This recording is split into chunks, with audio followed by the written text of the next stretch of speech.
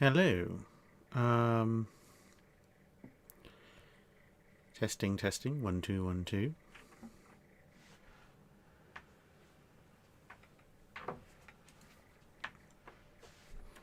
Hopefully everyone can hear me.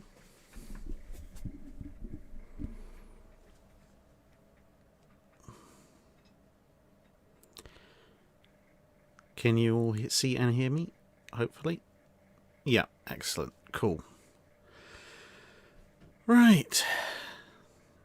Okay. Thank you everybody for joining. As you might be able to tell, I am a little bit shattered. We shall endeavour to try and keep the stream to the same kind of length and quality as normal. But yeah, it's been a few weeks, hasn't it? I saw a few of you asking in the chat already what happened to the mid-month live stream.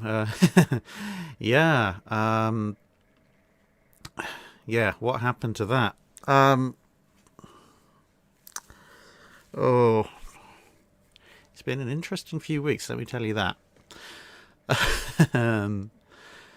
It's been a very interesting few weeks. Yeah, let's just leave it at that.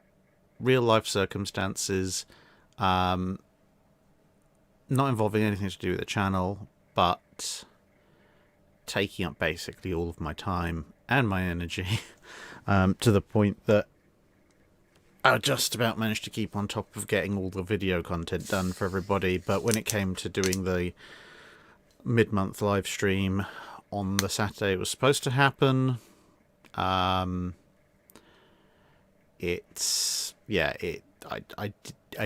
could tell that Saturday I wasn't going to have the time. I was going to be engaged in other things, and come the next Saturday, I don't even remember what happened most of that Saturday, but I think I was probably asleep. It's been a difficult few weeks, but that said, we are alive, which is important. We're all intact, we're all happy, issues have been resolved. I just need a stupid amount of blood sugar. So, again, apologies if I'm a little bit off my game, but we'll try and get there as best we can. Robert Roberts, yeah, there will be more Dystopian Wars models. I've got to build and paint my Britannia war fleet, and then once that's done, I can actually have a game with Mrs. Drac, and you actually get to see how the thing manages to how you actually play the game. So, yeah, as unfortunately we did miss the mid-month live stream.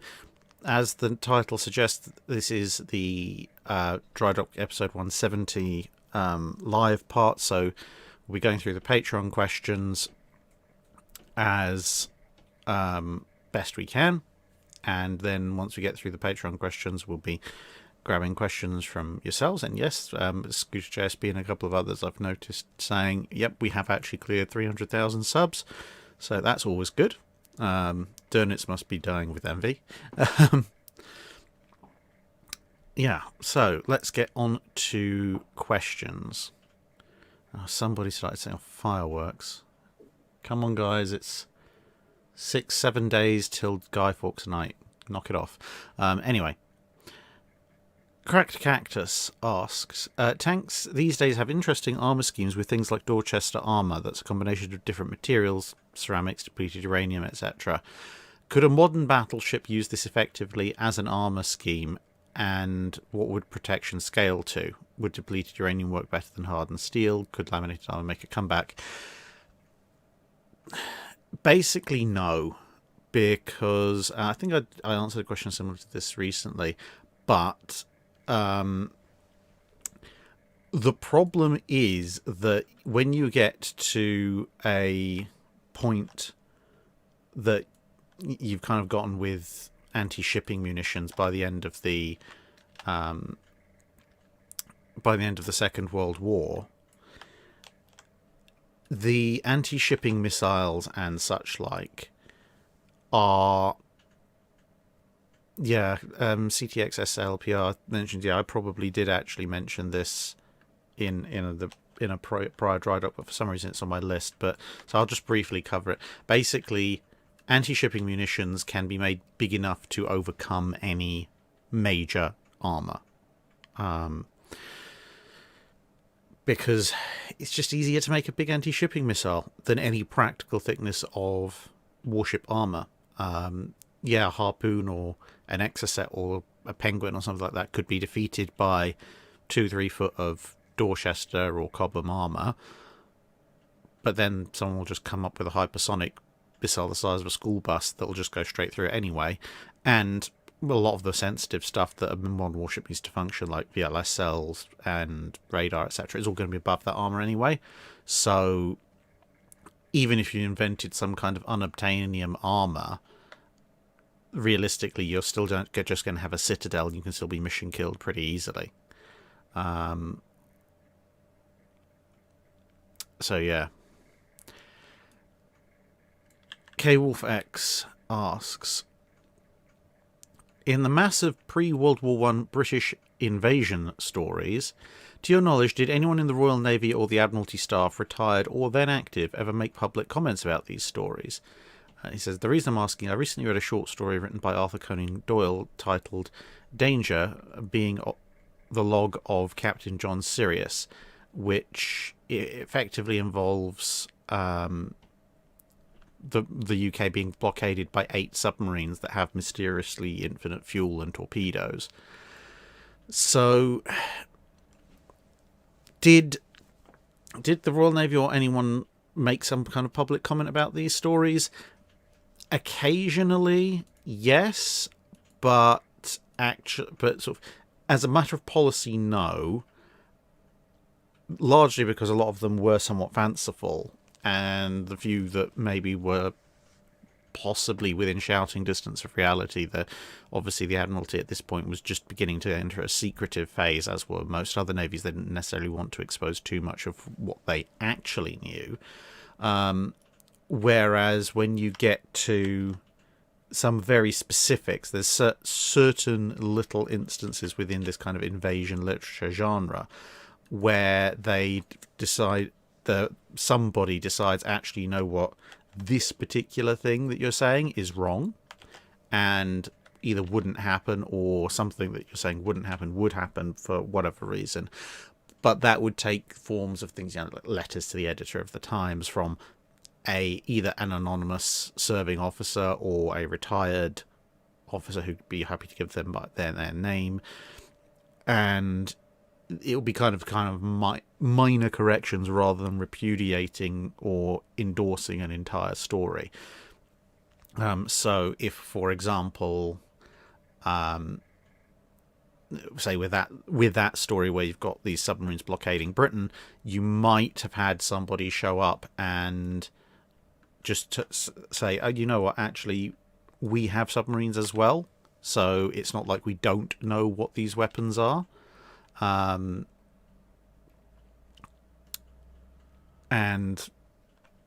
that would be kind of the extent of it. The Navy didn't make a policy of commenting on what was effectively ascended fan fiction for the most part.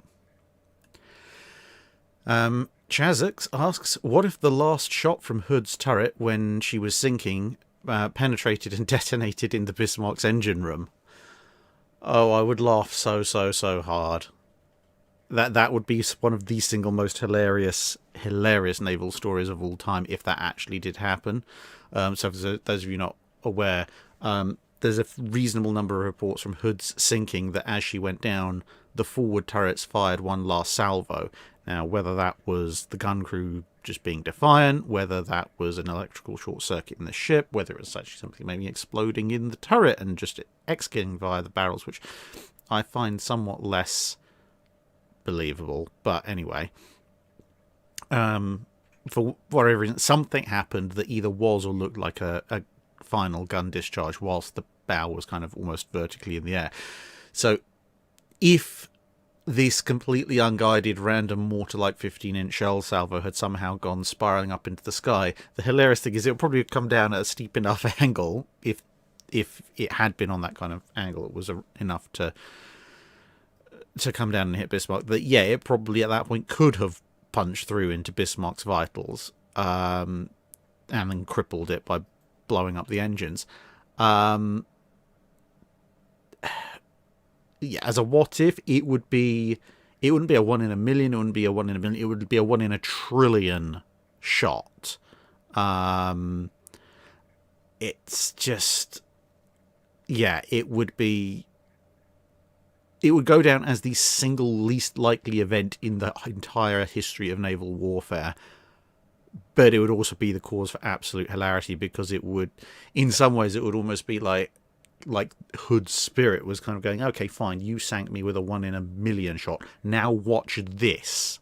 I mean, it would, even movie logic doesn't really work on that kind of scale of unlikelihood. I mean, it's the equivalent of, somebody being shot by a tank, and then as their body hits the floor, they've just randomly blind fire their pistol up into the sky, and then 15 seconds later, as the tank's rolling forward, the bullet just drops out of nowhere, knocks the commander out, obviously coming down through the open cupola hatch, and drops into the tank magazine, and somehow a 9mm bullet sets off a tank magazine. It would have just been, yeah. Oh well.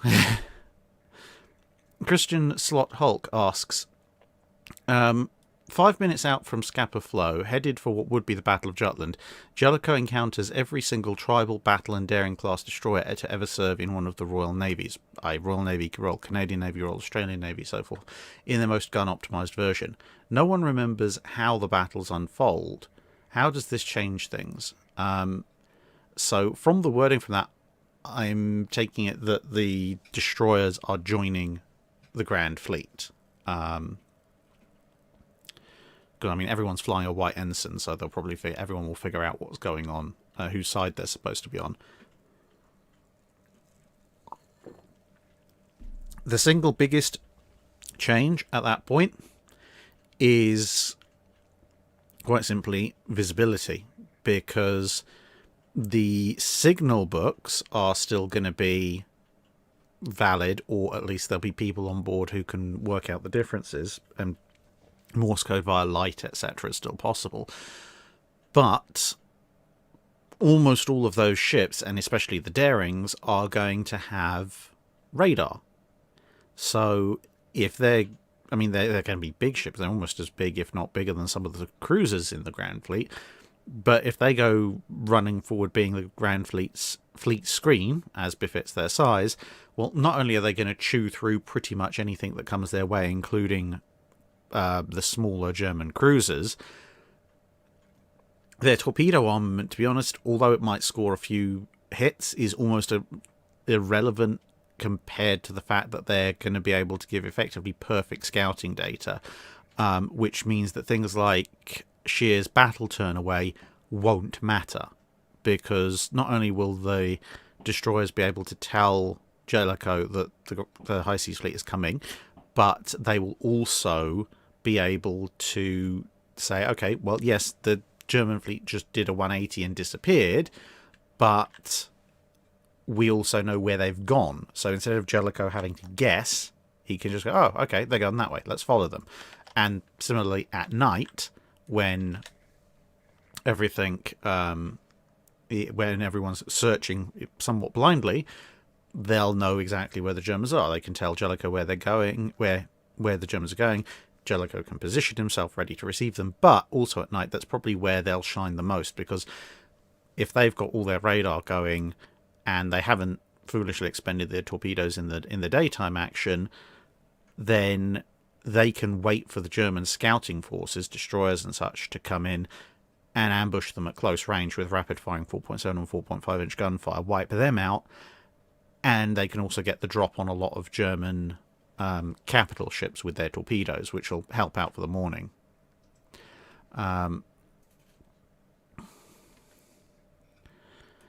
Adrenaut asks, if for whatever reason Japan had not struck Pearl Harbor, what other place would they likely hit? Well, they can't hit the US West Coast, so that's not a thing. Basically, the only other major target where there's a large number of US shipping, a large number of enemy shipping generally that they can easily reach, is the Philippines. So they would have hit the Philippines. They did that anyway historically. They just would have ended up hitting it harder because they have more forces available. That's basically it. There really isn't all that much else to go after, because whilst there is the Dutch fleet in the Dutch East Indies, you've got to deal with the Philippines first before you can get to them. And to be honest, the Dutch fleet is not worth sending 6 carriers and their escorts for. Theoretically, the British and Australian forces that are present in the Indian Ocean and off Australia probably might collectively amount to a bit more of a threat, but they're also, again, significantly further away, a little bit more scattered, and again, even though they're a bit more of a threat than the Dutch fleet, they're still not worth risking 6 fleet carriers and their escorts for. So if the Japanese don't go for Pearl Harbor, it's going to just literally be a case of the Kido Butai showing up and helping with hit the Philippines. There's no point sending them to anything else. I mean, Greygo's suggesting Midway. Well, why? There's no point hitting Midway. There's nothing really there of any importance that merits an alpha strike by 6 carriers in late 1941. Sure, they might try Midway or Wake as a general invasion point, but they've got to, if they're going to do an actual invasion as opposed to a strike invade, they've got to clear the back routes first, and that means taking out the Philippines.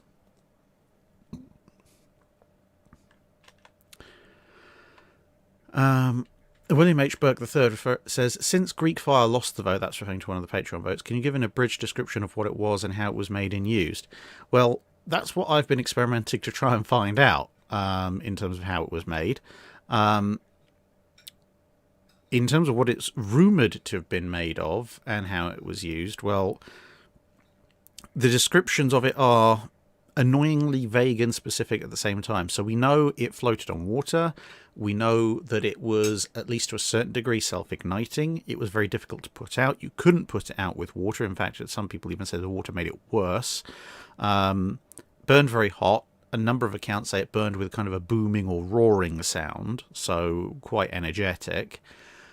And that it was very sticky, but it could be projected by siphons and such like, basically early flamethrowers. It was somewhat used on land in defences, but its most famous uses were by the Byzantine Navy, as they attached to effectively early flamethrowers, as well as in small pots and stuff that could be thrown or projected at enemy ships to set them on fire.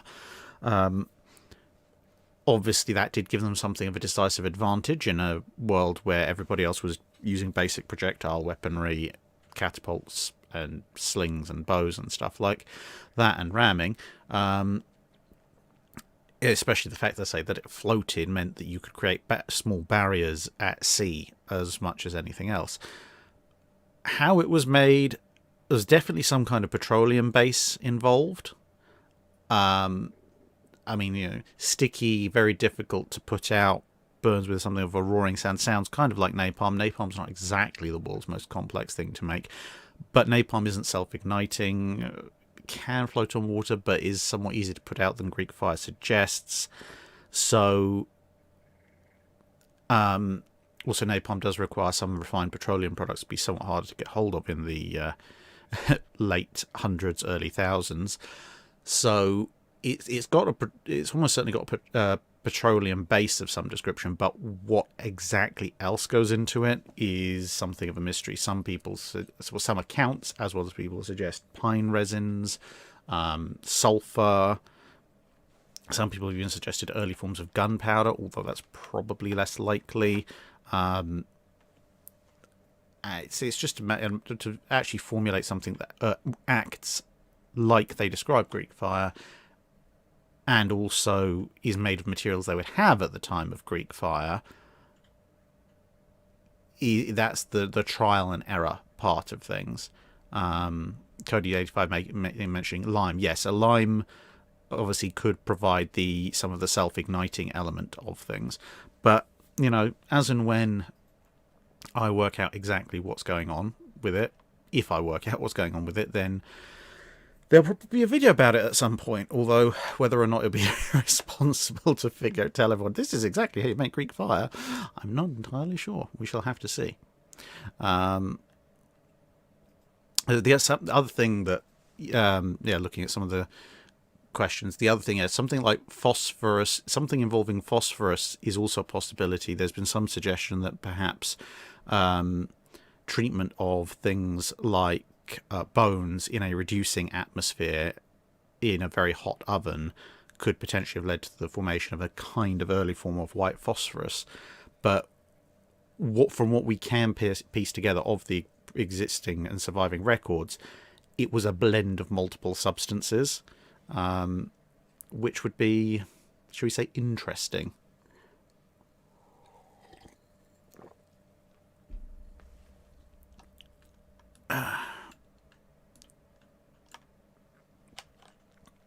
Right. Torino asks, an alternate history scenario that seems to come up often is a theoretical battle between USS Monitor and HMS Warrior as a result of British intervention in the American Civil War after the Trent Affair. However, given that the Royal Navy only had 2 recently completed ironclads that had been built specifically to counter the threat posed by French ironclads, and the Union Navy didn't possess any ironclads or monitors at the time of the Trent Affair, January 1862, it seems unlikely that Warrior would be present to face Monitor, at least at the beginning of such a conflict. My question is, how would the existing North American and West Indies squadrons have fared against USS Monitor in the beginning of the conflict? So that's actually quite an interesting one. The Royal Navy did have a few more ironclads about to hit the water. The French were operating a little bit behind even that early, as the Royal Navy's production advantages began to take hold. But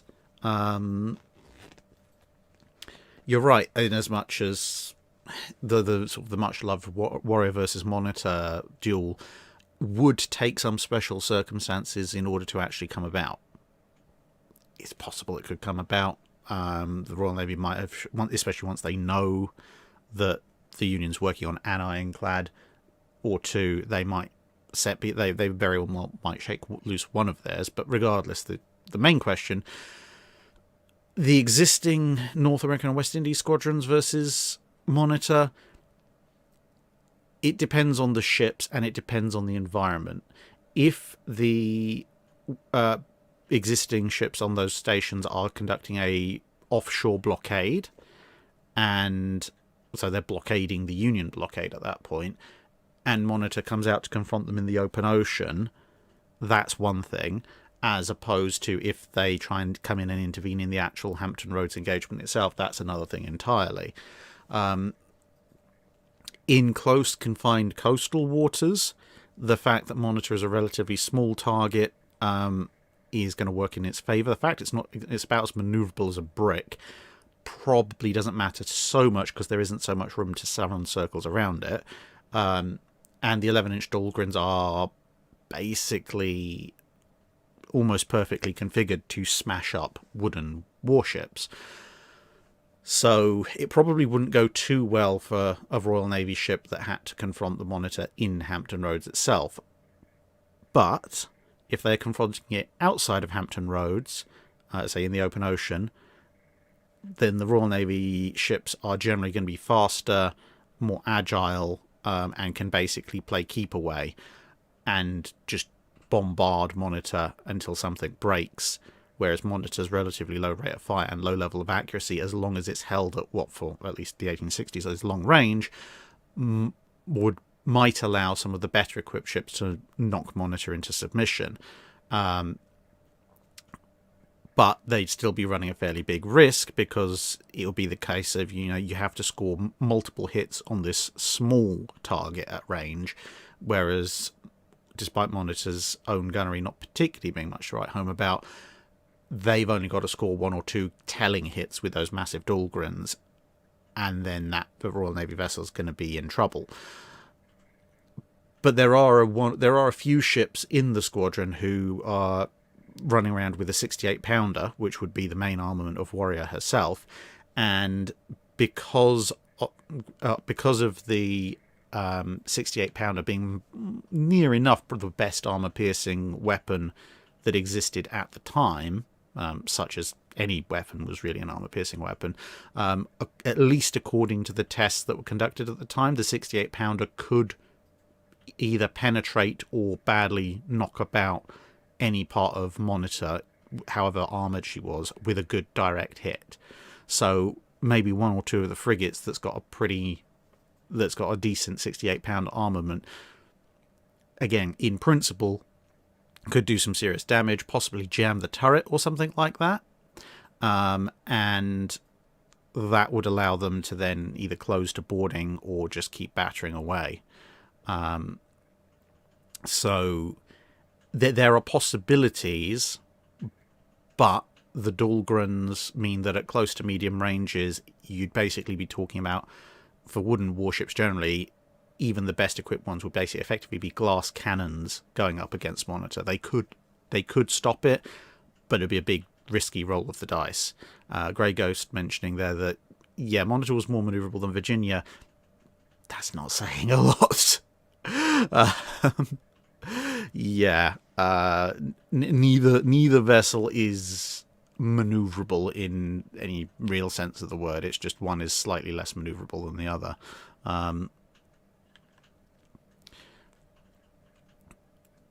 Ironically enough, CSS Virginia might actually do better in that situation purely because she's got more guns.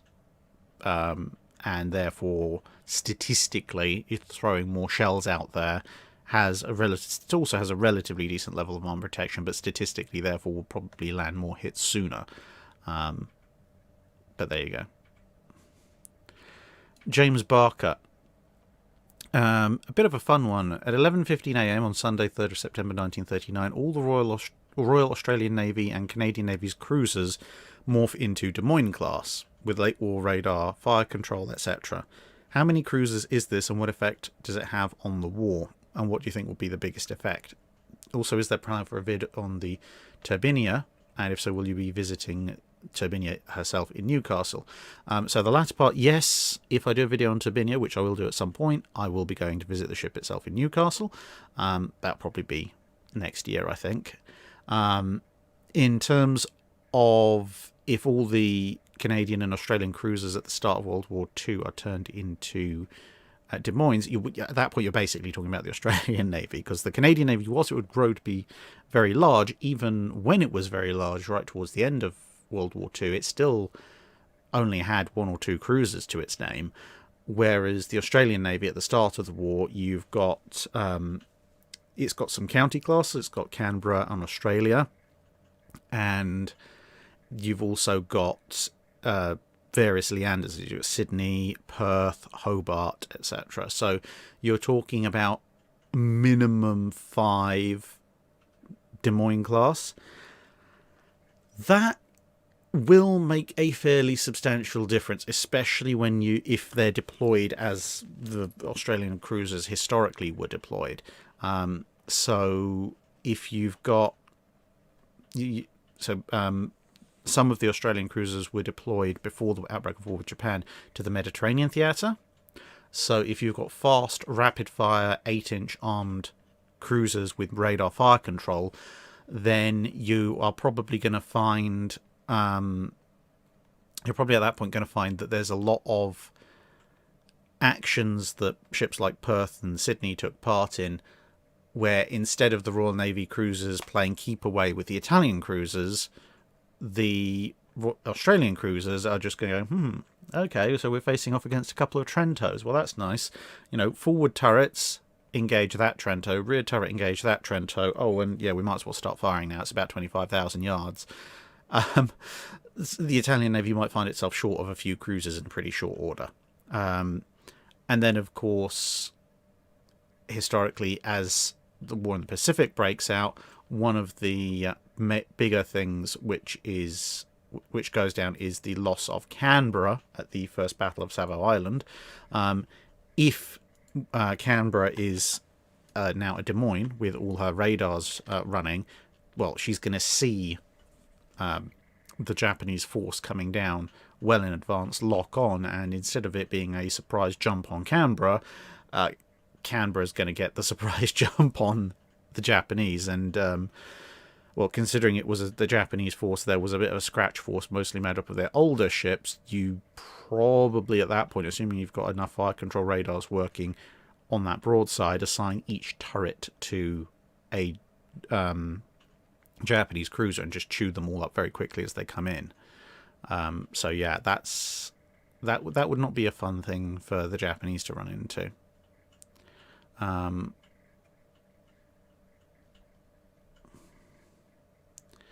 Dr. Irrelevant, what would the Mediterranean naval war in World War I look like if Italy had joined the Central Powers in 1914? What if they joined in 1915 and around when they historically joined the Entente? So there's two very different scenarios there. So if they join in 1915, then obviously they're going to have to work with the Austro-Hungarian fleet. So obviously immediately the Adriatic becomes Central Powers only zone. Between the combined strength of the Austro-Hungarian and Italian fleets, they have more than enough strength at that point to interdict the central Mediterranean against the forces that are actually operating there at the time. That means that depending on exactly when it all kicks off, you either don't get Gallipoli because there's no chance of actually getting the forces through there, or if the Gallipoli landings are already going on, then, well, now they're now cut off from supply. I mean, theoretically, yes, you can send stuff via the Suez Canal, but practically they're cut off from supply, which means the Gallipoli landings failed even sooner than they historically did. Now, between them, the French and the British do have more than enough pre-dreadnoughts, and the French have some dreadnoughts as well, that you, on paper, could try and force a decisive action between a combined Italian-Austro-Hungarian fleet and a combined Franco-British fleet, which, amusingly enough, would then almost certainly see more dreadnoughts on the Central Powers side, but more pre-dreadnoughts on the Entente side. But I don't think either side would be particularly willing to risk it, because for the Italians and the Austro-Hungarians, that would be risking pretty much their entire fleet on a single action, and for the French and the British, they would be risking an awful lot in terms of counting on the combat capabilities of their pre-dreadnoughts. And, okay, in a close-range gunfight, something like the Lord Nelsons or the Dantons could probably make a right mess of almost anything they came across, but you've actually got to force that, which would be somewhat difficult. It would probably end up being a very, very tense standoff, and you'd probably see, as a major build-up of pre-dreadnought strength in the Mediterranean just to try and contain them, and the British would be eyeing the Grand Fleet to try and see if they could detach something.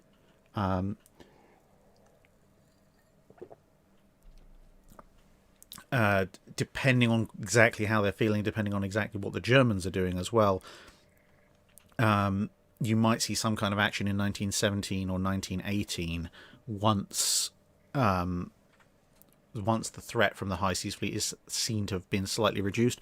Or alternatively, what you might see happen as another possibility is that everyone sits glaring at each other for a few years, and then the Americans, instead of forming 6th Battle Squadron when they pop over to the Grand Fleet in 1917, 1918, as they did historically, they may be asked to send their battle squadron to the Mediterranean, because the American squadron, plus the French dreadnoughts, plus, by that point, probably HMS Dreadnought herself and maybe a handful of others, plus all the pre-dreadnoughts, would collectively add up to a significantly superior force, so they could just bulldoze their way through the Austro-Hungarian Italian fleets and do whatever it is they wanted to have done. If on the other hand all of that happens in 1914 and the Italians join in with the Central Powers, that becomes a lot more difficult for the Allies, because although at that point the Entente powers have 2 or 3 battle cruisers in the Mediterranean, British ones, and a few other ships that are floating around as well, the French have fewer dreadnoughts available for service. Admittedly, the Italians and the Austro-Hungarians are slightly short as well, but the overall balance of power is still in the Italian and Austro-Hungarian favour. But more critically, obviously you've got Goeben floating around, which could come in and help, and you have France running a lot of troop convoys from French North Africa to France, which is historically one of the things they were really worried about Goeben going and attacking. So if the Goeben and the Italian and Austro-Hungarian fleets now have superiority, you would probably see either a stopping of those convoys, or those convoys would be being attacked in order to cut off the supply of the French colonial troops heading to France. That would be a major problem, and that might even force the detachment of even more forces from the French squadrons on the Atlantic side of things, and even possibly even British battle squadrons, to go and try and sort everything out.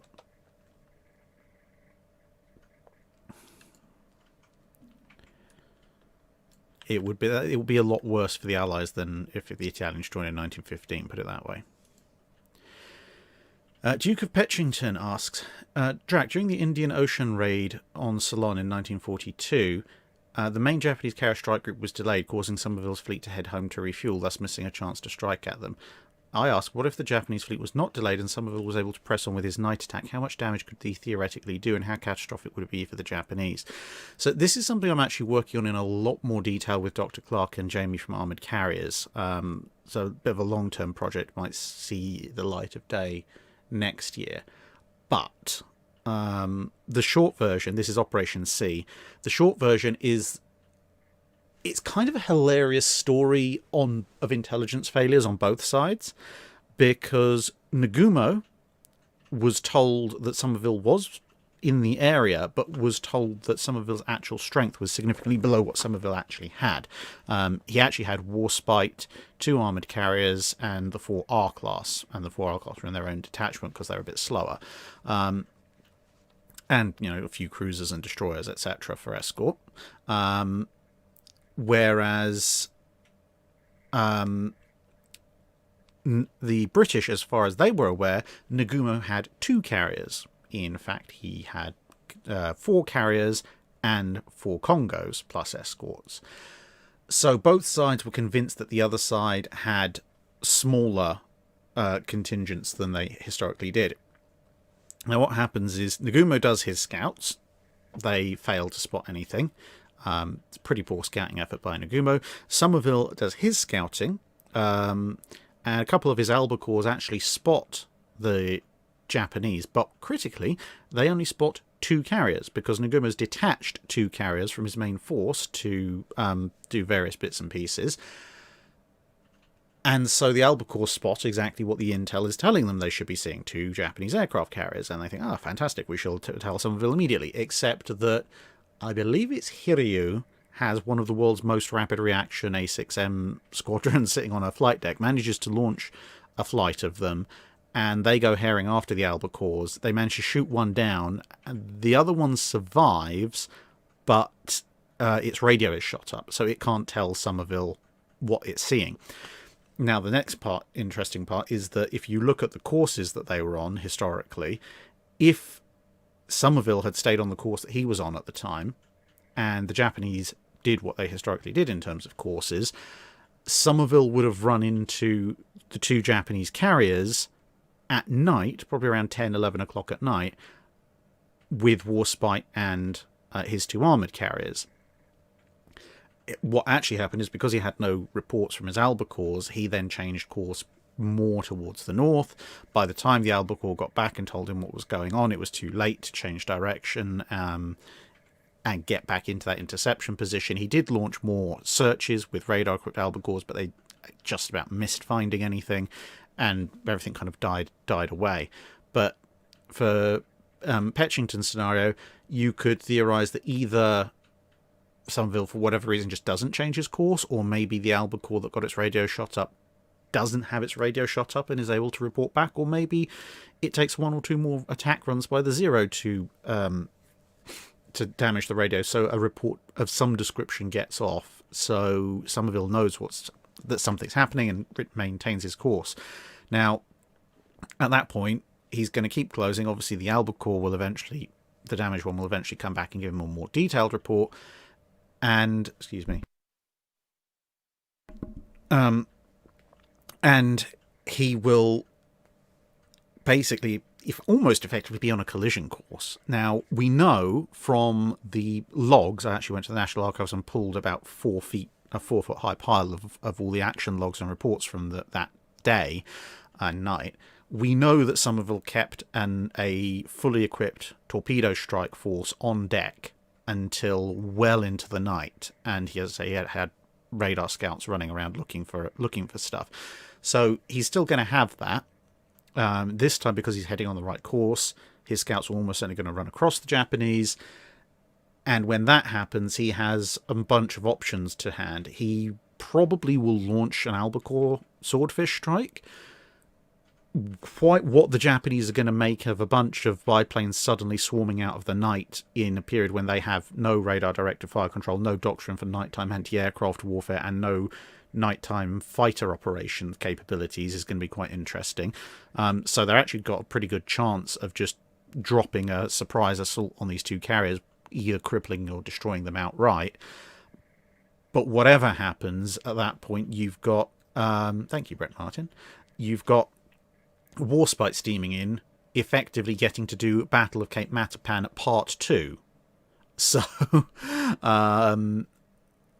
there's that's not going to go well when you consider Warspite versus 2 carriers at point blank range at night, not including our escorts. The big question at that point is going to be, what does Nagumo do? Because whilst the 2 carriers are detached from his force, they're not so detached that he's not going to see and possibly even hear the flashes of gunfire and see the blazing of the carriers on the horizon.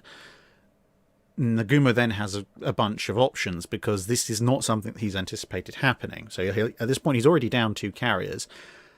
He could withdraw completely and preserve his remaining 2 carriers against whatever unknown enemy force has just, as far as he's concerned, snuck straight through all his scouting lines and blitzed half of his carrier force. He could send half of the surface escort, i.e. 2 Congos and some other surface ships, to go and see what's happening, whilst withdrawing with his other 2 carriers and keeping 2 Congos back. He could try and send all of his surface escorts and just have his other 2 carriers sailing off blindly into the night. Very unlikely he's going to do the latter, because, if there's a surprise enemy force that's just pulled that off, you're definitely going to need some protection back there. So you're effectively looking at either wholesale withdrawal and then lots of scouts in the morning to try and find whoever's done it, or sending in a couple of Congos with cruisers and destroyers to figure out what's going on. If he withdraws and scouts in the next morning, it basically becomes a roll of the dice of how fast can Somerville, once he's finished off those first 2 carriers, how fast can Somerville run west or north or northwest and get away from there, and how good is he at dodging Japanese recon aircraft, i.e. to get out of range, because 2 very angry Japanese carriers trying to swarm his 2 carriers and Warspite is probably not going to be a pretty picture. I mean, it's not going to be a completely one-sided affair. There's a bunch of AA on the British ships, and they can send up fighters, but I still wouldn't want to be there. Whereas in the other option is, if you've got a couple of Congos coming in, well, again, the British ships have plenty of radar. They can see them coming. Given the relative positions of where the engagement's likely to be, you're going to have the blazing Japanese carriers probably in the forward viewing arc of the Japanese, which is going to disrupt their night fighting capability because of the glare of burning ships. That doesn't affect radar. Warspite is at a disadvantage because it's now you're now talking about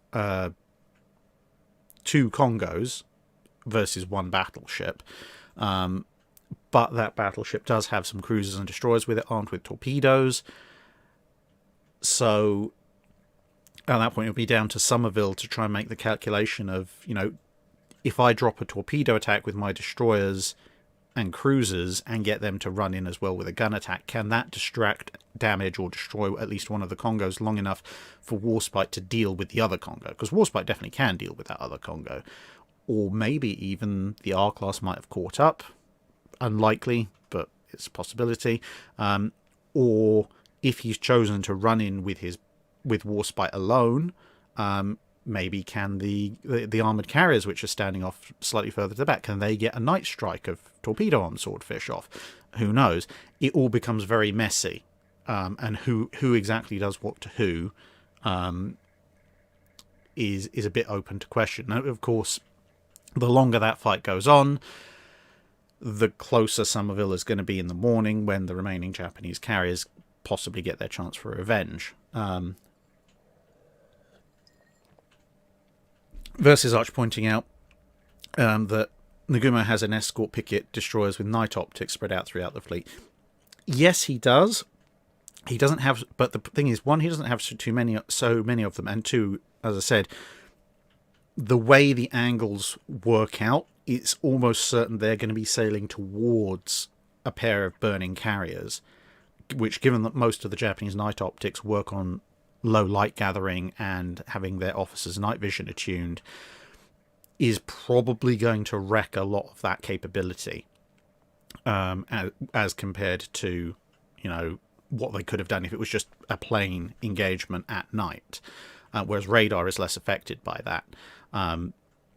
And it also, depending on how each side shapes the battle, when you look at something like the first night action of Guadalcanal, in theory, the Japanese have pickets there as well, picket destroyers guarding Hiei and Kirishima, but 1, everyone gets into dangerously close range before anyone opens fire, trying to work out who's who, and 2, the formation is quite tight anyway, so even if the 2 destroyer picket screens spot each other, the chances are the capital ships are probably in range to fire over each other's heads anyway.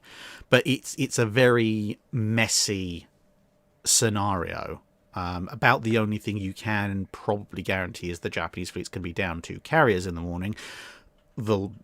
Everything else is a kind of, well, are the British going to be down 2 carriers and a battleship in exchange, or are the Japanese going to be down 2 Congos, or is it going to be the Japanese are down a Congo and a half and 2 carriers, but the British are down a battleship? Or that's kind of the big open-ended question where you can't really make 100% prediction one way or the other.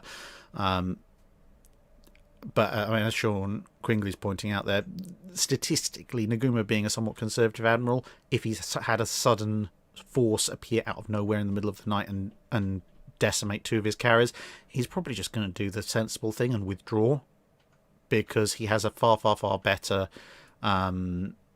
chance of exacting revenge in daylight when his remaining 2 carrier air wings are operational. If an enemy's been able to already kill 2 of his carriers, there's no point in playing to their strengths. Modern 6292, have you seen the old History Channel show Battle 360? Not really. I think I remember seeing a few clips of it. I certainly remember seeing it advertised a lot on the History Channel. But I don't think I ever got around to watching a full episode of it, unfortunately. I don't know, and therefore I don't know how good or not it was. David de Boer A time-travelling madman has gone back to September 1st, 1939 and swapped all of the admirals of the major naval powers from the Axis powers to the Allies and vice versa. These admirals retain their skills, competence and personalities but are now completely loyal to their new countries. In this scenario, British and Italian admirals swap places, as well as the Germans swapping with the Americans and the Japanese swapping with the French. How would this swapping of leadership impact the war? Okay, so the British and Italian admirals swapping places. Well, the Italians now have an embarrassment of admirals because the British Navy is a lot larger, so the Italians can pick the best admirals they've got. Okay, there's a very displeased cat outside apparently. So yeah, the Italians can basically pick the absolute best of the British admirals. The British are going to have a lot of problems because they've only got a relative handful of admirals to fill a lot of posts. Similar thing with the Germans swapping with the Americans. The Germans have not that many admirals. The Americans have a lot. So this is really benefiting the Italians and the Germans quite significantly because they can basically take the absolute best that the British and American Admiralty has to offer. So you can have your Nimitzes, your Lees, Cunninghams, etc. They can all be in the command positions in the Italian and German fleets, whereas the British and Americans are just going to have to put absolutely anybody who has an admiral badge into their service and promote a bunch of people ahead of time, simply because they don't have any other choice. The Japanese swapping with the French. Again, so in this case, the Japanese are the ones with a larger navy, so they're left with the French admirals. They're going to have some issues filling out their entire ranks. The main problem the Japanese are going to have is that obviously France's entire carrier capability adds up to Bern, so the French aren't really going to have much in the way of any admirals who are particularly au fait with how to use mass carrier task forces, which is going to put a bit of a crimp in their plans. Whereas for the Japanese admirals who are now in France, well, can you imagine the look of some of the Japanese admirals when they're told instead of the Kido Butai to play with, they just have Ben to play with? Yeah. I mean, again, they all have a concentration of competence, but France is never going to win World War II via naval conflict. So, broadly speaking, I mean, the resource advantage, etc., is still there with the Allies, but broadly speaking, it makes the war a lot tougher in the European theatre, a lot tougher. And in the Pacific, the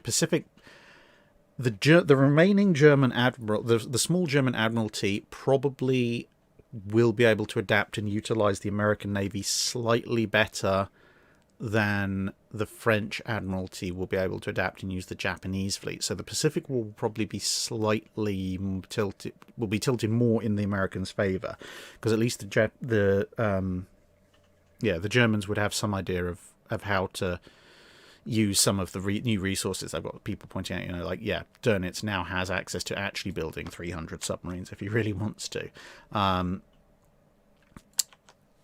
So the Pacific War goes slightly easier for the Allies, whereas the European War is going to be a lot more difficult for everybody to deal with from an Allied perspective. Trevor Polasek, if you've seen it, do you think the movie Greyhound is a relatively accurate portrayal of war in the Atlantic? Still haven't seen it, to be honest. I just have not had the time. It's just very. It's been a busy summer. It's been a busy last few months. It's been a very, very busy month. This month just gone, so I'll get round to watching it at some point. I must admit, to be honest, with the last couple of forays into doing film reviews and stuff, and the ongoing saga with the U571 video, it's kind of put me off watching historically based movies for a while. I am kind of looking forward to Operation Mincemeat. That looks pretty good. But other than that, I kind of find myself sitting there going, well, I could spend a couple of hours watching this movie, or I could do some reading about the actual events, and I kind of want to do that instead.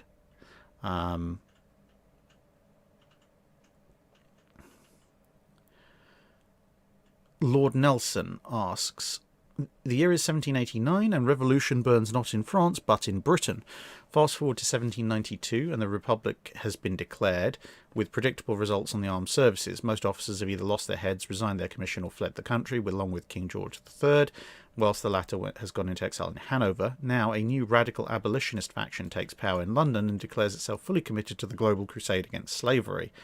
Spain, France, Netherlands and Portugal refuse to abolish slavery in their colonies, so war is declared.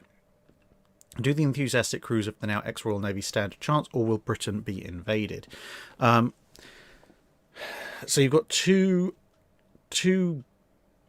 problems there. I mean, fighting the Spanish, French, Dutch navies in and of itself isn't something that Britain hasn't done before historically, and that's pretty much what Britain ends up doing. That's why you have the things like the Battle of Camperdown plus Trafalgar, etc. So on paper, assuming that all the colonies, etc., go with the new British government line on everything, in the actual fight itself, theoretically should still be winnable. But if you've got a lot of your elite officers knocked out by the revolution, you're going to massively diminish the fighting capability of the Royal Navy, much in the same way that the French Navy was massively diminished by the French Revolution.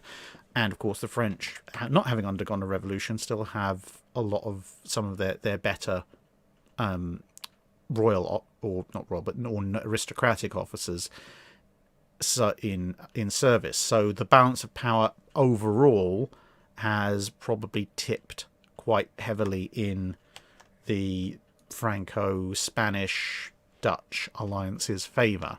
Now, in theory, there are a number of skilled officers who historically either come up through the ranks or could now come up through the ranks. So eventually, the Royal Navy could get back on a footing. And there's enough of the Royal Navy, they can probably still guard the Channel. But broadly speaking, if they immediately go to war in the 1790s, I don't think on balance that they would have enough skilled commanders and enough of an idea of what was going on in order to have the naval war play out the way that it historically did. Britain would be on the back foot. They'd be forced. I don't think they'd be invaded at that point, because it still would be a very hard fight. But it would probably be a relatively short, sharp war, and by the late 1790s, Britain would be asking for peace on basically European continental terms.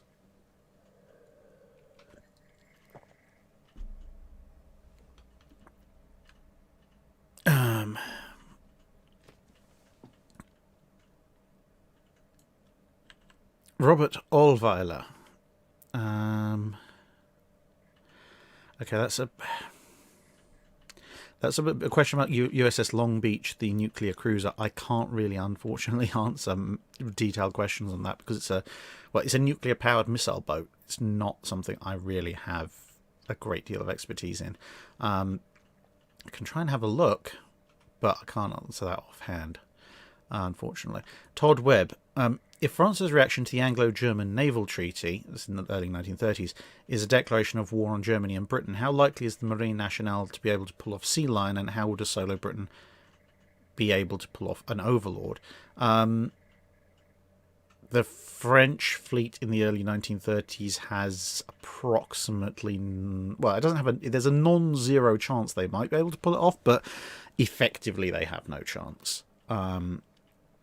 Granted, they've got somewhat more ships than the Germans do, but you're still talking about effectively the French World War I dreadnought fleet. Their big, fast capital ships are still under construction. So whilst the Royal Navy obviously doesn't have the King George V, the Royal Navy has the Queen Elizabeth, the Revengers, the Renowns, Hood, the Nelsons, etc. You don't want to be taking Britannias and Corbett's up against those. The better French cruiser designers like Algerie are, again, still under construction. The bigger, nastier French destroyers, again, still mostly under construction. The French Navy doesn't stand a chance at in an early 1930s war against the Royal Navy in the English Channel. They just do not have a chance. So, yeah, they're not going to pull off a sea lion. And if they've declared, the thing is, if they've declared war on Germany in the early 1930s, that part they might actually stand a half decent chance of, because at that point, remember, Germany's effectively disarmed. And the British are not exactly likely to be all that enthusiastic about sending troops over to Europe again, except this time to fight the French on behalf of the Germans. So the French might make some fairly decent advances into German territory. As far as Britain being able to pull off an overlord and invade France, they could secure control of the sea enough that if they wanted to, they could put troops across, but they almost certainly wouldn't, because they don't particularly want that fight. They'd probably just sit back and hope that naval blockade can do its work. They might try raids and such, but I don't think Britain would want to be able to pull off an overlord. In theory, the manufacturing capacity is there. In theory, the manpower is there. The sea control definitely is there. But the cost and the cost-benefit analysis is just that isn't there for them to try and put the effort in to produce the necessary landing craft, etc., to actually try and invade France.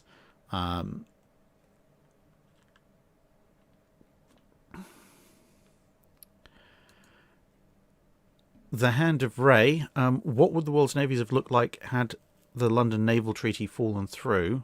Alternatively, what if the escalator clause limits were the actual limits of the London Naval Treaty? So I have answered you kind of what happens if everything starts again in 1930 with the London Naval Treaty not working out. I have answered that quite a bit when it comes to the Washington Naval Treaty terms continuing as they were, Design 16A for the British, all of that kind of stuff. But if the escalator clause limits were the actual limits of the London Naval Treaty, i.e. 16-inch guns, 45,000 tons,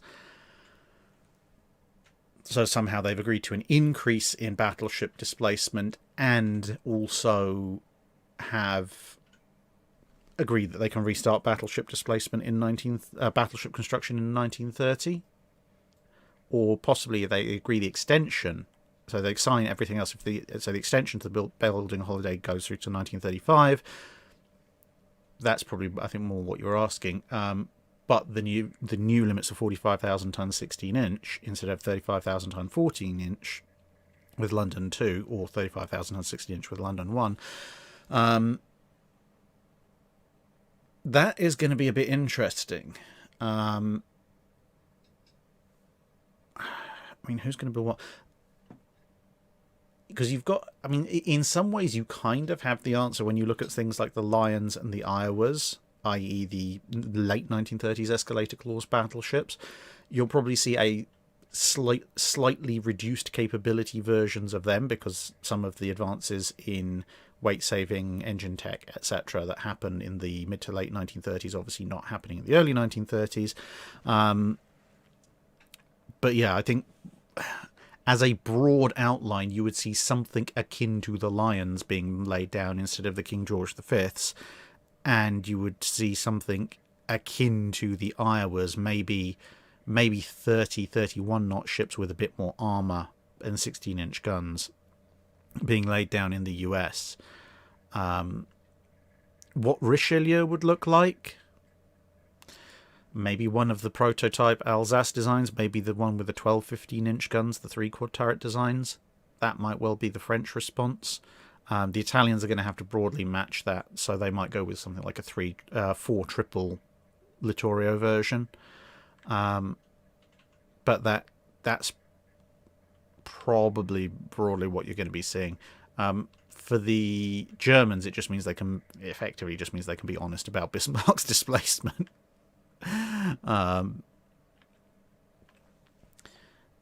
David B.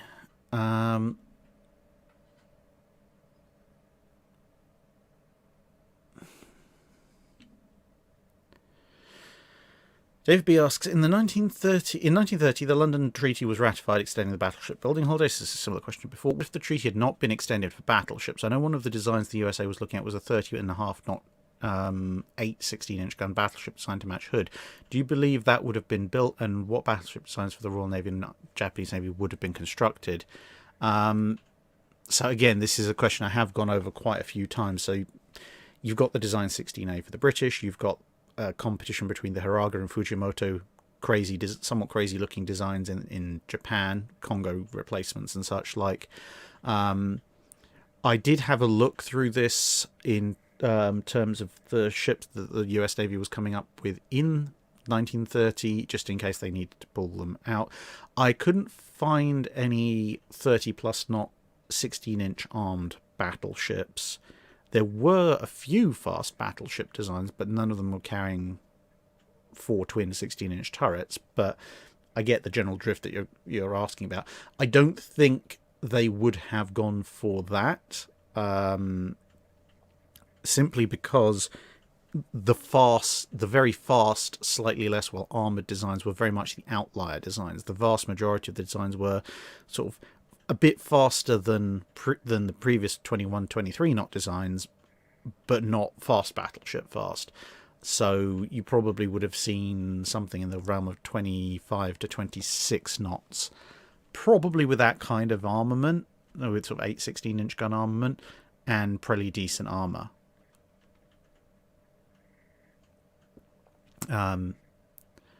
That's kind of where ideal battleship tech was at that point at that time. As far as how it would affect the war, well, you've got some more modern, larger vessels ready to go. However, it would be a bit of an interesting one, because you've got to remember, so I'm going to take this off because it's getting a bit warm. You've got to remember that there's a rather interesting situation brewing, in that the modernizations that, say, the Italians do, the British do, and to an extent the Americans are beginning to do, that we know of, sort of Valiant, Warspite, Renown, Cavour, Doria, they are all happening in the mid-1930s. The beginning of the 1930s, which is where the technology for these new ships are coming from, that's the technology that's informing the last round of previous refits and modernizations, i.e. what would leave you with ships like Barham, Malaya, and the most of the US fleet at the time of Pearl Harbor. So you'd end up with these ships that on paper are slightly more modern. They've got a little bit more AA, they've got a bit more speed, etc.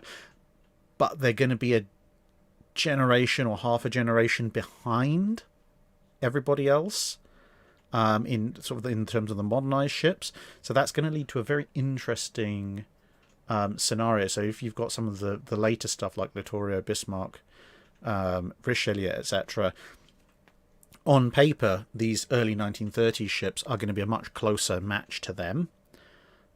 But in practice, some of their systems might be a little bit out of date compared to some of the newer ships that are coming down the line in the latter part of the 1930s. Although, of course, what the latter part of the 1930s ships are going to look like is also going to be radically different, because if the battleship building holiday stops at the beginning of the 30s, the chances of anyone at that point then even remotely agreeing to a 14-inch limit is slim to none.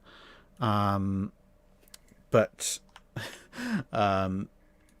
things like the King George V's or the last-minute design changed North Carolinas, they're just simply not going to come about.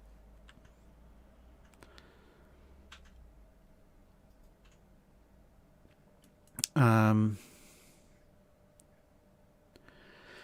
of Floof, Operation Cerberus.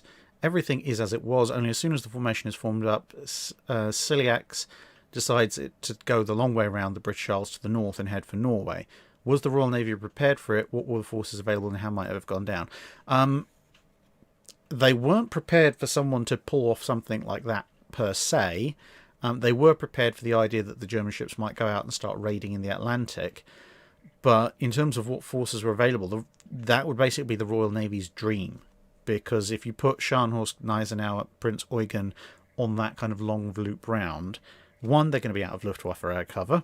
Two, they're going to be moving too fast for any kind of U-boat support. Three, they're going to be out of range of coastal batteries, coastal support ships, short-range ships. They're probably even, to be honest, out of the range of their destroyer's ability to escort them. Although if they're doing a one-shot up from France round to Norway, the destroyers might just be able to hang in there. So basically you've stripped them of almost all their cover, and it's going to take them days to make that journey.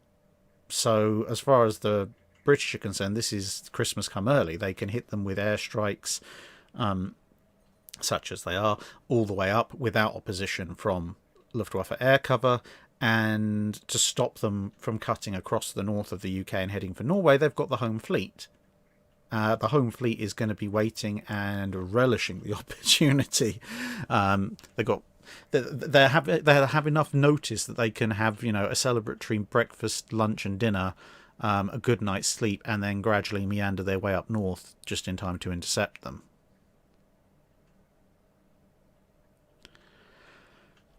Let's see, we're not doing too badly with the Patreon questions. And then I'll be able to get to the Super Chat questions, etc., the way this normally works. Ryan Gale, how might the Anglo-German arms race in the early 20th century have been affected if Otto von Bismarck had not been forced out by Wilhelm II in 1890?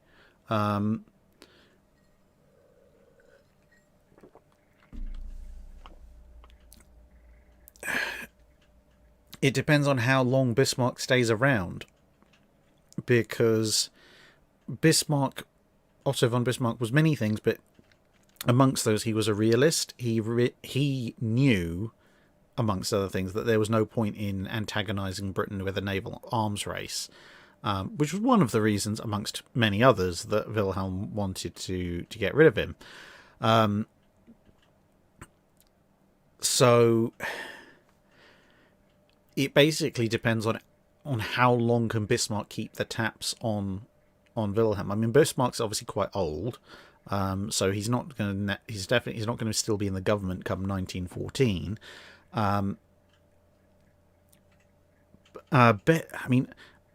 Worst case scenario is Bismarck hangs around until the early 1900s, keeping a brake on Wilhelm's ambitions, but then either leaves office or dies around the time that Dreadnought is launched, which allows Wilhelm to launch a clean slate mass naval building campaign without the kind of anchor around his ankles that the pre-Dreadnought fleet he's just spent a load of money on historically would have caused. That would be kind of a worst case scenario for everybody. Best case scenario would be that Bismarck uses that intervening time to exploit Germany's advantages in other areas and distract Wilhelm enough with successes in other realms of governance that he kind of gradually forgets about the idea of having a fleet, although whether or not that would ever happen is something of a long shot, because Wilhelm very, very definitely wanted to be part of the... He definitely wanted to have a navy, but if Bismarck spends his time in office in the 1890s pursuing a closer relationship with Britain, that in and of itself might be able to, by having that closer relationship with Britain, the Royal Navy, etc., that might in and of itself be able to persuade Wilhelm that maybe he doesn't need to compete directly with them. Colin Cameron, if World War II in Europe doesn't happen and Japan doesn't attack the other European powers, so no mass transfers of gold or other cash supplies to the US, with the UK sitting back and selling arms to the US and not sharing tube alloys projects with them, the US Navy has to build a fleet big enough to invade Japan. So does the Royal Navy keep up a building program to remain at parity with the US Navy? Okay, so basically it's a case of no European war. Japan doesn't attack the European powers, so it's purely a Pacific war between Japan and the US. Does the Royal Navy keep up with the US fleet building program? Because obviously they're going to step on the gas to invade Japan. I don't think so. They'll sit back and watch and take lessons and take notes. But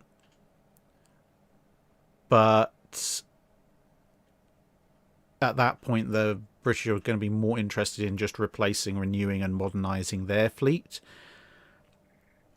So they will probably take the view that in a sort of a multi-year war between the US and Japan, they don't have to build up their fleet to be on a parity or bigger with the US fleet as it stands, because the US, whilst they're going to be building their fast battleships, obviously that point in the South Dakotas, the Iowas, possibly the Montanas, whilst the British might build a response to the Montanas, the British are going to be looking at it from a point of, by the end of the war, by that time that war ends, we'll have Lions, King George V's, Vanguard or two, and whatever follow on to Lion that is supposed to match Montana and Yamamoto when that comes along. We're going to have all of those in service, so we'll have a fully modernised fleet of roughly the same size that we had before. The US will have partly modern ships worn by war service, and they'll have a bunch of their older ships, which collectively gives them a greater amount in numbers. But based on historical experience, all of those older ships, not including stuff that becomes casualties of war, are all going to be so thoroughly run into the ground by the end of the war they have to be scrapped anyway. So the British will probably be looking at it from a perspective of how much is the US fleet actually going to be once the war is over, rather than what are they building right now, because there's no point in them trying to build up a massive amount of say carriers to match the Lexingtons plus the Yorktowns plus the Essexes, etc., when they know full well that even if they survive, the Lexingtons and the Yorktowns won't be in service for very long after the war ends. So no, I don't think they'll be trying to match the US during that war build-up, but they probably will be making modifications to their own building program in light of the lessons that are coming out of that Pacific War, and to match some of the bigger, nastier stuff that's being built during the war.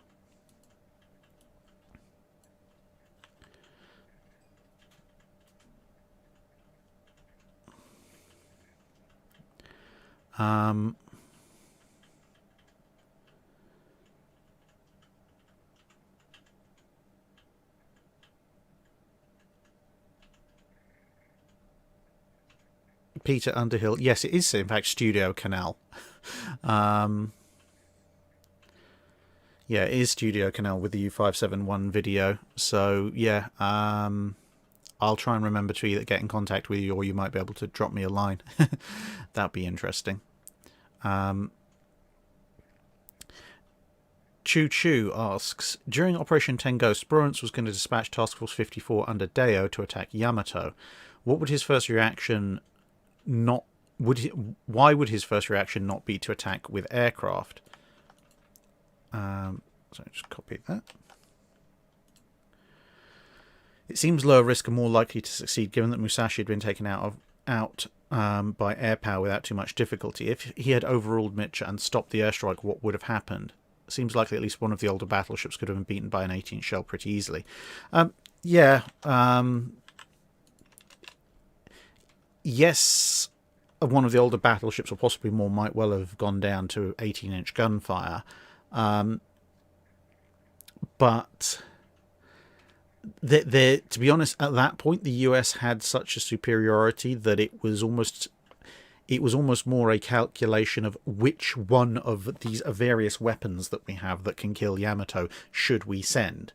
And given that there was, an ongoing invasion happening, it would be less disruptive to the overall operations, to overall US operations, to send a force of battleships that were mostly there for shore bombardment anyway, to go and kill Yamato, than, you know, the day or two it would take for all the carriers to go and sink Yamato. Those airplanes could be very much more useful at just attacking Japanese positions. And yes, obviously, yeah, you would be sending probably at least one, maybe more battleships to a watery grave, or at least some very heavy damage. But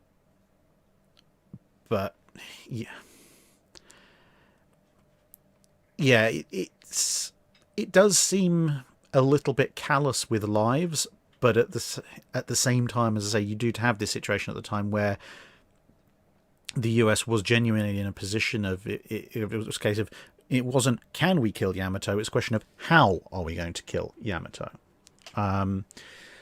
If the airstrike had been stopped and the battleships had gone in, I mean, Yamato's still going to sink, but one would hope that either Mitcher, it would kind of accidentally have launched a strike, kind of, yes, okay, so yeah, I understand you don't want any airstrikes, you know, but unfortunately I have already sent one off, and it's going to be awfully inconvenient and expensive to tell all those planes loaded with torpedoes, etc., to turn back, so we might as well send them in, and but then I won't send any more, I promise. I'd hope Mitchell would do something like that, but even if he didn't, then hopefully the more pragmatic approach would be to kind of say, okay, we'll send in a wave of aircraft to soften up Yamato, and distract it a bit, which might then that might therefore actually help, because if Yamato is somewhat damaged, its escorts have been damaged or driven off, various bits of Yamato are on fire, at that point then a mass attack by American battleships, even if they are some of the older ones, that might well actually go off without too much of a hitch. So that will probably be the best case scenario.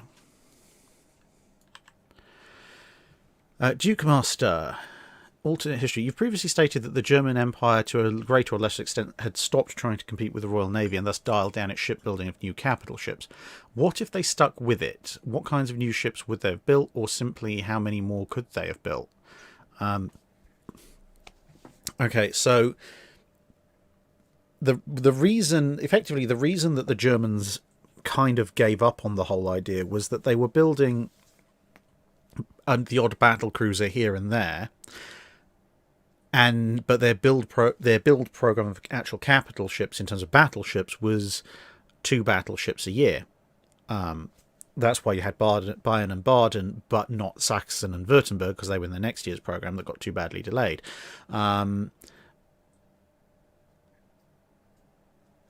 So if they had continued with their build program, you would have obviously had Bayern and Baden, Sachsen and Württemberg would have been next, and then some kind of intermediary between them and the L-20E Alphas would have probably been the intermediate class. So the next 2 years would have been 2 pairs of that intermediate class, plus obviously laying down of the Mackensons to succeed the Der Flingers if they build the Mackensons a little bit earlier, because they're just ramping on with the battlecruiser production. They probably will get built as the 13.8-inch design, rather than some of them being stopped and subbed in for ersatz Yorks with 15-inch ships.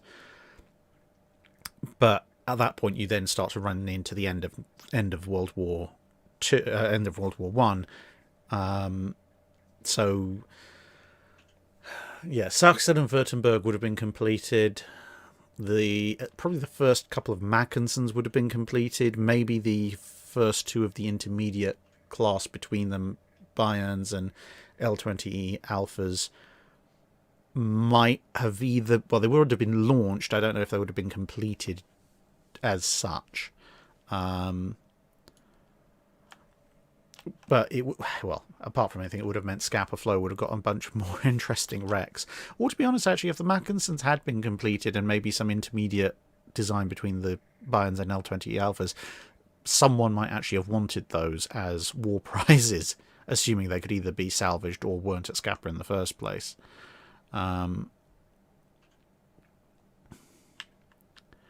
Matt Blom asks, there's some personal news in there, so I won't repeat that in the open, but congratulations. Anyway, the upshot of that is that he's looking at for a few famous women in naval history, particularly in the eras of sail or steam, that he could learn about. Okay, so I just need to check a name.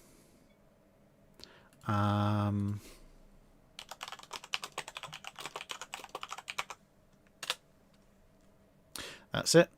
Got it. Okay, so there's 4 women in naval history who are probably definitely worth looking at outside of the pirate lot that always get cited. One of them is a pirate, but not the classic pirate era pirates you keep hearing about. So Jeanne de Clisson, French lady, basically decided that she didn't like the French king and therefore was going to become a pirate scourge on the Channel coast. So she's a medieval era. So she's definitely one to look up. So that's Jean, as in the French spelling, Jeanne, de Clisson, Clisson. She's definitely one to look up. I can't remember off the top of my head what she's called, but the dockyard manager for the construction of Vasa was also a lady. Her husband got the contract for Vasa and then rather inconsiderately died. So she had to spend most of the Vasa's construction period managing the place. She's a very definitely interesting character. I learned a fair bit about her at the Vasa Museum. Again, not someone I can remember off the top of my head, but there were several, but there one particular Chinese pirate queen, she was called. That basically, there's job descriptions is pretty much what she did. She managed one of the biggest, nastiest fleets of pirates that the world had ever seen at that point off of the Chinese coast in the 17th, 18th centuries. And another one who actually got her the account of her life published and became quite famous at the time was Hannah Snell. So Hannah, Hannah, Snell, Snell. She disguised herself as a man because obviously, at that point women weren't allowed to actively serve on ships, and she served in the Royal Navy and in the Royal Marines and actually made a fairly decent go of it, including managing to get shot repeatedly and not give away her secret, in part by doing operations to remove musket balls in certain somewhat sensitive areas by herself, which that sounds hilariously painful. Just as well they had a lot of rum aboard the ships, is all I can say at that point.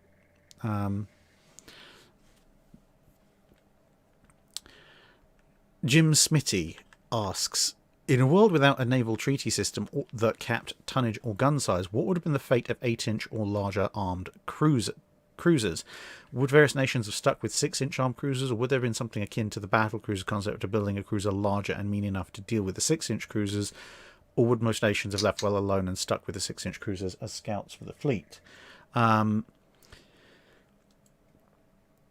think you would have seen a divide, and that divide was almost coming about at the time of... sorry, I'm going to put my phone on mute.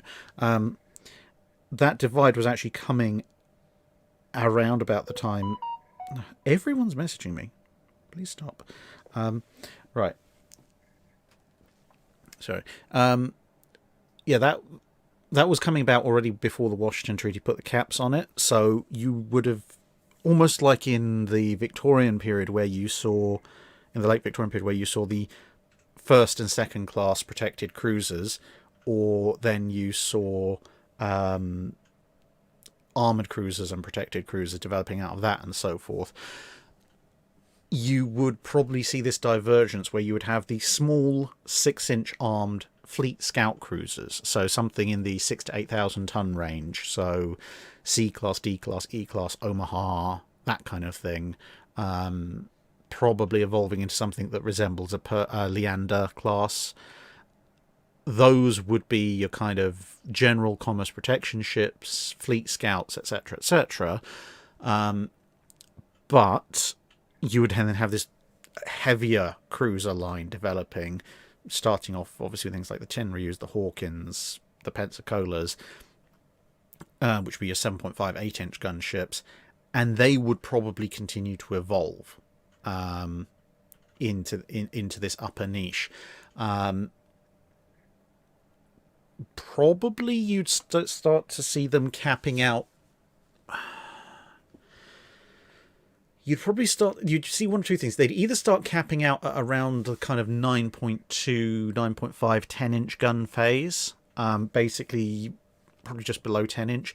So you'd either hit a point in the kind of 9-point-something-inch gun phase where it's the heaviest gun that you can possibly build that still retains something like maybe a 3 to 4 round per minute rate of fire. And then you start to see proliferation of those guns up to sort of 12 guns or something, rather than go any higher and lose the rate of fire. So that might become a thing. Or alternatively, they might just go, stuff it and skip over that, because if the battleships at that point, without treaties in place, have gone up to 16, 18-inch guns, the leap from the 9-point-something-inch armed vessel to the 12-inch armed vessel, i.e. you start to see original flavour battlecruisers or Alaska-style supercruisers popping up again. That might also happen, or a mixture of the two, or possibly, you have kind of your 12 9-point-something-inch gunships coming along, and then somebody builds a 3-triple or 12-inch cruiser to counter those, and the whole thing kicks off again. That kind of thing, in the era of gun-armed cruisers, it just keeps happening. You see it happen over and over again in slightly different guises. The armoured cruiser is the expression of that, growing out the protected cruiser, then the battle cruiser versus the light armoured cruiser or light cruiser. Then, as I say, you start to see that happening just before the treaties. The treaties put a bit of a kibosh on it, but as soon as the treaties collapse, with things like the Alaskas and the B-65s, you see it happening again. So it's kind of almost an inevitability without the treaties in place. Gray goes, why not the 11-inch? Nobody but the Germans likes the 11-inch. The 11-inch sits in this slightly bizarre position, almost like the 10-inch gun, where it's got, certainly in the 1920s and 30s, it's got a rate of fire that's commensurate with the heavier battleship guns, but not the actual hitting power of them. So the Germans have the 11-inch gun basically because they just had it from the pre-dreadnought period, where the difference between 11 and 12-inch wasn't too great, and they have various other emphasis for their designs. But yeah, nobody likes the calibers of a 10 and 11 inches, generally speaking, if they can avoid it. Right. Tim Jacobs asks, if US Army Major Edward Hunt had not had such a thing about secrecy, and the plans of his already proven rocket torpedo had survived him, and he didn't die in the accident, how do you think his rocket torpedo would have changed naval warfare and coastal defence in the mid to late 1800s? Ref Warship International, Volume 55, Issue 3, September 2018, pages 241 to 250.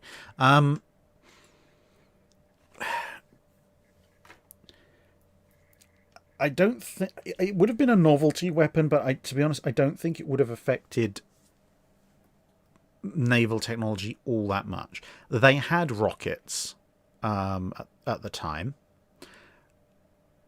They knew about rockets. They knew how to apply rockets. The fundamental problem with any kind of rocketry is you can prove that it works at an experimental level, but the quality control and the fine-tuning of control necessary to get it to work on an industrial scale just is not there. You see this in World War I, you even see it in World War II to a large extent. Early in the war, rocketry as a science still isn't quite there yet. It only really matures in the middle of World War II, and then all of a sudden you start seeing all sorts of fun rockets showing up across various armies and navies. The mid to late 1800s, yeah, it's entirely possible that you can have a proven working rocket torpedo that works as long as you hand build the prototype and everything goes absolutely swimmingly. But when you're mass manufacturing a weapon like that, the precision, technology, and understanding of rocketry just is not there in the late 19th century. You might have had some very successful tests, and then someone will have tried to use one in the midst of combat, and it would have either gone horribly off course or gone spiraling up into the sky as like a giant firework, or exploded at random while it was on a ship, or any number of things that would have led to them being relatively quickly withdrawn.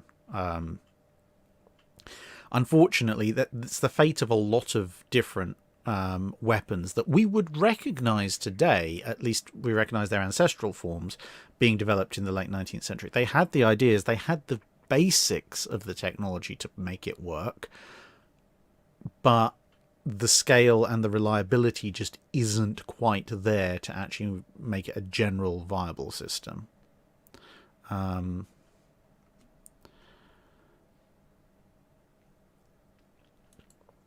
Daniel Silverthorne says, what is one technology within the span of your channel that you would stifle the development of in order to spur more interesting ship development, and why?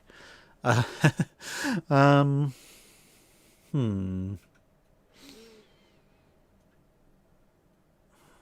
be honest, if you want to spur more interesting ship development, there's only really two top contenders. You either stifle the torpedo, although that doesn't really lead so much to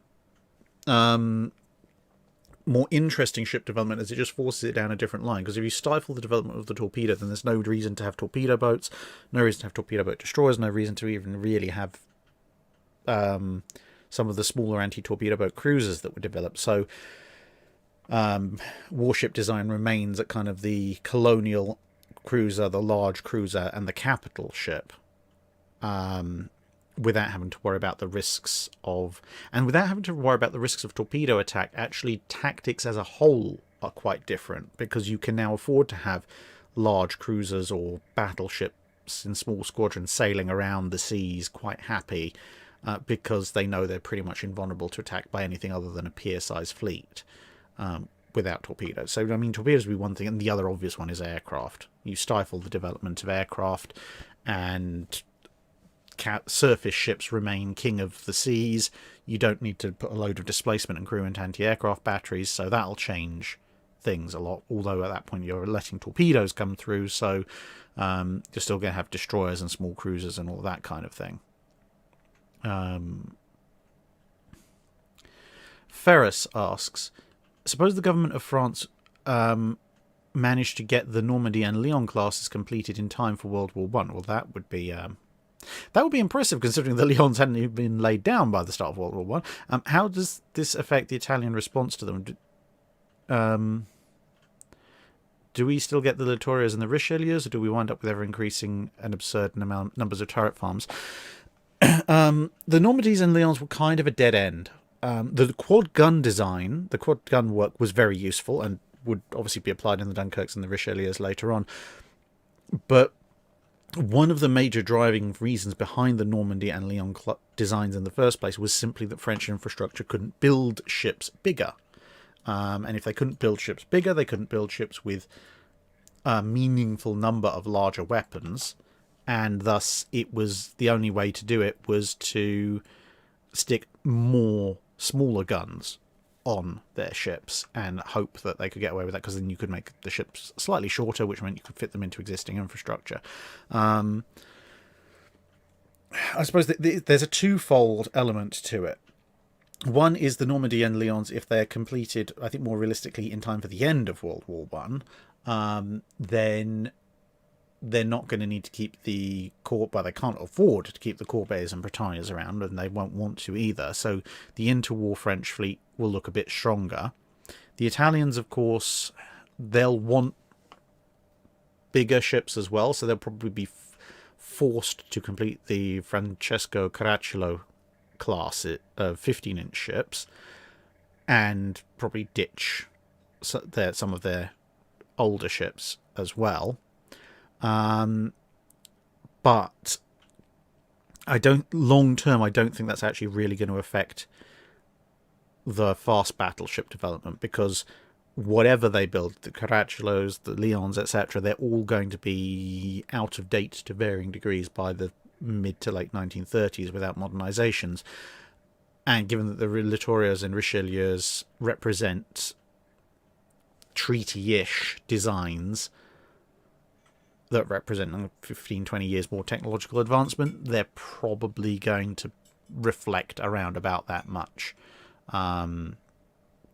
They're probably still going to reflect designs along those lines, especially if you have kind of this contrast going on between the Leons and Normandies with numerous smaller guns and the Caracciolo's with fewer larger guns. Maybe the Littorias will be 16-inch ships at that point rather than 15-inch, and the Richelieus will be quite happy with their quad 15s.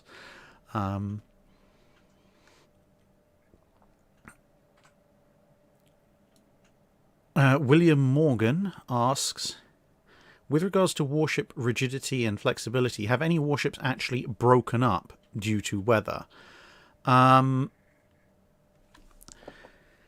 Yes. Various points in history, definitely. In the Age of Sail, quite a few ships broke up due to weather. In the Age of Iron, some ships broke up due to weather. See, the thing is, once you get into the Age of Iron and then into the Age of Steel, World War I, World War II, it becomes a lot more difficult to say exactly why a warship broke up. Generally speaking, by the time you get to the latter part of the 19th century, unless you're talking about a composite sloop or something like that, iron and steel ships are strong enough that they shouldn't just break up due to bad weather. But you do get a number of warships that are lost in middling to bad weather, and they do break up. But it's usually because of some kind of other compromise that's happened. So, like, they've hit something in the water, that's put a hole in the hull, that's caused flooding. The additional load from the flooding has caused the ship to then fail and break up.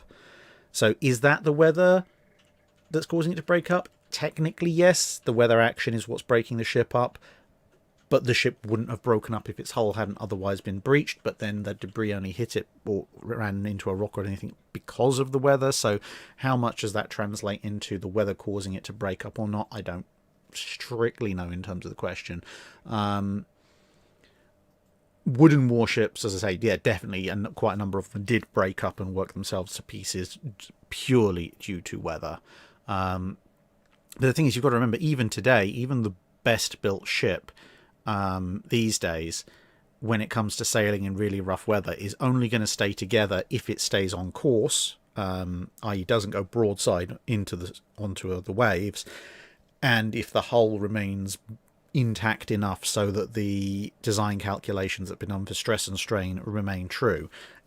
Even something like a nuclear powered carrier, if it suffered a major hull breach, lost power, went broadside to the waves and had 10,000, 20,000 tons of water come aboard, that ship will then break up almost certainly because of the weather, because it's having massive design stresses imposed on it that it was never supposed to withstand. Peraham pointing out, yes, US cruisers lost bows in the World War II Typhoon. Yep. The Essex-class Hornet had most of its front part of its flight deck smashed in as well. But it's not quite breaking up because they don't sink. They lose bits of themselves, but it's not. It's just this side of breaking up. TG 524, yeah, the 3 destroyers that went down during Typhoon Cobra, again, they sank. They were overwhelmed by the ocean rather than breaking up. This is the thing, there is a difference.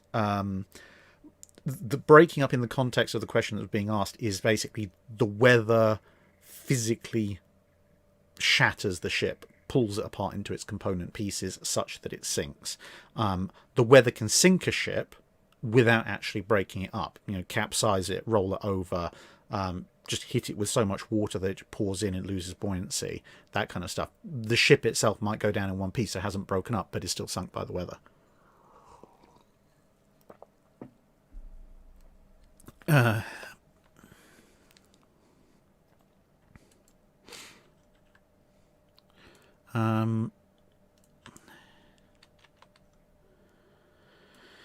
Cornelius Breddington asks, has there ever been a long-term Navy-operated ferry service? Maybe something like a river crossing that couldn't be accomplished by army troops in small boats for whatever reason, tidal flow or sheer distance, so they had to expedite the process.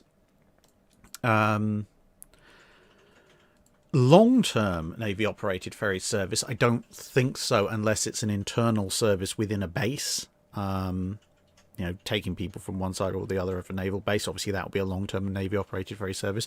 There are during like invasions and such, like there are what you could term Navy-operated ferry services, where they're taking troops and equipment to and from vessels out at sea to land and back again. But it depends on how you determine the phrase long-term. See, to me, a long-term ferry service is something that is typically and sustainably operated until such time as it's not needed anymore. So something that lasts for months or years, not something that necessarily lasts for weeks because of a transient need like an invasion. So yeah, there have been Navy-operated ferry services before, but outside of within base transport, I don't think there's been any general long-term ferry services, unless I suppose in theory there are some naval ships, whether they're full-on warships or survey ships, but state-owned armed vessels, especially in places like the Arctic, that regularly do supply runs and inspection runs and so on and so forth. So there's that, I guess. Brian Smith asks, early in August 1942, the caldera at Rabaul erupts. The Japanese base at Rabaul is destroyed. What impact does this have on Guadalcanal and the rest of the Solomon Islands campaign? Quite a significant one, because without the Rabaul air base, the Japanese either have to go and find a new air base, or they're gonna and build one, or they're not going to have any land-based air support, effectively, for the Guadalcanal campaign. Likewise, Rabaul is the nearest safeguarded anchorage for their shipping. Now, granted, you theoretically could run some of the naval campaign out of truck, but it will be a lot longer distance operation, a lot more fraught. Some of the ships they send in probably either couldn't make it or would be operating at the very edge of their range. So yeah, if Rabaul is destroyed in August 42, assuming that this will be just after the Japanese have landed, the Guadalcanal campaign is not going to last anywhere near as long as it historically does, because there's going to be little to no Japanese air support in the early part, and there's not going to be anywhere near as many Japanese ships there in the early part. They might eventually come up with some kind of other solution, perhaps based a little bit closer even, like they historically tried. They didn't go for it in the end, but for various reasons, including US attack. But if they're forced to do that as an all or nothing, they might go for it. But it would be enough to give the US a significant upper hand earlier on.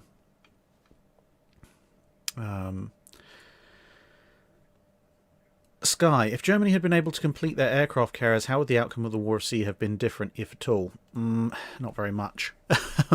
Because, it depends. If they'd been able to complete all their aircraft carriers, when? If they'd magically, hand-wavedly completed all of their aircraft carriers by the outbreak of war in 1939, that could have made things somewhat different. If they'd then got their air groups, got their act together, and then sent their carriers off to Norway with the Scharnhorsts, they won the Norway campaign anyway, but they could make the Allies suffer a lot more for it. It's basically a case of any vaguely realistic addition to the Kriegsmarine that you could make for World War II, the single biggest effect it can have is if it's ready in 1939. or early 1940 at the latest, because that kind of 1939, 1940, 1941 period, that's when Britain is fighting without the direct help of the US, and especially by sort of from mid 1940 to late 1941, it's then fighting Germany and Italy, and now without France as well. And then, of course, late 41 and some of the very, very earliest part of 42, it's also now got to worry about the Japanese, whilst the US is picking itself back up from Pearl Harbor. So if you can get something in service in 39-40, it can have something of an impact. It's not going to change the outcome of the war, but it can have a significant impact in Germany's favour, at least in the naval side of things. The later and later things get, the less and less of an impact it's going to have because of the more and more overwhelming advantage that the Allies have. I mean, even by late 1941 is probably a bit too late, because by that point there's a lot of new British ships coming online and the Japanese haven't yet started attacking. So yeah, raiding carriers in the Atlantic in 1940 could have a fairly significant effect, assuming they don't get hunted down by Renown or Repulse. But you complete those carriers in 1942 and they're basically going to just be playing at being flat-top Tirpitz, hiding up in Norway until somebody puts a tall boy through them.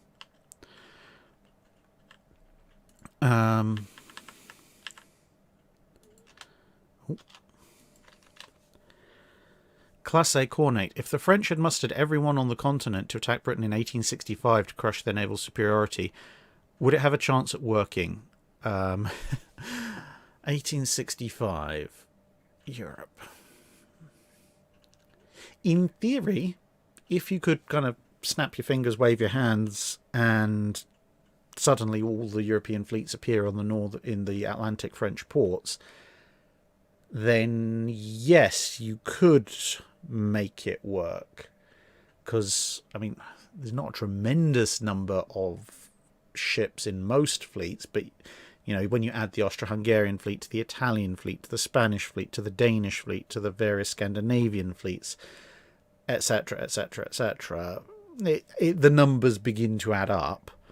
The main ones are going to be the Ottoman, Russian, if you're counting the Ottomans as Europeans, but okay, even if you're not, the main thing is going to be the Russian, French, and to a certain extent Spanish fleets.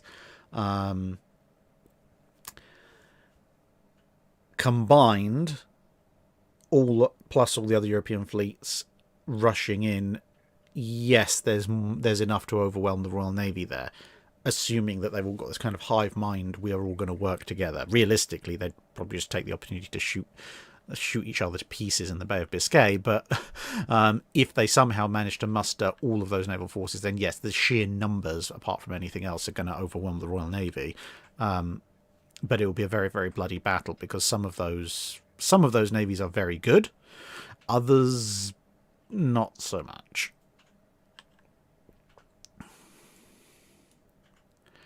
Sound and Fury.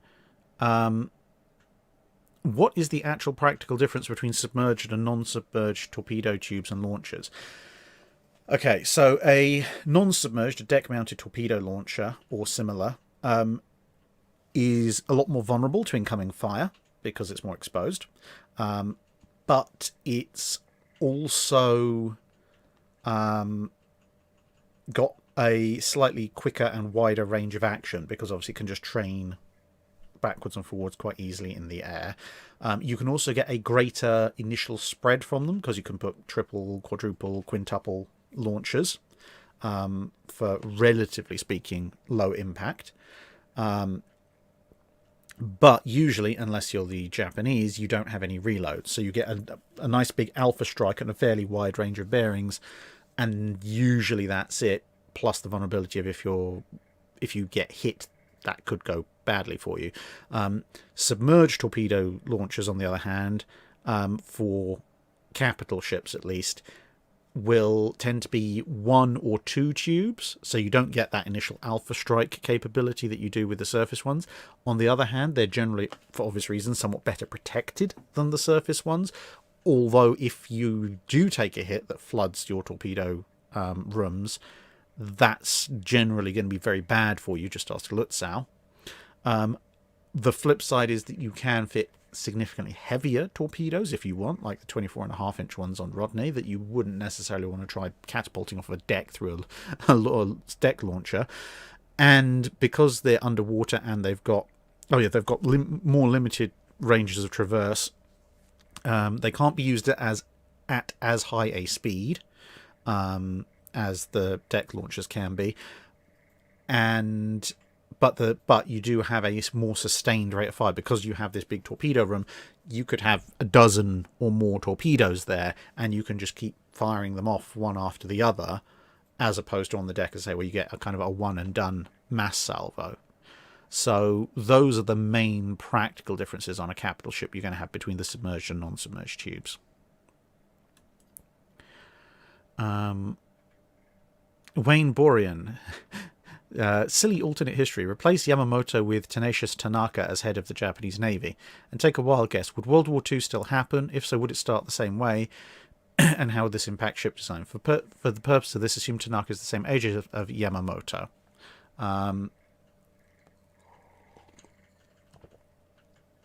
I mean, will World War II still happen? Yes. There's nothing that any admiral in the Japanese Navy can do to stop World War II happening and to stop Japan getting involved, because at the end of the day, Japan's been oil embargoed by the United States. They have to go and get that oil from somewhere, and that means they have to go to war. Or they have to give in to the US's demands, but the Imperial Japanese government of the 1940s is not going to be doing that. So they're going to get dragged into war one way or the other. How would it impact ship design? I mean, Yamamoto doesn't have too much of a hand in the individual ship designs. And again, okay, someone's getting takeaway.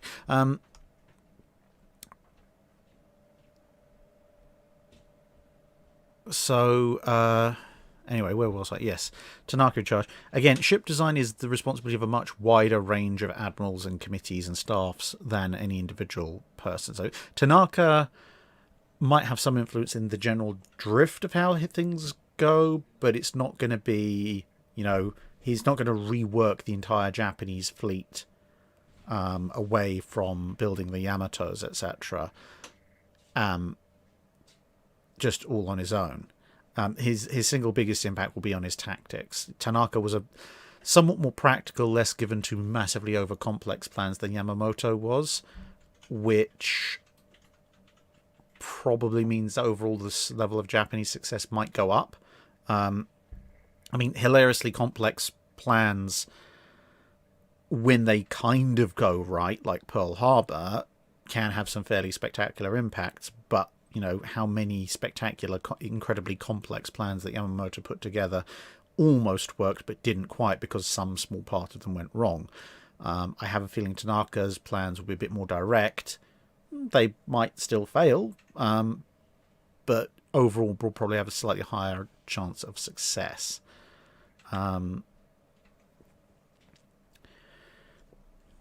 Okay. Okay. Last two questions from Patreon, and then we're on to the super chats, and then we're on to you lot. Believe it or not, I'm actually still feeling awake. I'd forgotten how much sugar is in this iron brew. I must admit, I was on the verge of falling asleep when we started this stream, but my sugar system has some blood in it now. October. So this is Smiling Nid.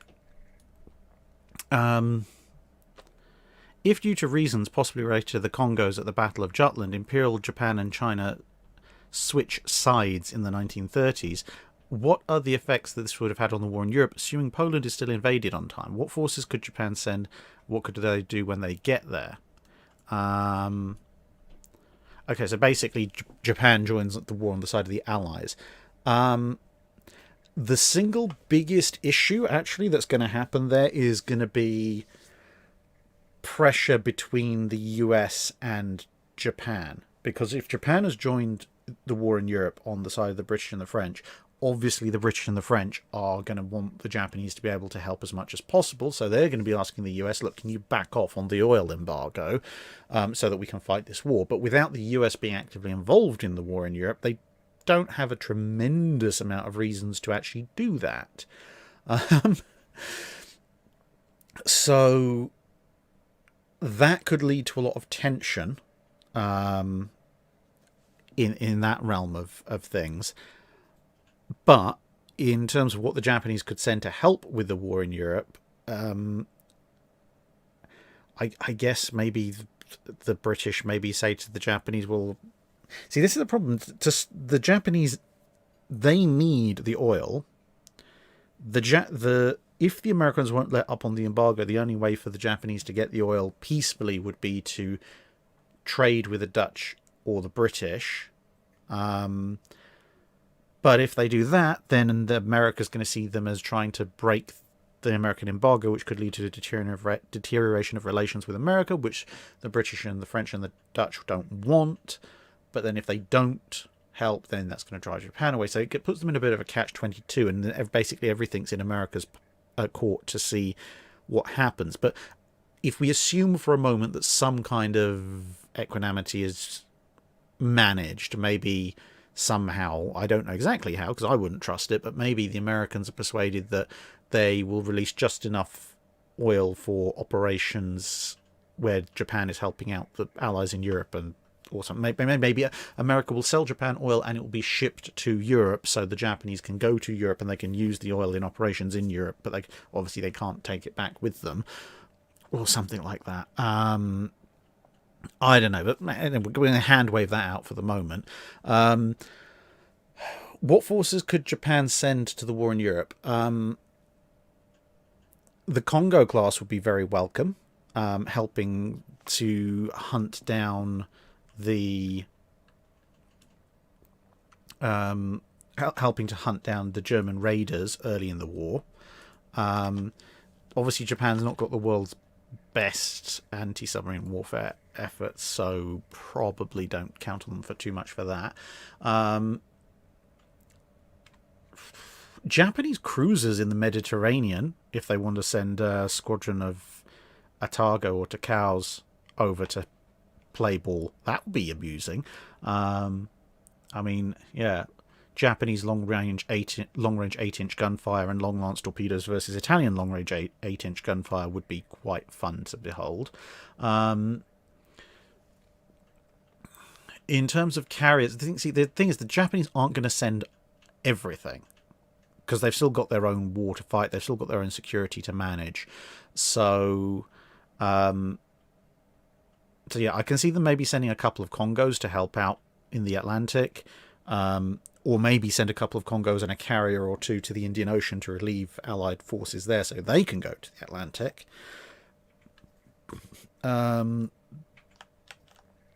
Then yeah, they might send a cruiser squadron, maybe with some destroyer escorts, to help play in the Mediterranean, which would be quite fun. I don't think they'd send... I don't think they'd send carriers. One, they're not going to be particularly survivable in the Mediterranean. Two, they're not really trained for operations in the North Sea. And three, it's not exactly like the British don't outnumber Germans and Italians in carriers anyway. What the Japanese might well do is they might send some of the Japanese Navy's land-based attack squadrons. So ironically enough, actually, the attack squadrons that historically would sink Prince of Wales and Repulse, the highly trained anti-shipping units, those might be very useful if the Japanese are willing to send them. They'd be very useful sort of basing them in maybe Malta or North Africa to go after the Axis convoys in the Mediterranean. Or they might even base them in the UK to help hunt German ships. So you might end up with, the Channel Dash happening, but instead of a handful of swordfish, you might end up with like 36 highly trained Imperial Japanese Navy twin-engine bombers running in. something like that. I think that's probably about the limit of what the Japanese would initially volunteer, because they have all these other concerns going on themselves. But it would be very very welcome. Much as, I mean, once Yamato comes online, yes, in theory the Japanese could theoretically sail Yamato or Musashi over to have a poke at Bismarck if they wanted to. I don't think it's that likely, but if they feel confident enough in their own security that they might want a debut engagement, I guess they could, if they like, that could happen.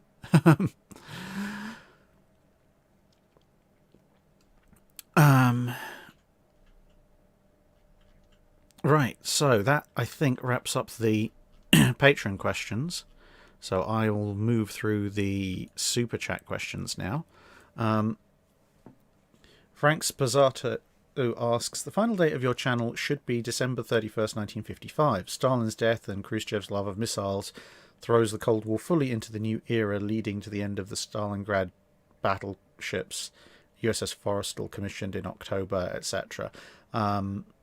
Final destroyer should be Norfolk, Nostroshimi, Daring, Holland, San Giorgio 247. They will have ships in commission by the end of 55. And the final cruisers, Sverdlov, Tiger, Trikrona, De Ruyter, De Grasse, etc. What do you think of that idea?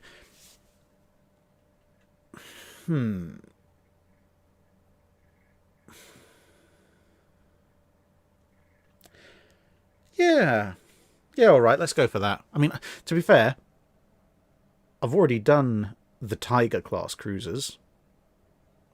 I can't remember if I did at least. I don't know if I did the Stalingrad class, but I know I did at least one of the never built Soviet designs for that period. And yeah, something like the Sverdlov, Trikrona, the Finnish De Reuters, they're all gunships. I can't remember if I've done I think I might have done the Darings already. If I haven't, I will be doing them anyway. So yeah, all right. Okay, I will officially accept Frank Spazzato's suggestion and move the final date of the channel to 1955. That allows me to cover the Korean War. And yeah, the various ships that he lists will thus become the kind of the final ships, the last gunships, if you like. Although since most of them started construction before 1950, I'm technically still pre-1950 ships. They're either designed or laid down before 1950, so I'm going to go with that. But yes, I agree with you. And Frank Spazzato also asks, on the 100th anniversary of Jutland, a historian mentioned that Beatty, in his run to the north, made circles at some point while trying to inform Jellicoe about the German position. Where and when did this happen? Well, there are 2 points at which ships under Beatty's command are making circles. You've either got when Warspite's steering gear fails, which I don't think has anything to do with Beatty trying to inform him of any positions. The other element would be when Beatty's ships get close enough to Jellicoe's fleet to see how the Grand Fleet is deployed, and then he unhelpfully cuts across the entire Grand Fleet to try and take a position at the head of the Grand Fleet. There's a lot of confused manoeuvring around the rear portion of the Grand Fleet at that point. So if he's going to be doing circles at any point where he's actually also communicating with Jellicoe, it's probably going to be at that point. So he's come north, he's refused all of Jellicoe's signals up to this point. He's now actually in literally direct line of sight communication with Jellicoe whilst trying to sort out his own formation at the aft end of the Grand Fleet's deployment. That's probably the point that the historian's referring to. Knight6831 helpfully reminding me that yes, I have in fact done a video on HMS Daring. Colin Cameron, there's a historical movie you could watch for Laugh, The Death of Stalin. I've watched The Death of Stalin a few times. It is brilliant. I love that movie.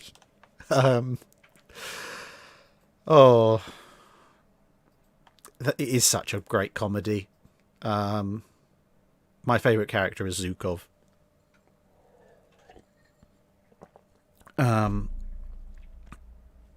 Yeah, that's Yeah, Death of Stalin is great. Nothing to do at all with naval history, but I will say, yes, it is definitely a fantastic movie. Redneck Fury asks, the Japanese did manage to clone a 40mm Bofors in 1945, which became the Type 5. If this weapon, along with the 10cm dual-purpose gun, came about 4 years sooner, would the war in the Pacific look different?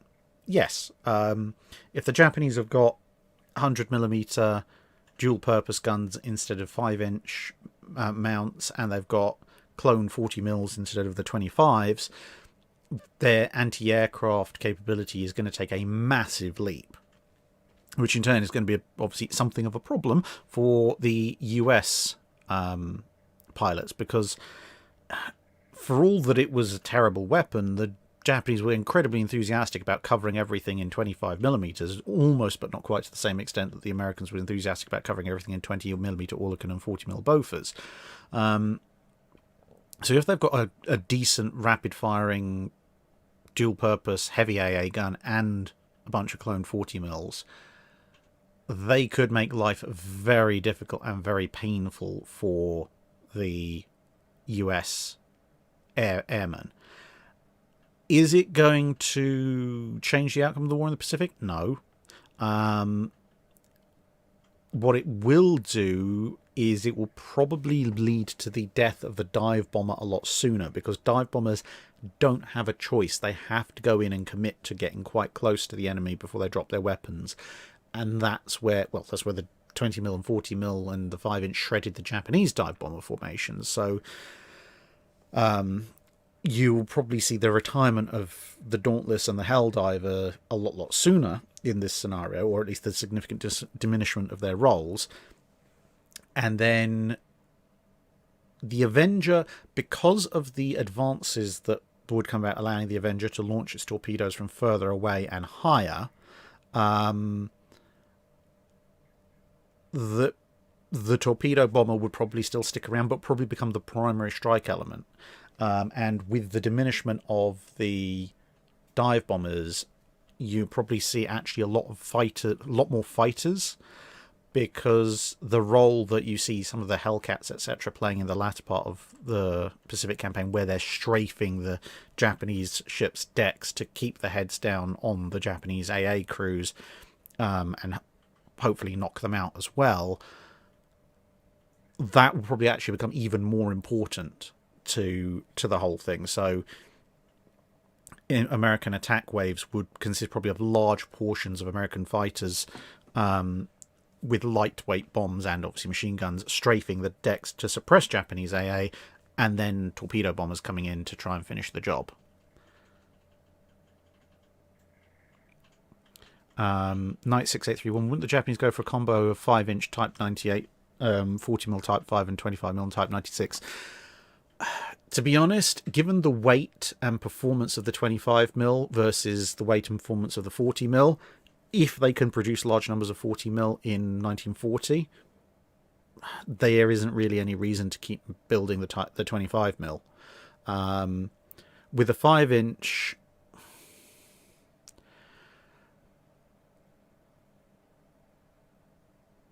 I mean, for some destroyers, they have to keep the 5-inch, but for secondary batteries on newer and refitted ships, the 100mm is a much superior weapon. I mean, you see right at the beginning of the war, the Japanese were actually splitting their destroyers into 3 lines, where they had ships. They had 100mm equipped ships that were supposed to be AA support vessels, and then you had the Shimakaze with loads of torpedoes, and then they were still driving for a kind of a 5-inch armed fleet destroyer. But with the AA threat becoming so significant, I think the 5-inch would have rapidly given way on anything that was having guns fitted to it, whether as a refit or new build, for the 100mm, because it's just got far more utility rather than the 5-inch, which they know has issues as a heavy AA gun. You'd only really keep the 5-inch around if you needed a heavy dual-purpose anti-surface battery.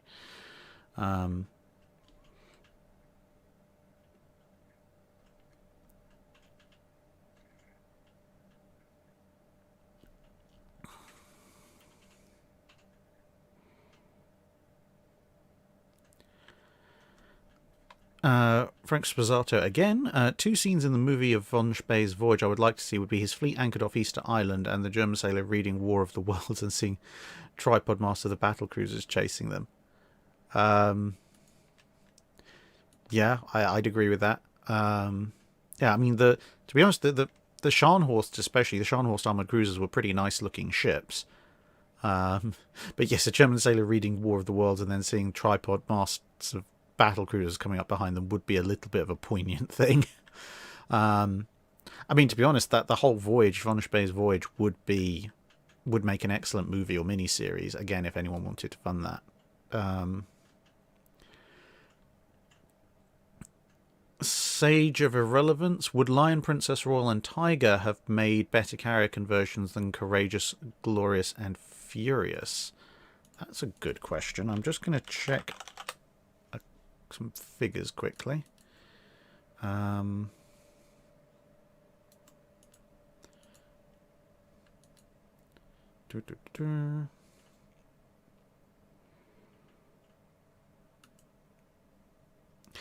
Technically, no. It is what I suspected. So the hulls are pretty large, obviously. But as I did suspect, Courageous, Glorious and Furious are actually longer than Lion, Princess Royal and Tiger. So obviously length of flight deck is quite important, so you get more flight deck space with the Courageous class. They're also faster, which is again important for carriers. The armour doesn't really matter that much. Overall hull strength and beam wise, okay, yeah, you might be able to make an argument there, and stripping them down and refitting them as carriers, they might have picked up some speed.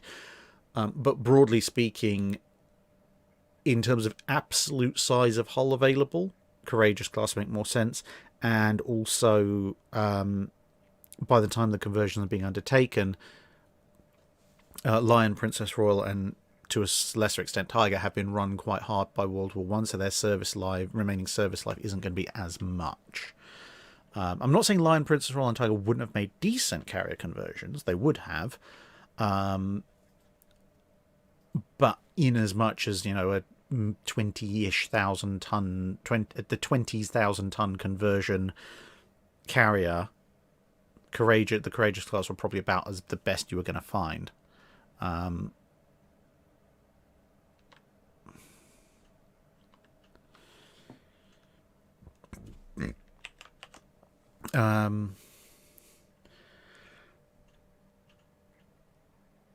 Mechanized Soul. Yes, I do have some sources about mine warfare in World War II in the North Sea. It depends what you want to know.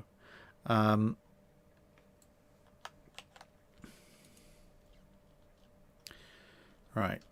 Wow. Okay. Right. Let's put that there. Frank Sposato also was being very generous today. Check out Mystery Flesh Pit Disaster of 2007. It's like the SCP universe and features novel engineering and storytelling. Okay, I'll give it a shot. I do like myself some SCP, as you might be able to tell. At one point, we actually even wrote somewhere on my hard drive about a year or so ago. I actually wrote up an entry that made the channel an SCP.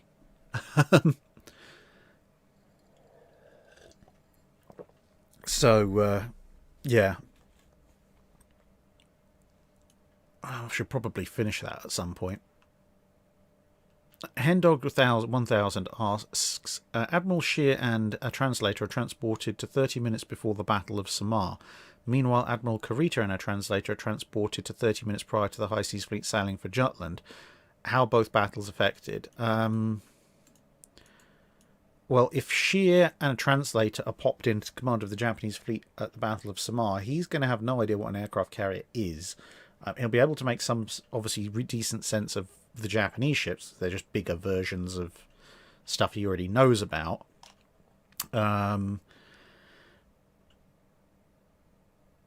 He'll probably be a bit more aggressive. I mean, he's not fanatically aggressive, but he's definitely a bit more aggressive than Kurita. And Yeah, I think he could pull off. This is the thing. He could pull off a better result at the Battle of Samar itself. If for no other reason than he probably won't make the mistake of thinking US destroyers are cruisers, but there you go.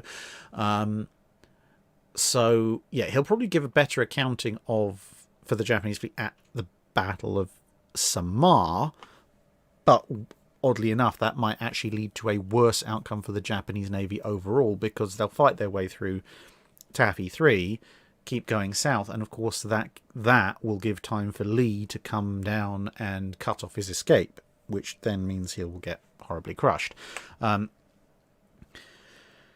Kurita being in charge of the High Seas Fleet at Jutland, assuming that he remembers or has studied Jutland in enough detail, he can affect it to a certain degree, but to be honest, the thing is, when it comes to Jutland, the best move for the Germans is not to play. So if anything, he'll tell them not to conduct the fight. If he remembers enough about Jutland from his studies to determine how it goes, about the only thing he can meaningfully do with the short amount of time he's been given is not to do the turn that Scheer did that resulted in the second battle turn away. So you'd have Hipper versus Beatty. High Seas Fleet runs into the Grand Fleet, says hello, disappears off into the murk, and that's the end. So he doesn't lose Pommern. Probably still not going to be there enough time to save Lutzow, but he definitely saved Pommern, and he just get back his ships a little bit more intact as well, without kind of death ride of the battle cruisers, etc.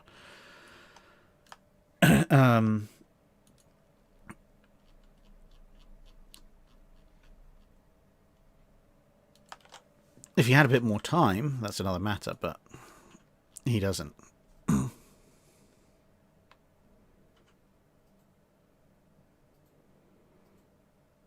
Mm-hmm.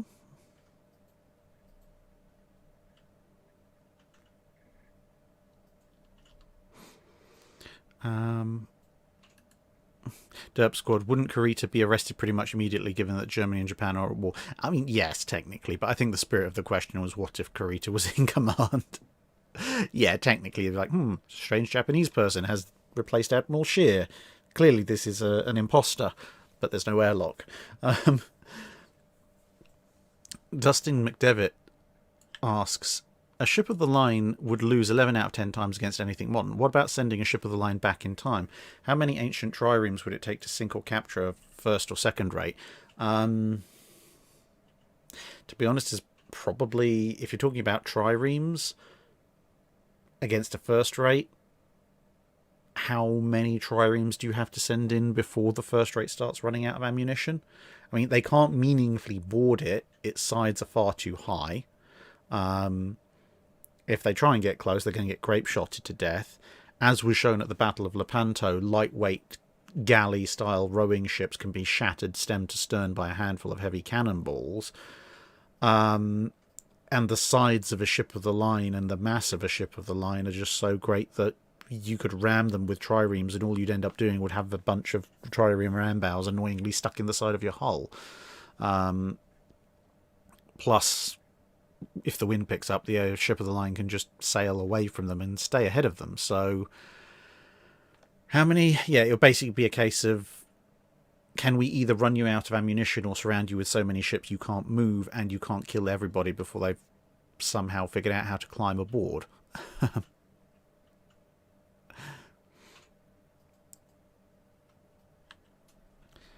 CTXSLPR asks, how did HMS Erebus and Terror survive the Washington and London naval treaties? Were they specifically written out, or was there a clause about their other characteristics that exempted them?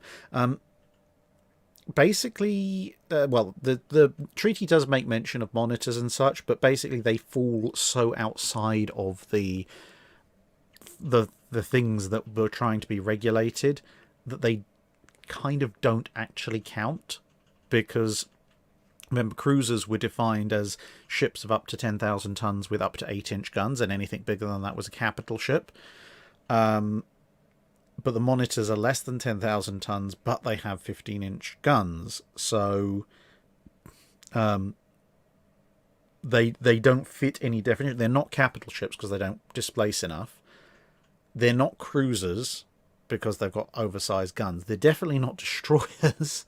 So they kind of exist in this nebulous space of technically unregulated. You couldn't build another one. At least by this strict interpretation of the Washington Treaty terms, but there was nothing. They didn't count in any category towards any displacement limit, so they kind of just got mentioned and then quietly ignored.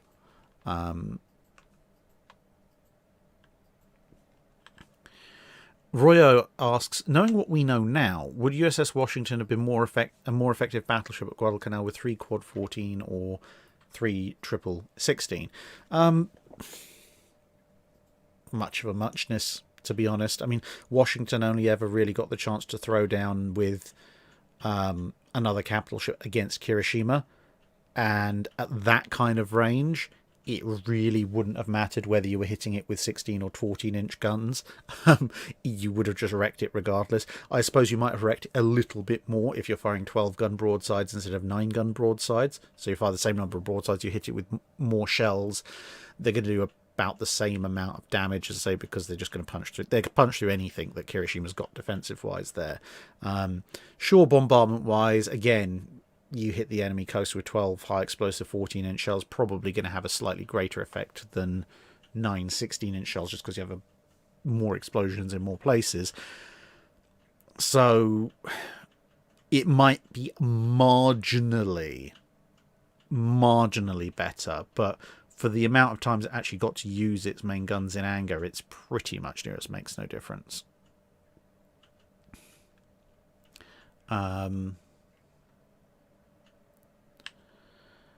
Raziel Kane.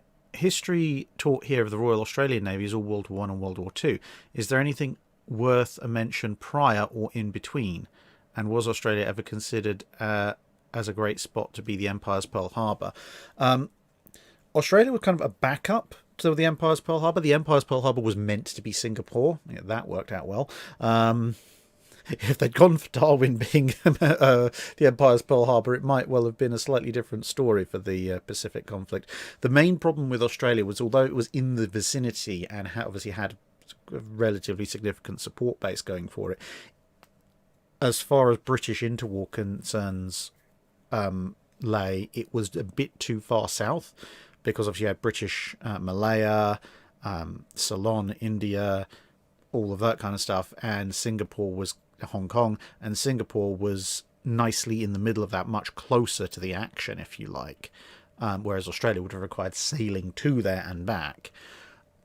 So as a result, Singapore was always going to be the slightly greater priority. But if British colonial holdings had been slightly different, that might have been different as well. In terms of Australian naval history, in the interwar period, I mean, it's fairly quiet because they're basically just setting up their navy for what you'd eventually get in World War II. So you're getting the Leanders, the Counties, etc., etc.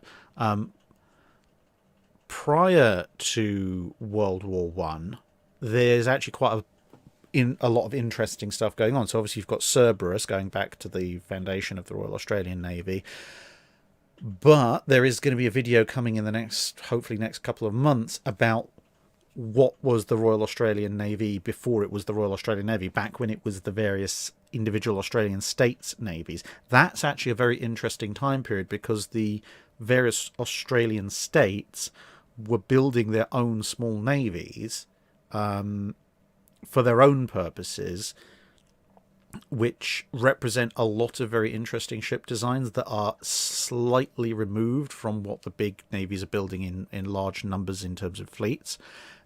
The publishers of the book on that subject actually were very kind to get in contact with me and got me a copy. So I'm working on creating that video, but it is actually very, very fascinating because you don't usually get that kind of level of detail into what ships small navies had and why, especially considering that they were all playing back and forth, not against each other, but the various states had different interests, and that drove their navies to be of different sizes and made up of different ships, which actually makes for a very interesting analysis because, of course, they're all on the same subcontinent.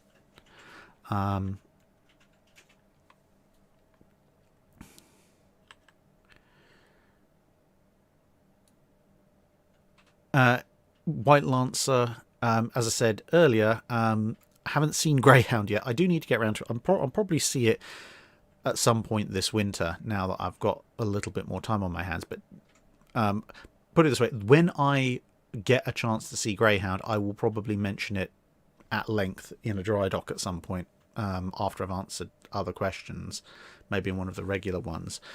I'm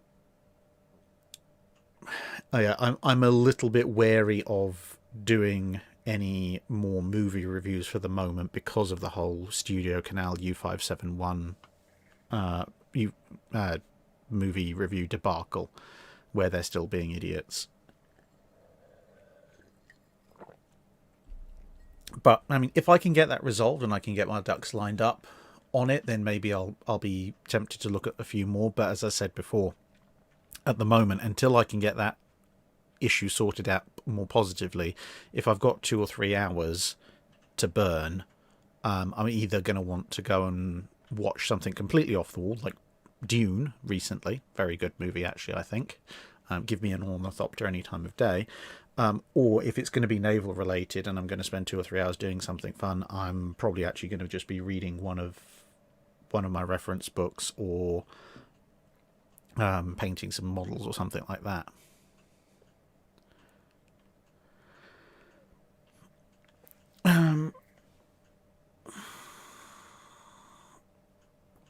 Michael McLeod. If the Queen Mary was carrying troops at top speed and happened to cross a few miles ahead of a German sub, could she be sunk? And did the Allies have any contingencies for rescuing 16,000 people from the mid-Atlantic? Rescuing 16,000 people from the mid-Atlantic? No. There is no real contingency for that, other than be in the middle of a very big convoy and hope you sink the submarine that put the initial torpedoes into it. Could she be sunk? Yes, of course. Queen Mary's an ocean liner. She's not invincible. If she took a full spread of torpedoes from a German submarine, yes, she very definitely could be sunk. Would she be sunk is another matter. She's moving pretty quick. It's going to make it a very, very difficult firing solution for the German sub. And, of course, even if he does get a firing solution, A, that's no guarantee of a hit, and B, even if he does get a hit, it might just be the one hit. It's, at that point, a matter of what happens with that one hit. It could be a hit in an area that damages the ship, but the ship is able to still limp on at such a speed that the sub can't keep up, and then it can call for help, at which point rescue might well arrive, or it might be able to limp home, or, obviously, it might be crippled enough that the sub can then close in and finish it off.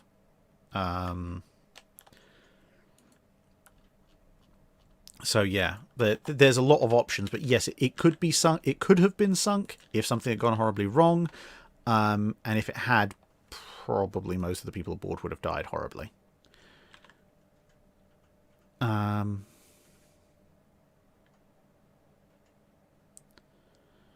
Lucas Andrews, I have read about U515.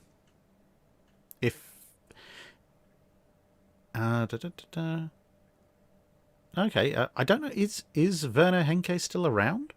That would be an interesting thing if he was still around and able to be interviewed.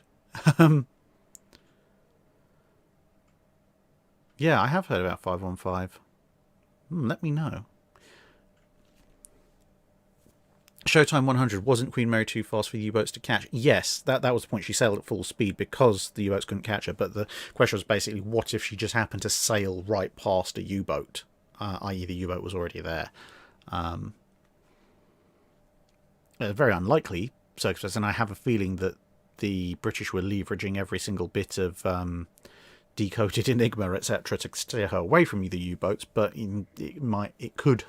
there is a chance of that kind of thing happening. Todd Webb, with a French war question, but instead of Sea Lion, they try and take the Gibraltar and Suez. Taking Gibraltar, no. Spain is in the way. The French are not going to get any cooperation of the 1930s era Spanish to randomly march through and take Gibraltar, and the Mediterranean fleet in the 1930s is partly based at Gibraltar, so good luck with that one. Suez is kind of actually worse because you have to sail to the length of the Mediterranean to where the other part of the Mediterranean fleet is, or if the Mediterranean fleet at that point's at Malta, got to get past them. The French just don't have a kind of snap troop lift capability, especially for an amphibious assault on somewhere like Gibraltar or Suez, and by the time they build anything up, then they would have been reinforced. Fanderson UFO pointing out, oh yes, Werner Henke died in World War II. Well, that's a shame. But yes, the question is, I have read about 515. Obviously, didn't remember that people had the commander had presumably gone down with a ship.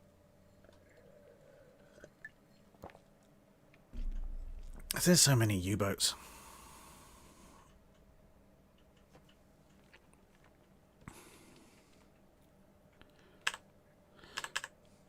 Bud Guy 8829.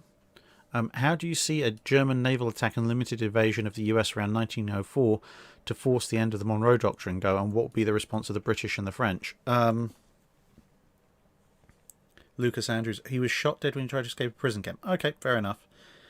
Yeah, exactly what happened to U-boat commanders is not my forte, unfortunately, but it's a shame. Be interesting though if they if the people you mentioned had any more information on the whole thing.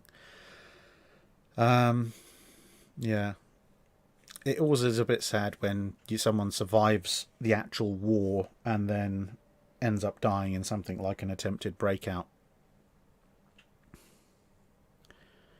But yeah, so Bud Guy 8829 asked about the German naval attack and limited invasion of the US in 1904. What would be the response of the British and the French? Confusion?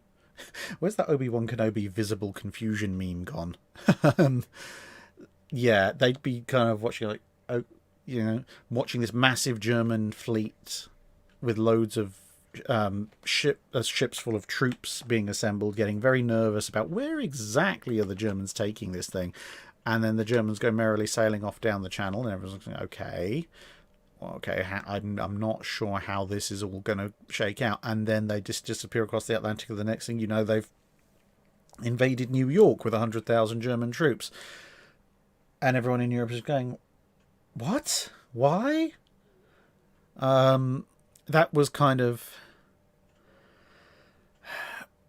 always kind of the problem with the German doctrine around that time, is that yes, in theory, if you'd sailed the entire high seas fleet with a bunch of cruise liners full of German troops, you probably could have bullied or smashed your way past any opposition the US could have put in place to them on a specific port. They take the idea of taking over New York for some reason, and yes, you probably could have landed and taken over the place with your 100,000 plus German troops.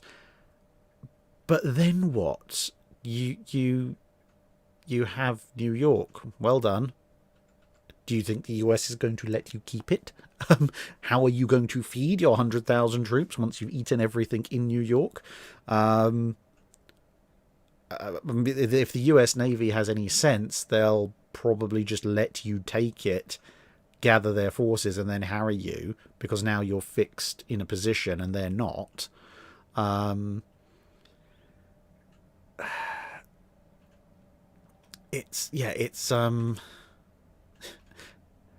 I've always found that German war plan fascinating. It is almost literally the definition of do X, do Y, question mark, profit, question mark.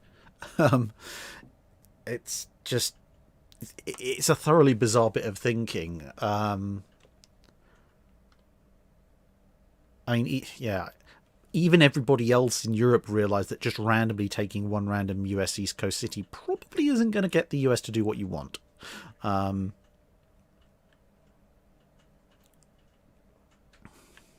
Certainly not going to end the Monroe Doctrine. Austin Bin asks, USS Oregon en route round South America suffers an explosion due to bad coal and sinks. Does the Spanish fleet escape Santiago, and how does the Spanish-American War in Cuban outcome change? Will they escape? Probably not. I mean, Brooklyn will probably get her other boilers online at some point. And the rest of the US fleet will eventually catch up. I mean, this is the thing. The US fleet has its supplies. It's got more boilers to bring online. Its ships are in slightly better condition. It might devolve into a much longer chase. But ultimately, the Spanish don't really have anywhere to go. So, without Oregon there, I mean, A, they'll probably just have another ship in her place. But B, even if they don't, it would just be more a case of stop running, you'll only die tired.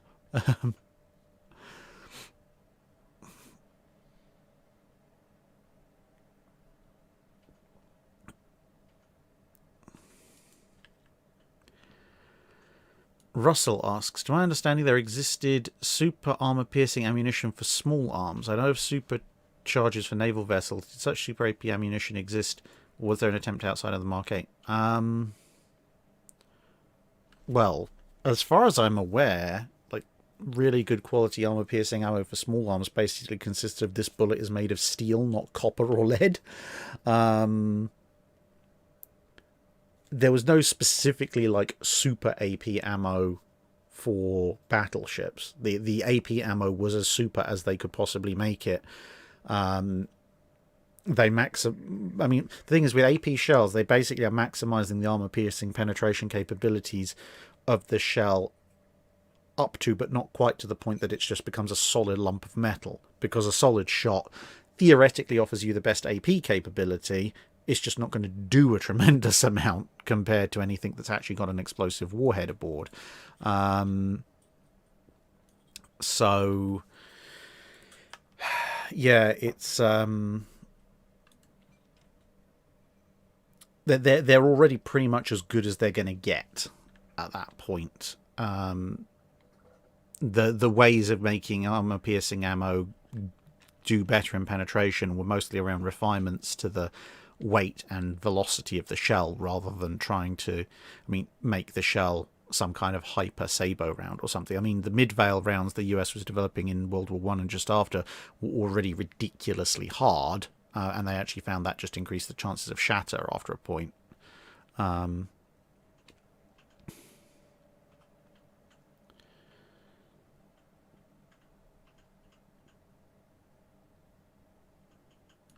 Paulus Plain asks, in Winston Churchill's plan Operation Unthinkable, plus the US Pacific Navy Marine aircraft.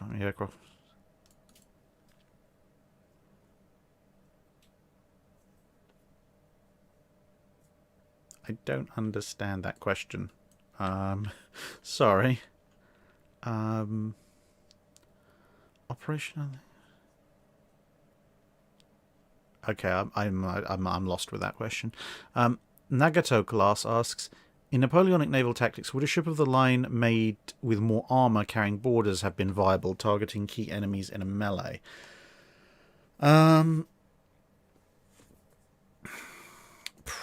Probably not, because if she's carrying armour of any description, she's going to be slower, which means catching the enemy is going to be relatively difficult. The only way you can make up for that weight and regain your speed is going to be to lose the guns. If you lose the guns, you can't defend yourself, and you're going to be very vulnerable to being dismasted. And also, if you don't have the firepower to suppress the enemy ship, then you can assemble your boarding party on deck, and then some bright spark will fire a carronade over your deck, and they'll be dead. So, that kind of thing is it's basically a reversion to galleon era warfare. So it's not, I don't think that's really going to work out particularly well.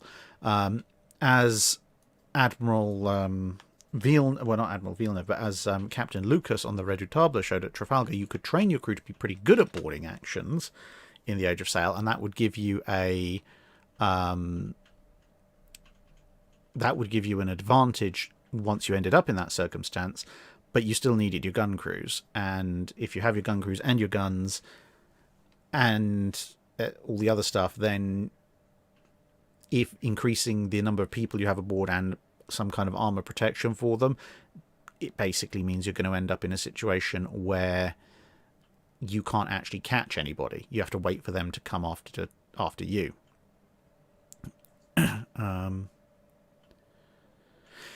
Yeah, Knight 6831. Yeah, Operation Unthinkable, I'm aware, is this sort of the plan to try and possibly attack the Soviet Union after the end of World War II. But yeah, the rest of the question doesn't make a tremendous amount of sense. The best I can make of it is if Operation Unthinkable went ahead with the US Pacific forces as well, which is basically what they would have been anyway, because Japan would have been knocked out.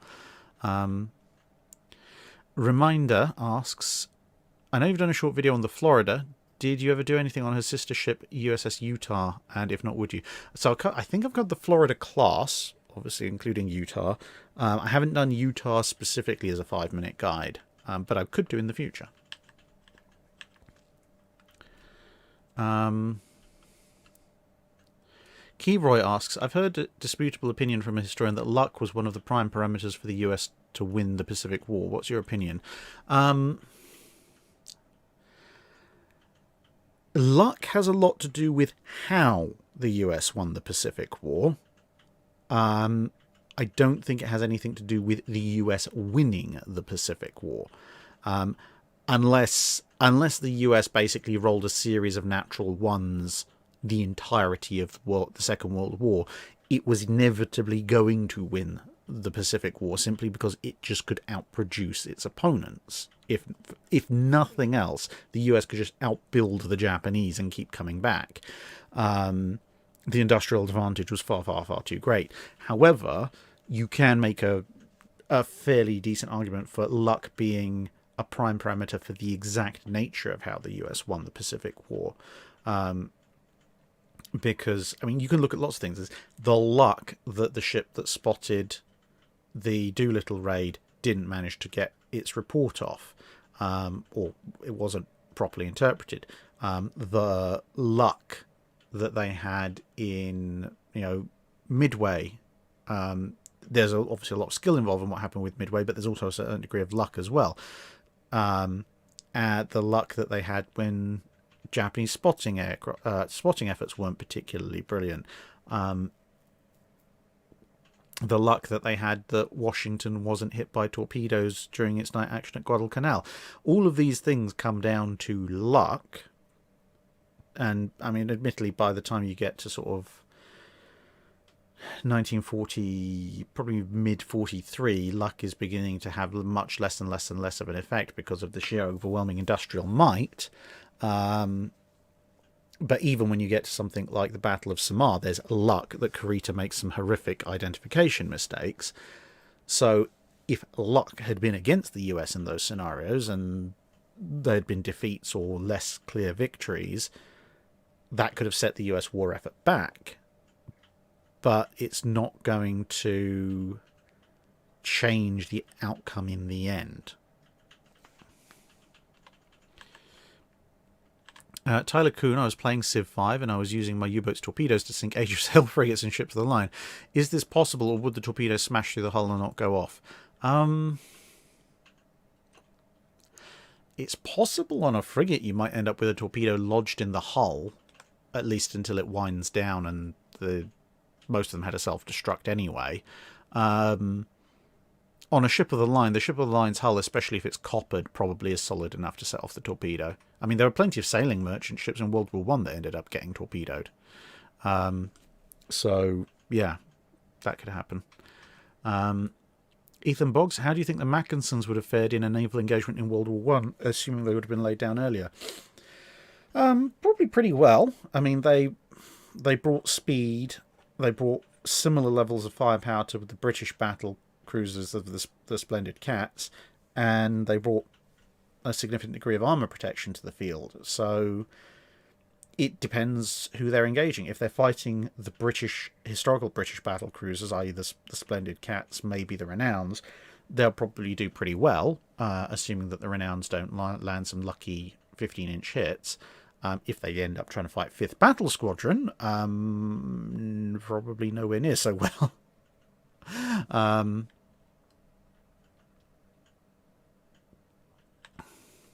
Nagato class qualifying his question earlier.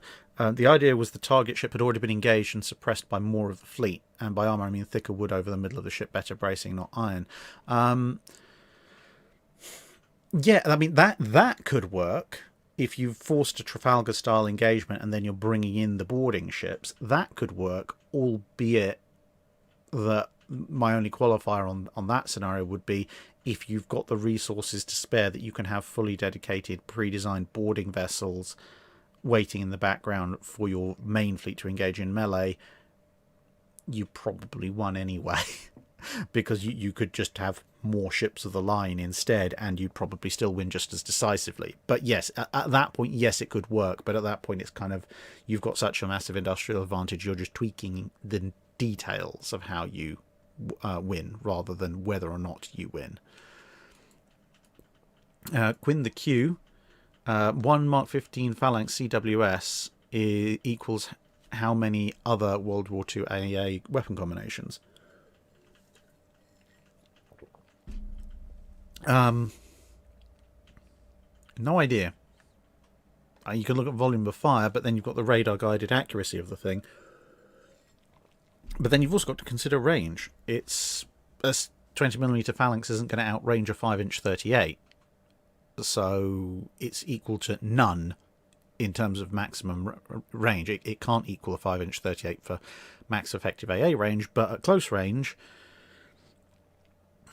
I mean, against a fighter or a torpedo bomber going a few hundred miles an hour, I can't see a phalanx having much problem in just chewing it up and spitting it out the other side. And yeah, easily worth dozens of 20mm Orlikans or 40mm Bofors.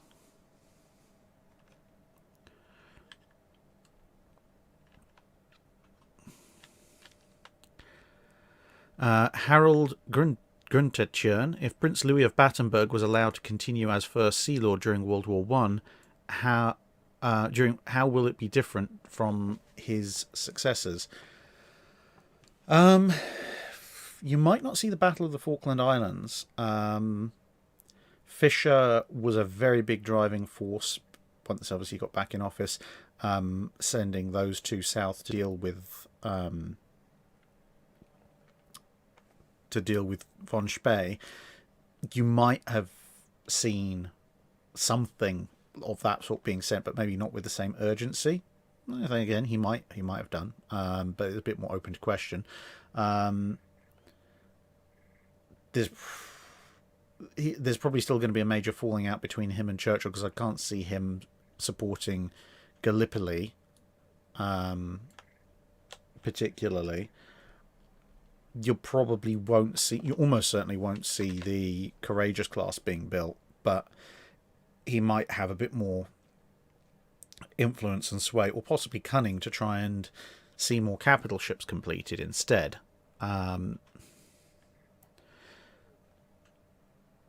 So yeah, as a result, we'd probably lose out on the Renowns, because he'll probably get Renown, Repulsion, and he'll probably be able to argue for Renown, Repulsion, and Resistance to be completed, which will give the Royal Navy 8R class instead of 5 plus Renown and Repulsor's battlecruisers.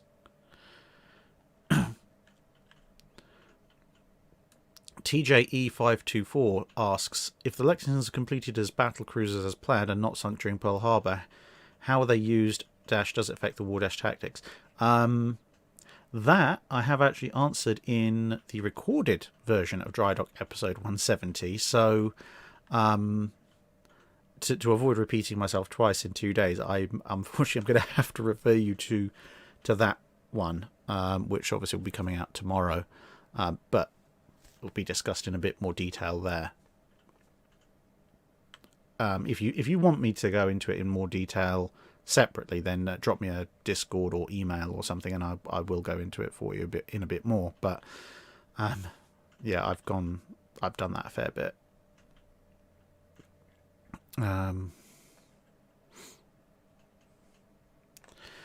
Trains King. Have you seen the show Tugs, and what is your opinion on the ships having faces, especially warships? I have seen Tugs. I used to watch that a lot as a kid. That was great. There's the era when you just did effectively someone playing with models. I mean, it's the same thing as the Thomas the Tank Engine TV show, the good one. Was basically just a bunch of models sailing around, or in this case, the trains driving around, with some slightly animatronic but mostly fixed facial expressions and a lot of narration.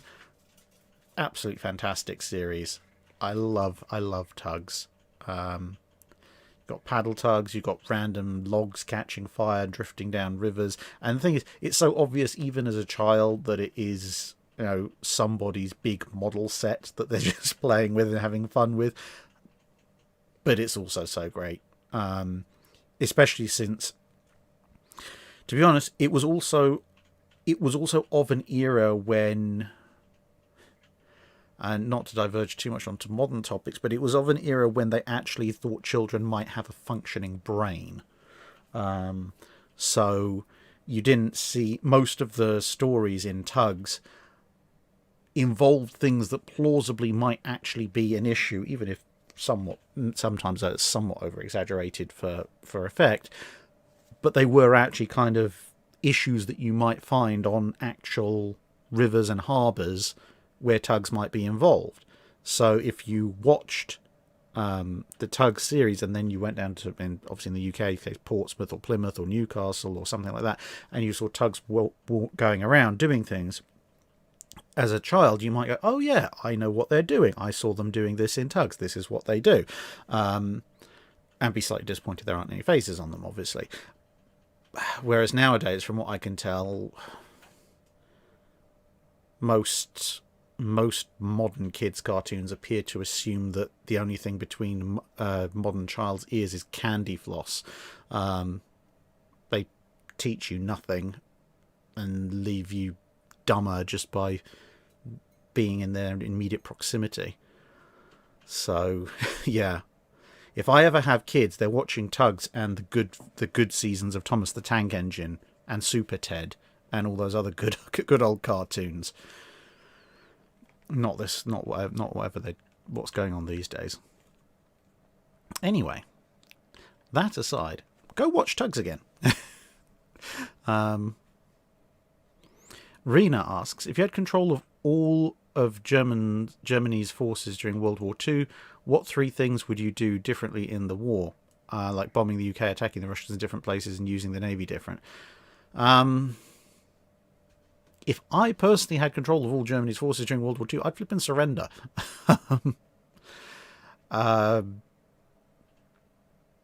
You could put me in charge of the Navy, and there's different things I might do with the Navy if I'm being forced to roleplay as the Kriegsmarine Supreme Admiral or whatever. But no, you put me in charge of all of Germany's forces, I know what Germany's doing. I'm just going to give up. So yeah.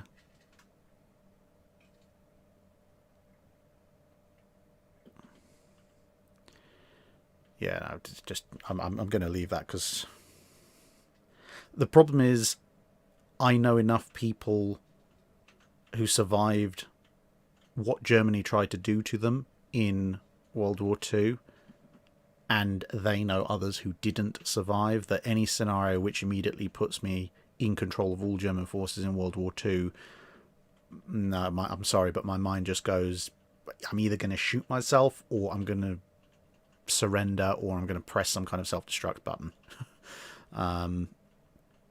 If you're lower down the food chain and you're in charge of an armed service like the Navy, yeah, there are things you can do reasonably in terms of how to fight a war more effectively. But yeah, no, I'm moving on from that. Hendog 1000, another Admiral swap. Swap Villeneuve for Admiral Jean Soule and vice versa.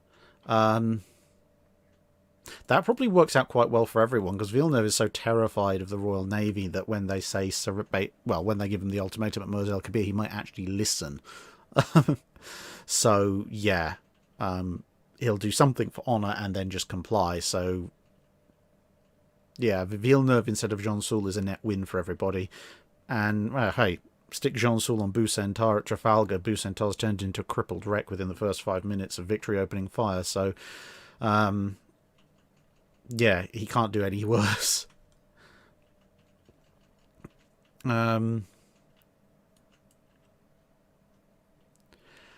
Scorgi Wassard asks, are there any recorded events where hits to the conning tower has saved the people inside? I suppose in theory like when Admiral Rozesvensky's ship was hitting the conning tower at Tsushima, some of the people there in there, including Rozesvensky, survived. They weren't in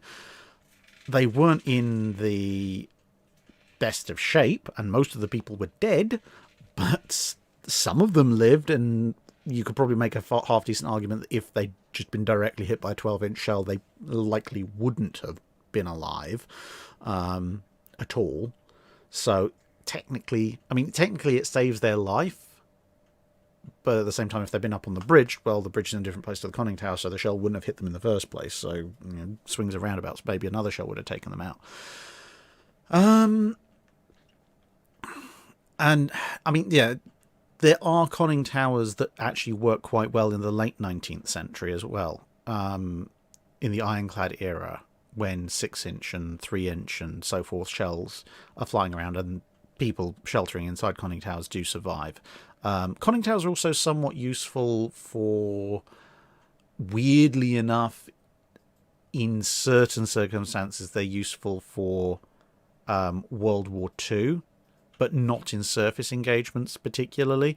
But a conning tower, especially once a CIC or air direction office or whatever you want to call it, basically a radar and sensor operating area is working aboard a ship, a conning tower can be useful in the event of massed air attack, because anything except a direct hit by a heavy bomb is probably from air attack is not going to cause problems. So shrapnel from nearby bomb blasts, even a direct hit by a lighter bomb, machine gunning, strafing, etc. None of that's going to affect people inside a conning tower. The big disadvantage you have is you don't have as much visibility, but if you've got radar, etc., and you can command via your radar plots and give orders that way, then yeah, a conning tower at that point makes a certain amount of sense. But not in once you get to about World War One, the conning towers are not going to save you from main battery hits in almost all circumstances.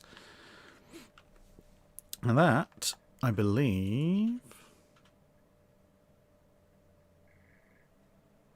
Paulus Plain has... I was going to say that wraps up the page, the Super Chat questions, but Paulus Plain has qualified his previous thing.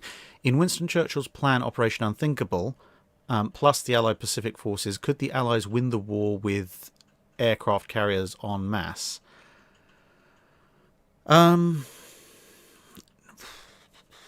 If they'd gone with Operation Unthinkable, massed carrier aircraft probably would have been useful as a kind of flanking maneuver, maybe coming up from the Mediterranean into the Black Sea.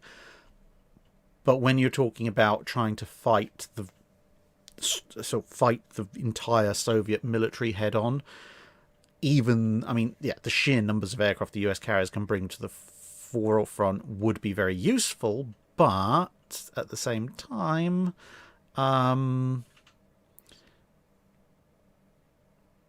it's on a completely different scale. And obviously, assuming that the war progresses in the Allies' favour, the further back they push, the further away you get from carrier support. But yeah, massed carrier support would have been somewhat useful early on. or just attacking other parts of the Soviet Union to distract them. But it wouldn't have been the mass carrier aviation probably wouldn't have been a war-winning weapon on a conflict at that scale, simply because unlike Japan or even Italy or Germany, so much of Russia is just not related to the sea.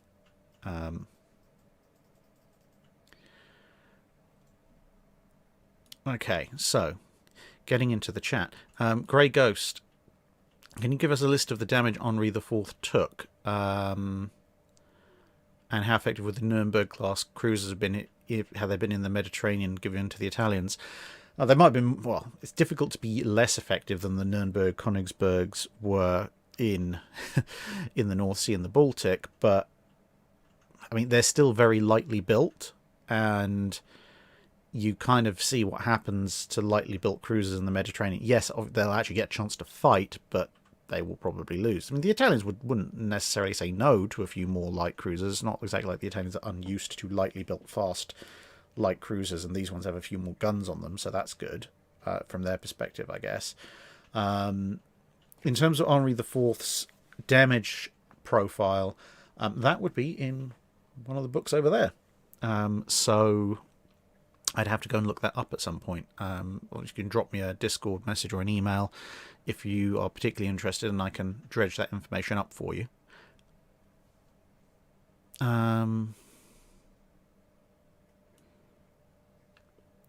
Ethan Boggs, if I remember correctly from Gary Staff's book, some of the crews of German ships in conning towers at Jutland were saved by the armour. It's entirely possible to say conning towers are still good against things like shrapnel. But it's a swings and roundabouts thing, because the conning tower is lower down on the ship. So if the conning tower gets hit by shrapnel, it's more likely to get hit by shrapnel than the bridge, because most of the shrapnel is probably coming from hits on the deck or hits on the lower superstructure, hits on the side of the ship. And that shrapnel blast is probably going to reach the area of the conning tower, but the conning tower will save you from it. It's not going to save you from a 12-inch or 13.5-inch or a 15-inch hit. Whereas if you're on the bridge, okay, the bridge itself doesn't have the armour to protect you from that shrapnel burst, but by simple dint of being higher and further away, it's less likely to be hit by the shrapnel in the first place. Of course, the flip side is that whereas a nearby hit to the, like I don't know, let's say you're in the conning tower and a shell hits and bursts on the side armour or the faceplate armour of the super firing turret immediately in front of you. Conning tower will probably save you, will save you from the shrapnel and blast there, whereas if you have a shell land an equivalent distance away from the bridge won't save you from that. So in that context, yes, a conning tower at Jutland for some of the German ships probably would save them, especially considering the pounding that some of the German ships took. But that kind of returns me to a point I've made previously about conning towers, which is you make them blast and shrapnel proof, and they're probably going to do just about as good a job as they would with the stupid amounts of armour they put on them anyway. Knight6831, I've been wondering, did you get the question I'd sent by email after Tankfest mid-month livestream? Possibly. I would probably advise, if I haven't answered it yet, I would probably advise resending it. I mean, I have been a little bit behind on my emails for a while because of the situation that's been going on in the last few weeks here. But an email that was sent just after Tankfest, I probably would have answered if I'd seen it. Trying to think. Yeah, I'm pretty sure I would have.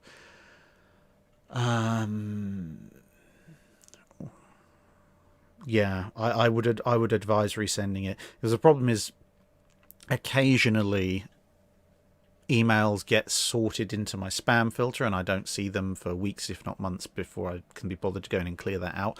And also occasionally, if there's some odd keyword in there, they'll get sorted into a folder, and then I don't notice that until I go into the folder, because I use most of my folders as storage rather than combing each one. So yeah, if I haven't responded to the email, I do apologise. Please resend.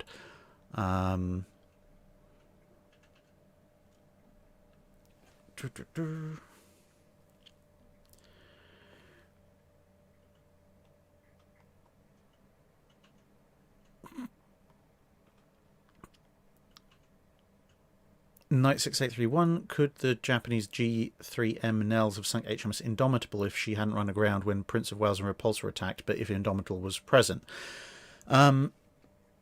If the Japanese torpedo bombers are just going in as per the historical attack, could they have sunk Indomitable? In theory, yes, they had torpedoes. Torpedoes can sink carriers. Would they have taken out Indomitable as well as or instead of Prince of Wales or Repulse? It's difficult to say.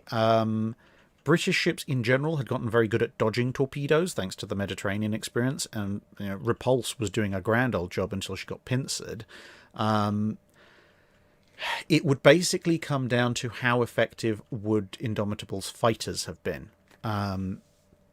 Because as long as the fighters can break up some of the attacks, there's a reasonable chance, because there's only a limited number of torpedoes on the Japanese aircraft, there's a reasonable chance that the British ships could mostly avoid them. The torpedo that wrecked Prince of Wales's aft propeller shaft and basically caused it to be crippled. That's one aircraft. If its aim had been thrown off slightly by Fulmar or it had been shot down, then that hit doesn't happen. It's very unlikely that that kind of exact hit's going to happen again. If a couple of Fulmars had broken up one half of the pincer attack that went after Repulse, then Repulse isn't going to get hit by that. And if they come after Indomitable, well, Indomitable's got probably the best anti-aircraft suite of any of the three ships there. Plus, obviously, again, if the Fulmars can slightly break up the attack, she has a much better chance of manoeuvring to avoid the torpedoes. So there is a reasonable chance, if Indomitable's got a half-decent fighter wing up there, that they do survive. But obviously, fortunes of war, there is also an equal chance that it, or maybe not necessarily an equal chance, but there is a reasonable chance that it could also go horribly wrong and you end up short a carrier as well as short two capital ships. And it's basically down to how good's your fighter direction and can the Fulmars get into position fast enough. Jake Miller, have you been watching Vigil, and if so, what do you think of it? I watched one episode, and I wish the Royal Navy had submarines that big. My wife, Mrs. Drack, basically told me to stop because by the end of it, some of the interiors that were being portrayed were so massive, I was starting to sing Gregorian chanting arias because I was pretending we were in a cathedral, and apparently it's not as entertaining the fifth time as it was the first time.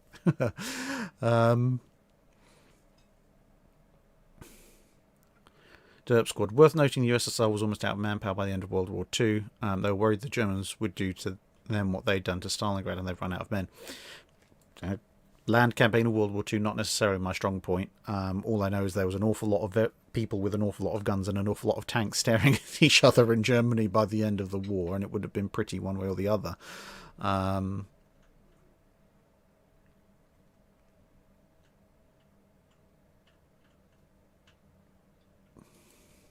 Captain Seafort asks, following your recent Wednesday videos on Mahan and Lee, do you have plans for similar videos on Julian Corbett and Percy Scott? I do have, and similarly Brian Nicholas asks, do you have plans for Admiral Cunningham or Admiral Byng? So yes, I actually do have plans for Admiral Cunningham and Admiral and Julian Corbett. For Cunningham, I have, amongst other books, I actually have his autobiography, obviously not written to me, but I managed to get a copy of his autobiography where he's actually written in it and signed it. So I actually have Admiral Cunningham's handwriting in that copy. So I'm very happy to have that. So yes, that and other books will form the basis of a video on Admiral Cunningham at some point. And in the post from Amazon a few days ago, I got the new release by Andrew Lambert, The British Way of War, Julian Corbett and the Battle for a National Strategy. So that and a few other, and obviously Corbett's original books as well, will eventually at some point form the basis of a video on Corbett, similar to what I did for Mahan.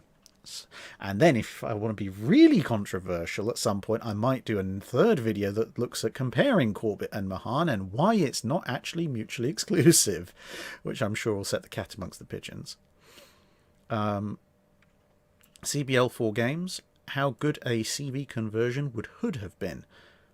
Pretty decent. I mean, she's on a displacement par with the Lexingtons. The Lexingtons turned out to be pretty good. And bearing in mind the Lexingtons were basically the Americans' first attempt at a large carrier, for the British, if they had gone to convert Hood, it's almost certain it would have been after Courageous, Glorious and Furious were converted, plus obviously Eagle and Hermes, etc. So they would have had a slightly better working knowledge of what not to do for carrier conversions.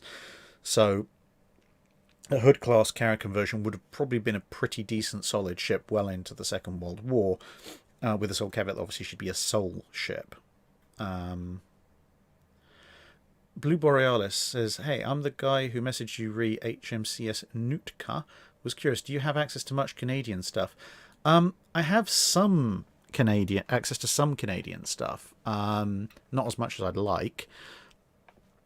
But I am kind of hoping that, obviously I've got the US, well, not entirely repeat, but almost repeat of what I had planned for the previous US trip, hopefully happening in kind of April next year. I'm also now beginning to sketch, very, very sketch out plans for a second trip at some point, whether that'll be later next year or possibly the year after, I don't know. But that's going to incorporate other US museum ships in other states that I'm unfortunately going to have to miss the first time round. But I'm also hoping to sort of take a sweep through Canada to see Sackville and Haida, etc., etc.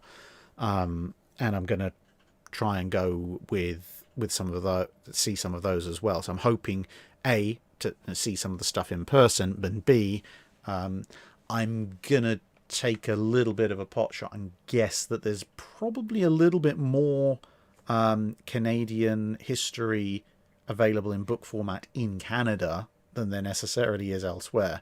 And obviously, hopefully maybe some of the museum curators and stuff will be able to point me in the direction of some of the good stuff. So yeah, there will be more Canadian content coming. It's just that if you could see the backlog of the videos I've got to make, and this is just the stuff that I've thought of, and the stuff that obviously you guys have asked for. But yeah, I'm not going anywhere for a while. It turns out that there's a lot of naval history, believe it or not.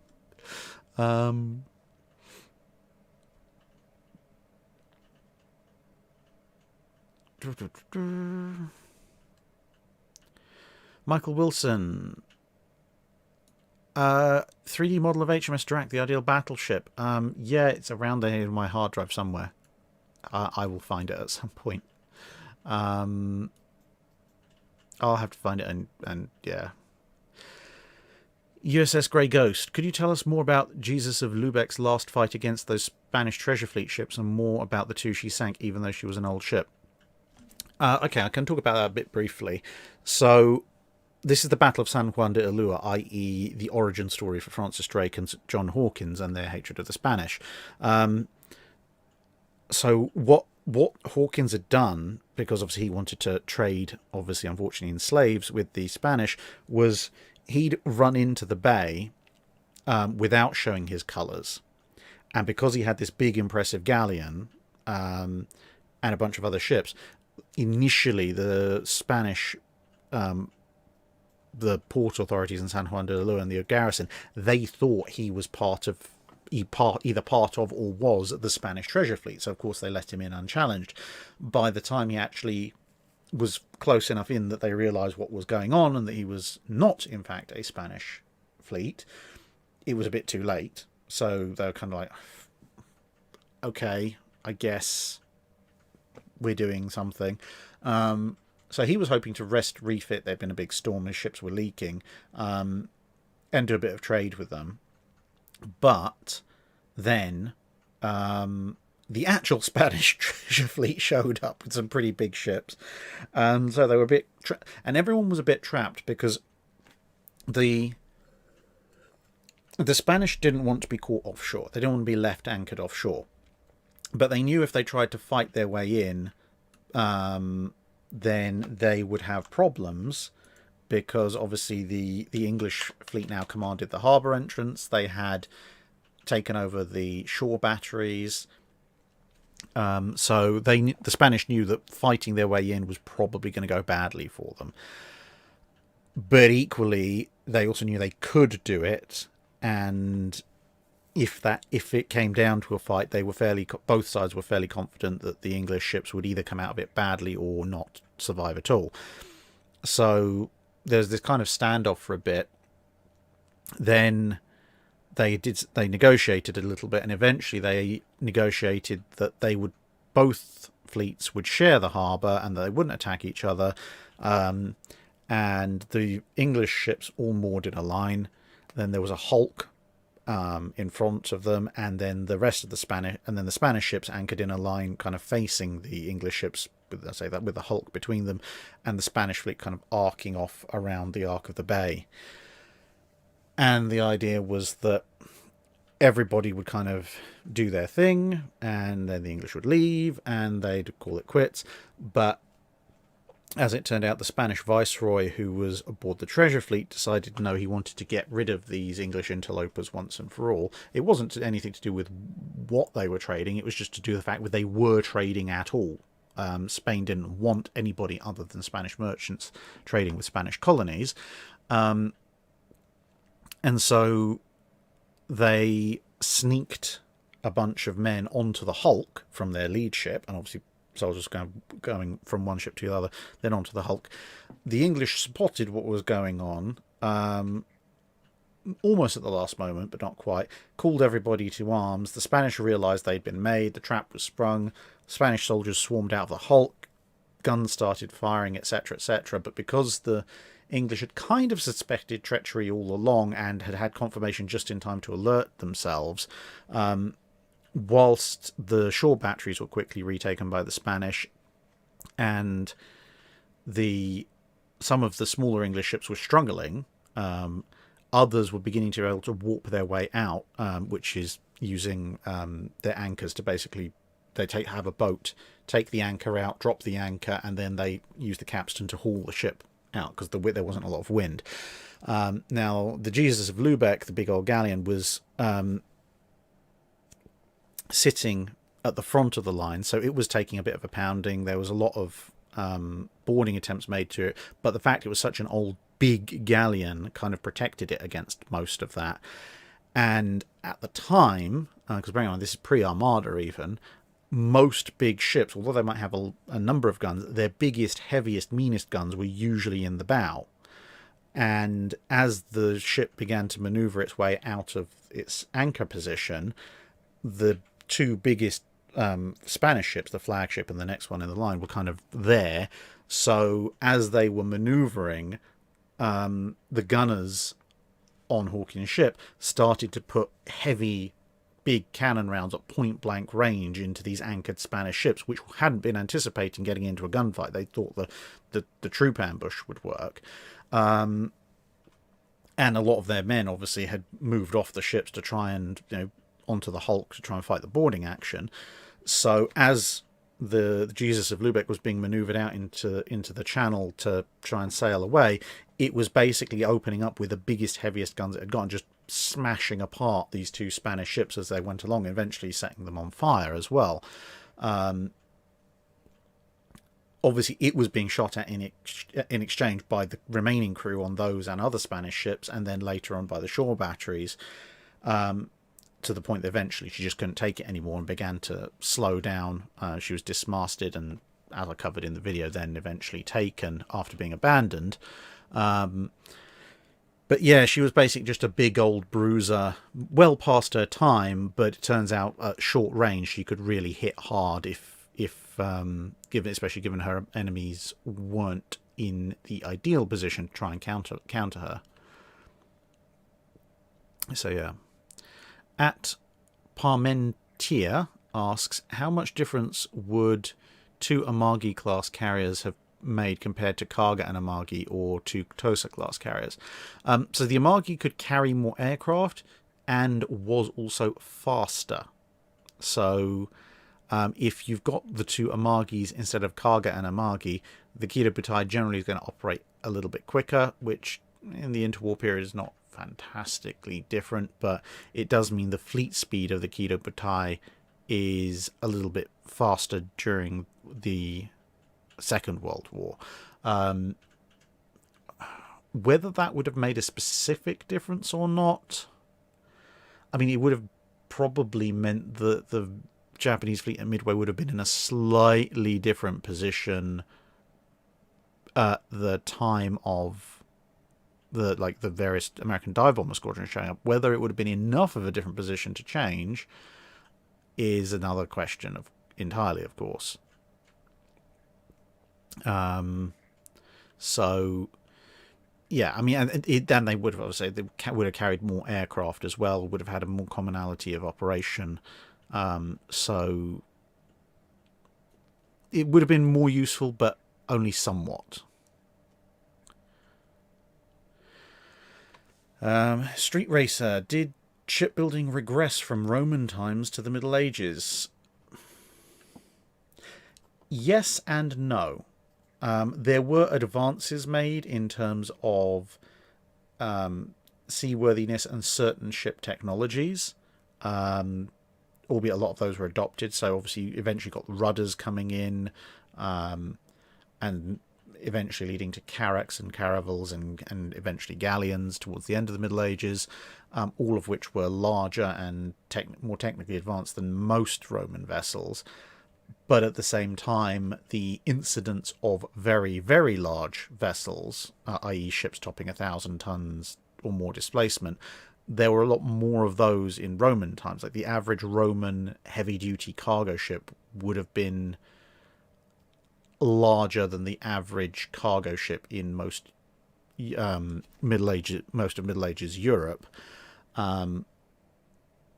Albeit that, the Roman shipbuilding technology in general was configured around the Mediterranean, which meant it did struggle somewhat out in the Atlantic and the English Channel, whereas obviously most your Northern European ships had to survive in the North Sea, the English Channel, and the Atlantic, so they're probably a bit more rugged, but smaller. I mean, there's the famous, famous to people who study this kind of thing.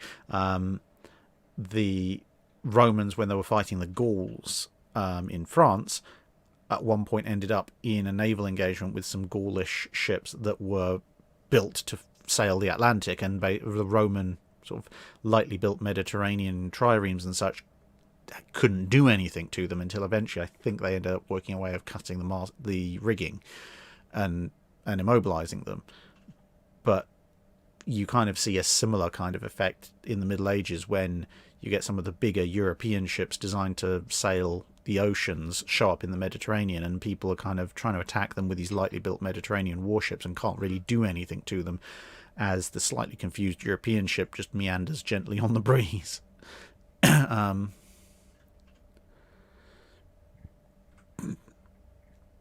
Excuse me.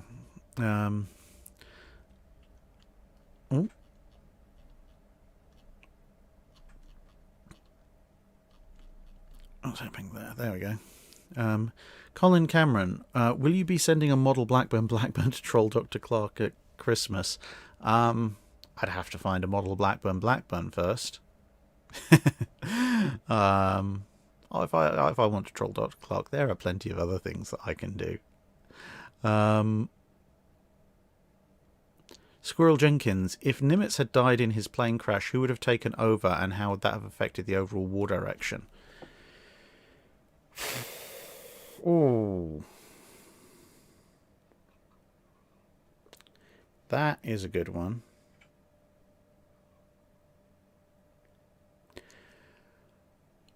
It would have been a toss-up, I think, between grabbing... Not Halsey, I don't think. Apart from anything else, he was seen far more as a frontline commander. You depending on who's making the final decisions, you probably either would have had someone grab someone like Spruance or Fletcher, probably Spruance,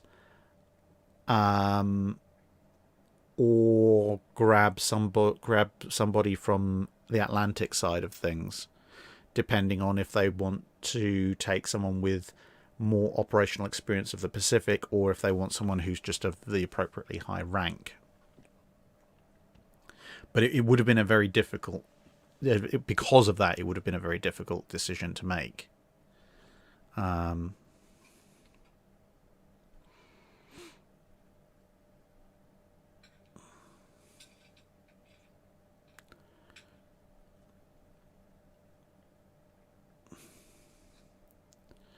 dun, dun.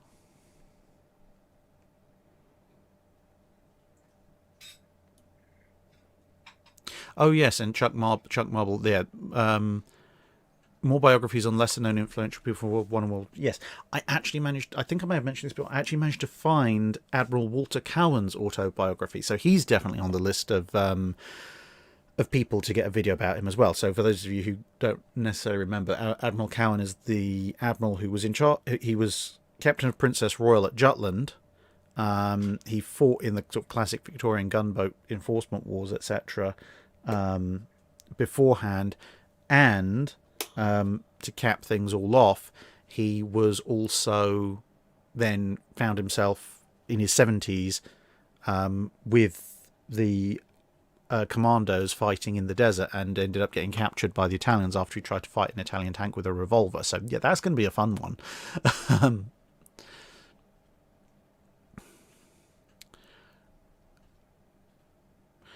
David Wright, how effective actually were the Royal Navy's 14-inch guns, and were they comparable to other nations' 15 and 16-inch guns? Yes and no. I mean, they're 14-inch guns, so ultimately their armor-piercing capability is not going to be quite on a par with a similarly modern 15 or 16-inch weapon. But they do have a number of advantages that do make them competitive. For one thing, their armor penetration isn't terrible. It's pretty good. And for the kind of battle ranges, A, that are actually fought in World War II, and B, the British are planning on fighting in World War II, it's good enough. Now, yes, granted, at longer ranges, 28, 30, 35,000 yards, the armor penetration leaves something to be desired when compared to a high-velocity 15-inch shell or a super heavy 16-inch shell. And yes, some navies were planning on fighting on those ranges, but, as I've said before, no one, it turns out, was actually able to hit anything at those ranges. So, yeah.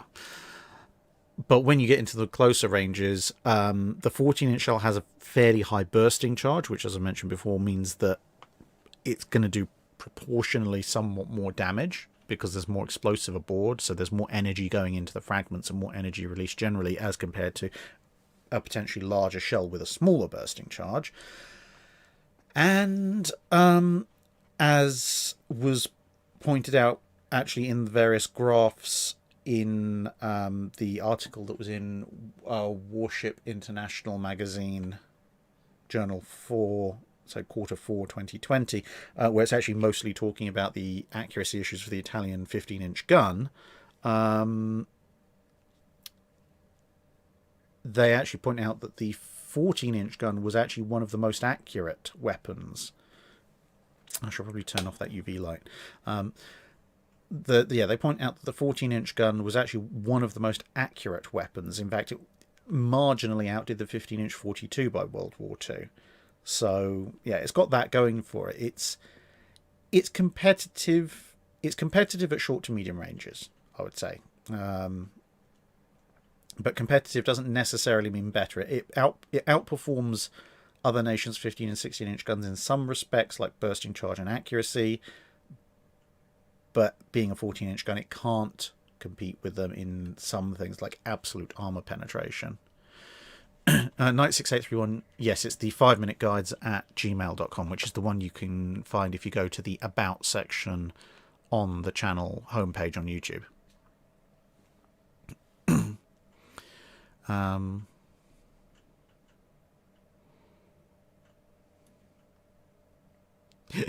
Frank Barnwell, did Chris Bismarck scoop you on HMS Belfast yesterday with that AA battery evolution on your turf? No, I gave Chris a hand with that. You might notice that some of the footage is actually there credited to me as well. So no, I'm perfectly happy to work with Chris on stuff like that. You know, he's as good, if not a better historian than me. So obviously in his field. So, you know, yeah, this is the thing when it comes to, and it's a bit interesting. I don't know how much cross viewership there is, but recently Metatron released a video about some academics who appear to greatly resent the idea that anybody would go on YouTube and talk about history and not be them, even though they make no effort to actually do so. And as I commented on his video, you know, fortunately, I would say 95 to 98% of all the naval historians I've had interaction with have been nothing but polite, wonderful people, and you've seen a bunch of them appear on the channel. And to be honest, when I interview them, I kind of have to overcome a certain degree of shock to my system, because I'm sitting there going, well, hang on a minute, these are the guys who've written the books that I read as part of my research to bring you content, and I get to now talk to these people.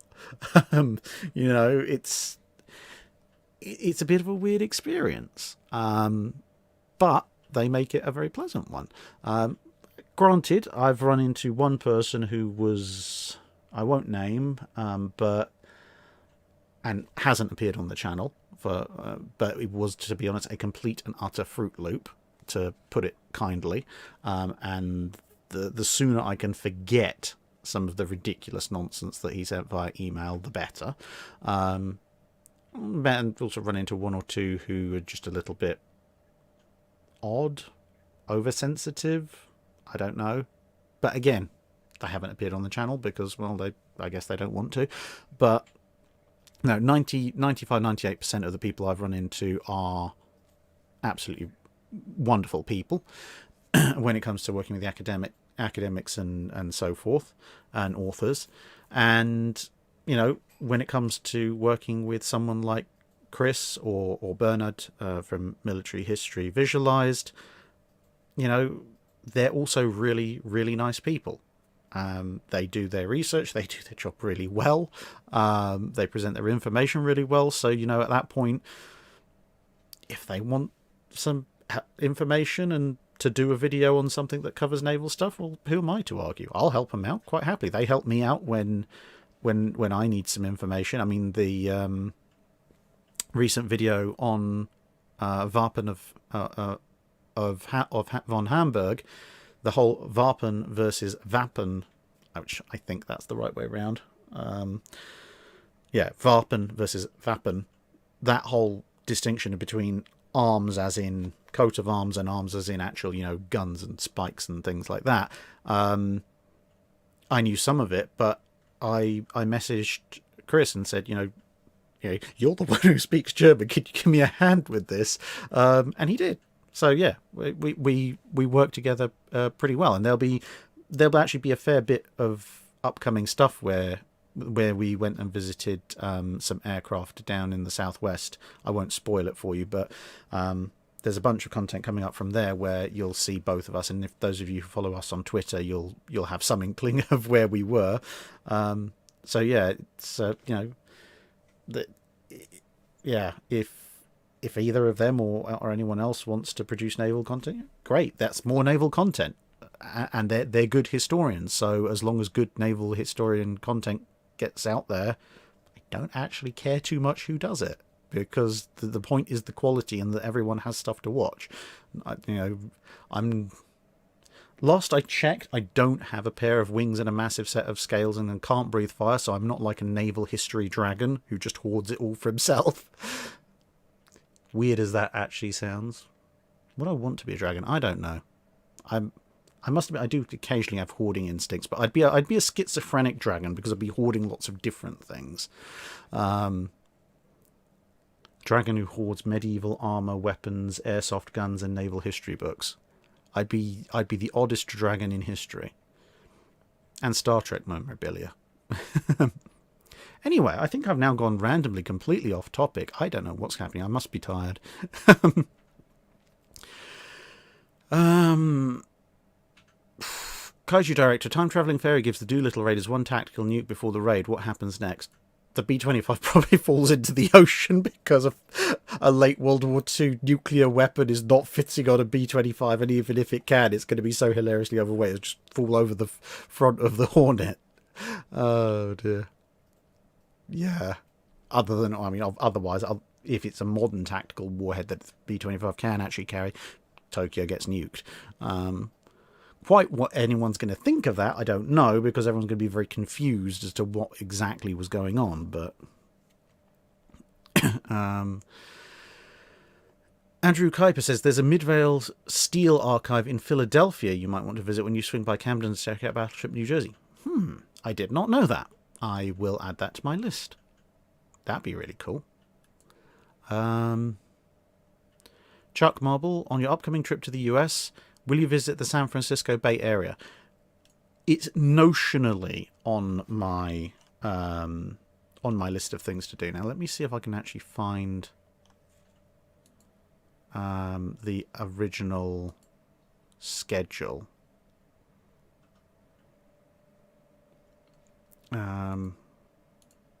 It's around here somewhere.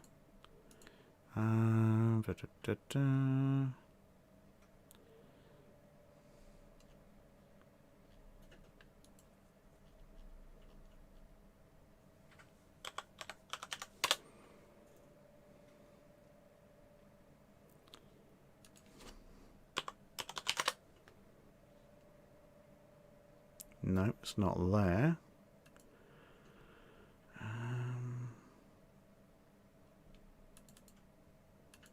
I'll just check one other hard drive.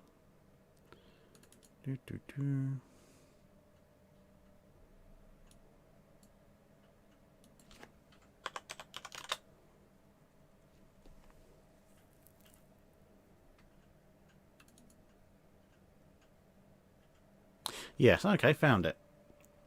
Right, that was lucky, considering that document's over a year old. Right, so my original schedule. Squirrel Jenkins asking if the Doolittle raid killed Hirohito, how would that have affected the end of the war? It probably would mean that the war continued. I mean, if the random nuking of Tokyo on the Doolittle raid doesn't end the war there and then, Hirohito was basically the only one with the authority and the sanity at the end of the war to actually say, no, this is over. And even then, they still tried a coup against him. So without his authority, they probably just would have got nuked even more. Yeah, so anyway, the schedule, where was I? Yeah, so my original schedule, which was a little bit ambitious, I must admit, but it was spread over 2 weeks instead of 3, was... Where was I going to be? So I was going to be in Fall River, which, that's Battleship Cove. So USS Massachusetts, and the ships around there, plus USS Salem. So I'm going to do 2 days there. Then Boston, Constitution, etc. Philadelphia, Olympia in New Jersey, possibly DC. Then Norfolk, for, I believe, Wisconsin is there. Wilmington, then Charleston, then a couple of days in Mobile, then a couple of days in San Diego, then a couple of days in LA, and then back home again. So yeah, that was my suicide trip, because I think I'd probably be dead from stress or lack of sleep by the end of it. So ideally, I still want to visit all of those places, but I'm going to be adding in a few more bits and pieces. So I'll probably want to be in Philadelphia to see New Jersey, Olympia, etc., etc. I'll probably want that to be 3 days. I now also need to go to DC to see the Smithsonian and a few other museums there. So that will add some time to what I need to do. So, And of course, I do need at least a couple of rest days in there. So that's already going to fill out probably most of the remaining days in my new 3-week plan. Plus, of course, as I mentioned, I'm going to be RVing it down the East Coast. So I'm currently looking to see like which companies will do a decent RV deal for me to pick it up in Boston and drive it down to Charleston and then leave it there, because I'm not going to go cross-continental in an RV. I'll go flight from Charleston to Mobile. Oh, and that's the other thing I've got to add to the list. If I can visit USS Texas in her dry dock, I will be doing that. So it'll be Mobile, then Texas, and then on to California. So many states. and then back home. So that'll be that US tour Mark 1, April 2022.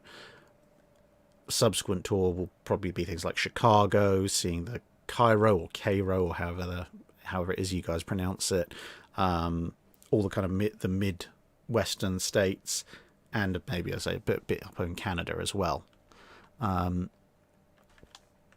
But I need to work out what those places are that I want to visit and how exactly I'm going to do it, and what the transport connections are.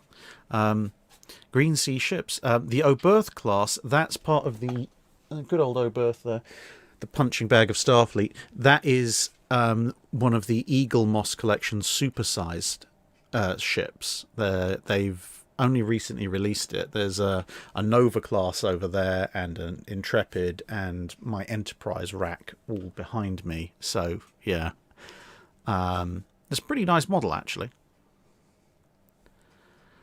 Why not? Yeah, Fanderson UFO. Why not the classic Enterprise? Well, that's because I have all the Enterprises facing me above the screen.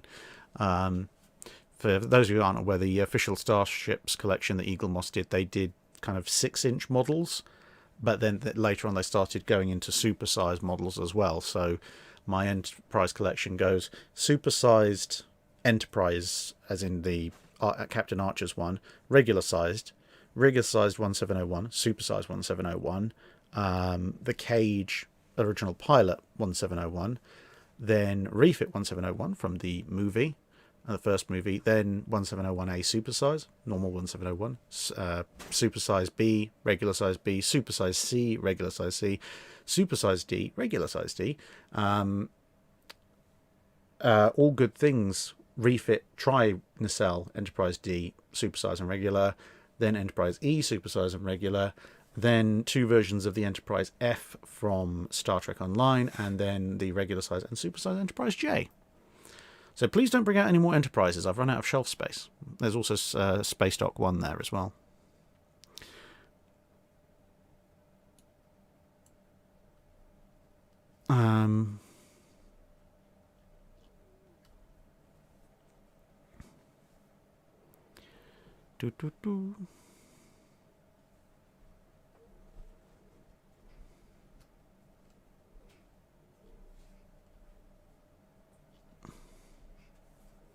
Right. We've been going for almost 4 hours. Alan Ziebelman says, Olympia is claustrophobic. It's probably not as claustrophobic as the Lyther. That's the Hungarian monitor I visited in Budapest. Yeah, they issue with cycle helmets when you go below decks, because basically, unless you're a midget, you are going to knock your brains out without a helmet. And then, of course, for those of you who've seen my HMS Victory walkthrough back when I didn't realise that you could actually put your camera into landscape mode, you'll know that I stupidly walked around Victory thinking I was just small enough to fit under the beams, and it turned out, no, I wasn't, and clocked my head a couple of times, which I keep doing. I don't know why.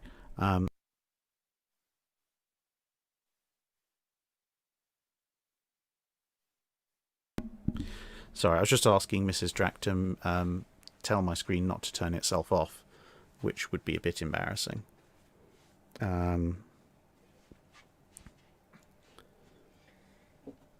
Yeah. One thing I fortunately do not suffer from is claustrophobia. So I will quite happily dive into the tightest of spaces. At one point when I went caving, I actually found a new little route through the cave and then got criticised by the guide because I could have got myself stuck. But that's what happens when you're not afraid of tight spaces and you have no real sense about what is and isn't dangerous, because apparently going headlong down into a little tunnel not much wider than my shoulders is not a good idea when you're caving and no one knows where that tunnel leads. Fortunately, it led out into another part of the cabin, so that's quite fun.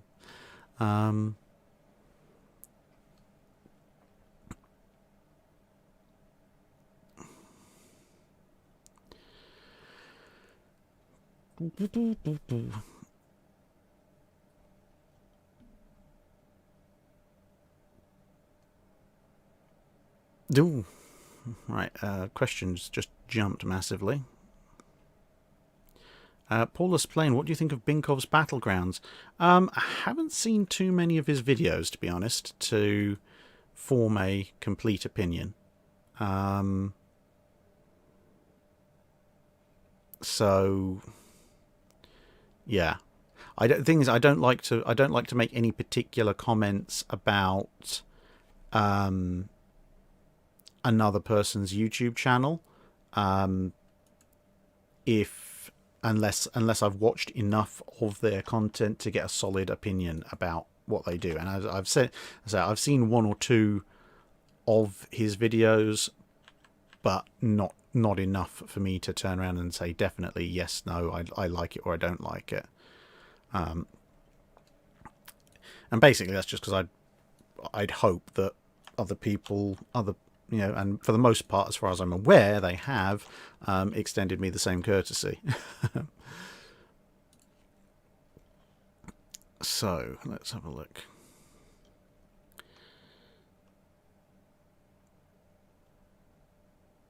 Now people asking what exactly their berth is, and can I get it down without...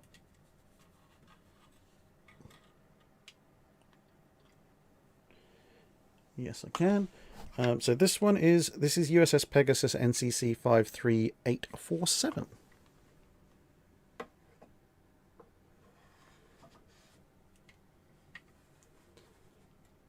Now you look, and her berth class moved and it didn't explode.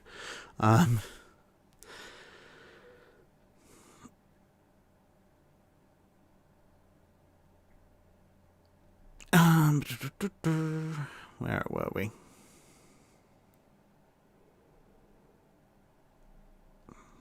There we go. Odd question. Was the last Victorian Spithead review the largest collection of warships in one place? Possibly. It would make sense. I'd have to have a look. I actually have a book that covers all the Royal Navy Fleet reviews, so I'm sure it'll be able to tell me which one actually had the most ships present at it.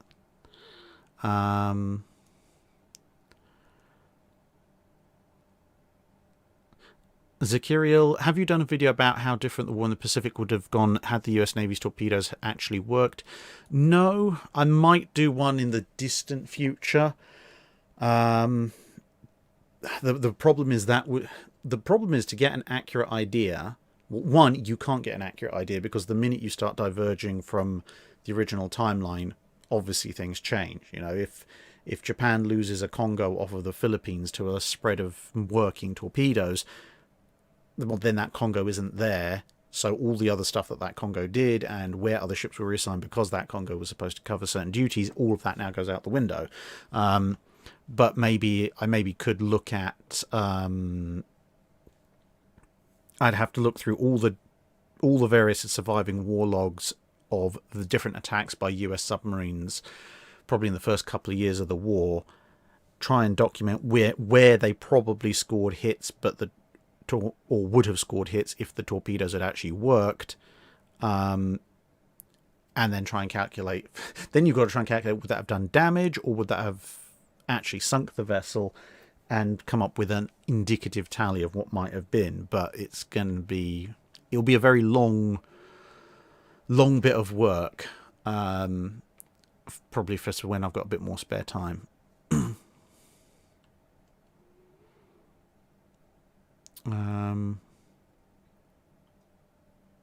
Yes, Alan Nielsen, well remembered. There was an Oberth and a Nebula class, and I think a runabout salvaging the crew from the Enterprise D at the end of Star Trek Generations. There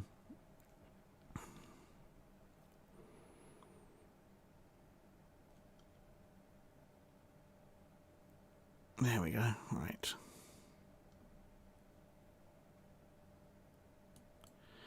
Burnt Potato missed a question. Bear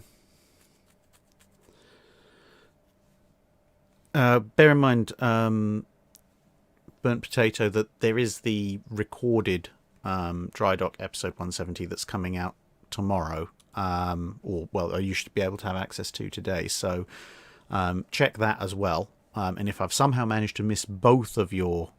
if I've somehow managed to miss your question in both, then I do apologise, and please drop me a message and I'll remedy that in next week's Drydock. Blue Borealis, have you ever considered doing a video on the Battle of May Island? No, I have considered doing it. I will be doing a video on it next year at some point, probably.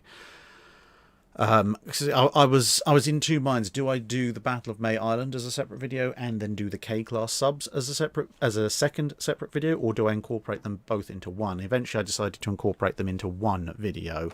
But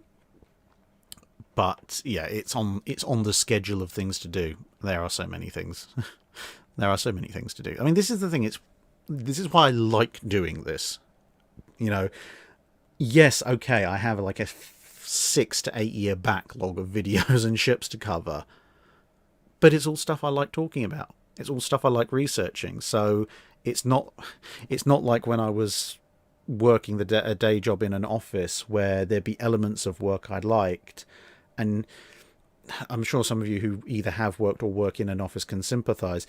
You have a bit of work that you actually like doing, and then you're in two minds because you like doing it, so you want to do it to the best of your ability, which means you can finish it quickly, but then you don't want it to be over, because when it's over, you know someone's going to give you a bit of work you're going to hate, so you kind of want to drag it out, but then if you drag it out, you're not doing it to the best of your ability, and if you drag it out too much, people might think you're not good at it, and they might then not give you that particular kind of work again. So you're left in this kind of limbo of how much do I drag out this work I like, and how much do I finish it quickly, all the while knowing that, you know, next week or tomorrow's work might be something you absolutely detest, and might take a long time to manage. Whereas doing naval history, there's so much choice, and it's mostly all stuff I like, that I don't think I've ever come across a video where I've just looked at it and sighed and gone, oh, I have to do this. It's always been, since I've been doing this channel, it's always something I've looked forward to doing. About the only times I've ever had any kind of feeling of resentment is occasionally been due to various life circumstances. I've been left with like 36 hours to finish a video, and I'm looking at it going, well, the script really needs a couple of days more work on it just in and of itself, let alone the recording, the editing, the uploading, etc. And then I've worked through like 34 hours straight just to get the video done. But you know, yeah, occasionally I'm a bit annoyed with myself at that point, but you know, such is life. If you're gonna be annoyed because you're working a 36-hour day, you might as well be working on something you enjoy, rather than having to work a 36-hour day and also hating what you're doing. So there you go.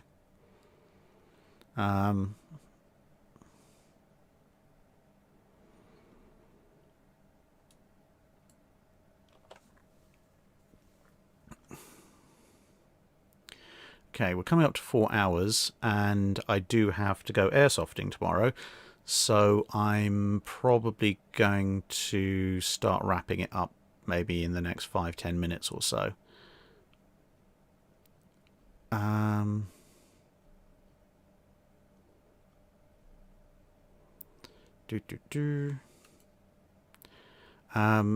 117, Drac, if the Germans decide in 1936 to just use the 15-inch for the Bismarck to upgrade the Scharnhorsts, how would the early war in Norway go?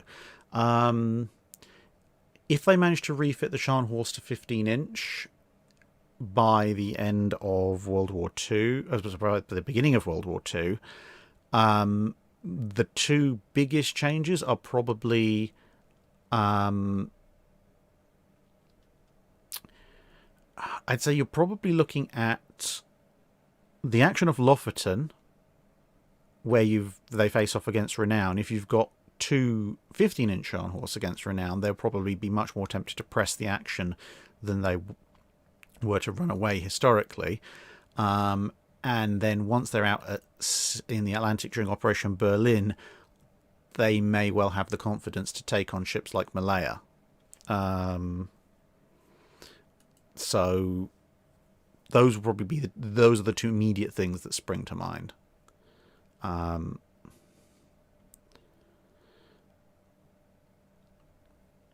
The thing is, after Operation Berlin, they're basically trapped in Brest. Then they do the Channel Dash. Then they're trapped. Well, then Scharnhorst is trapped in Norway, and Gneisenau's blown up in docks. So there's not really much else that they can do. But yeah, their initial early war confrontations, they'll probably be much more confident in taking them on.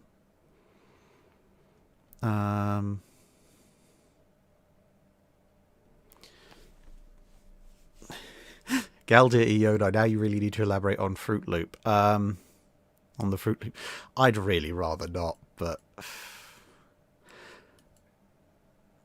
let's just say when I finished that reading that email, it's probably one of the first times in my life when I've just read it, sat back, sighed, and gone, I am so glad I don't live that person's life, because that seems like an awful place to be. Oh dear.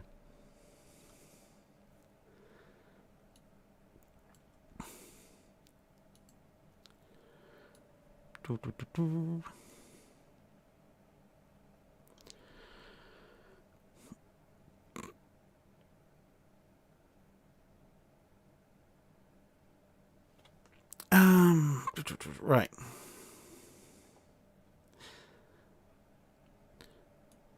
Trevor S. Would you cover Gibraltar naval history as a base rather than a ship? Yes, I definitely will. So those of you who don't know, I actually went to Gibraltar for 3 days in August. Walked up and down the rock a lot. Lost an awful lot of weight because it turns out that you sweat like a pig when you're trying to climb that thing.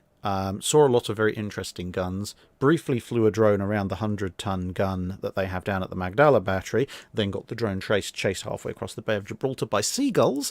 That's a story in and of itself. Yeah, it was fun. Gibraltar is an interesting place. As you may have caught from one of the dry docks earlier this month, though, when I got there, one thing, after having walked up and down the place, gone through all the defences, etc., etc., the one thing I definitely came away with was anyone who ever tries to attack Gibraltar via land assault is mad.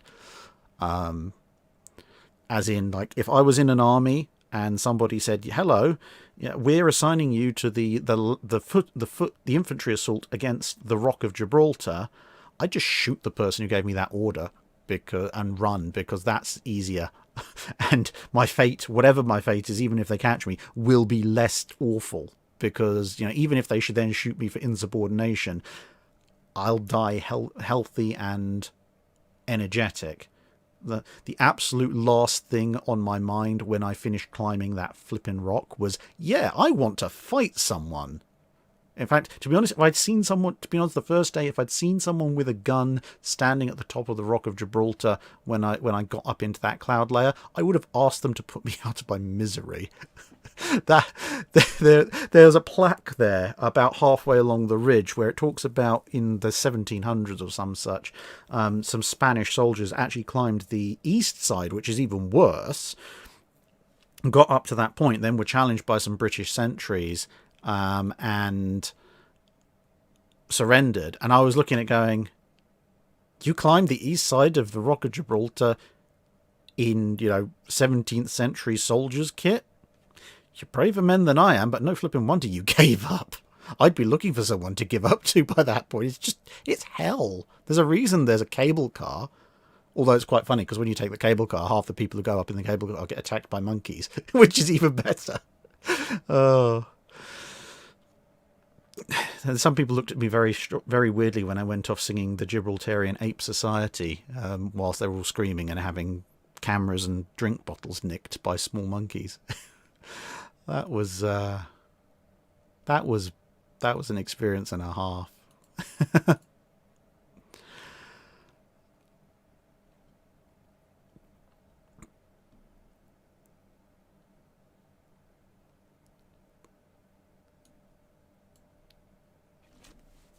Right. So yeah, that's Gibraltar.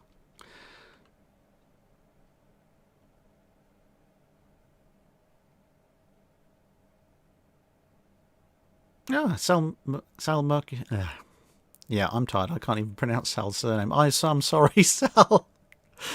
Yeah, I'm losing the ability to English. So Sal, who was on the latest episode of Bilge Pumps talking about the Bonhomme Richard Fire report, he says, "What's your view on it?"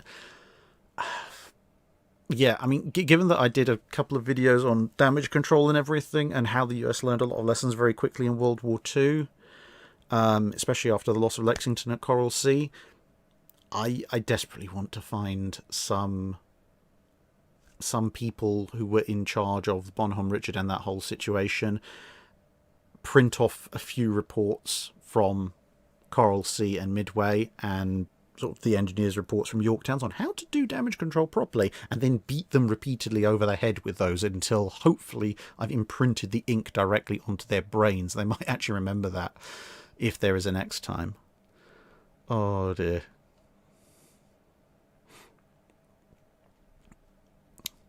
That would have been interesting.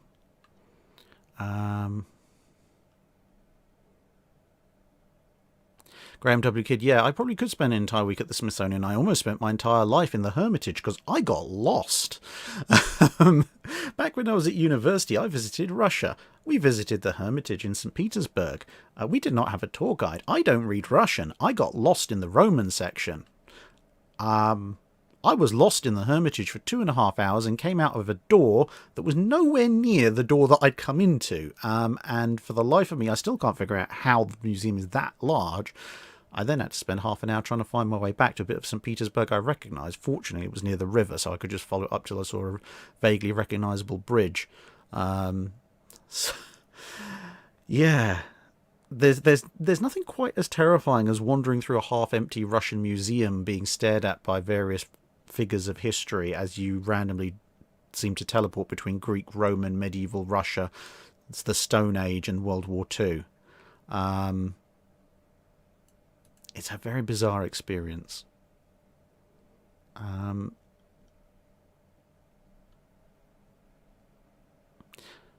Knight 6831, do you watch Drain the Oceans? Yes. Yes, I did.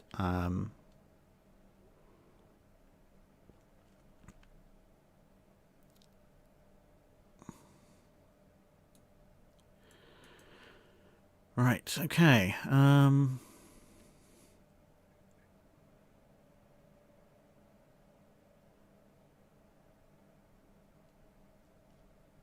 Oh, and the question's just a massive jump. Thank you very much, Jason Mates. Thank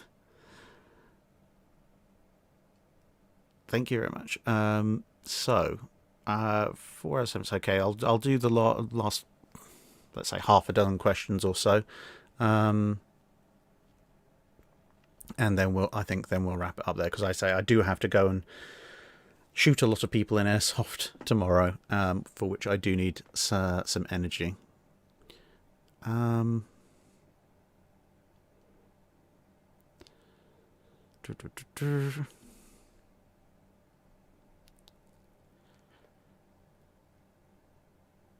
That's everything's jumping around at the moment. Okay, right.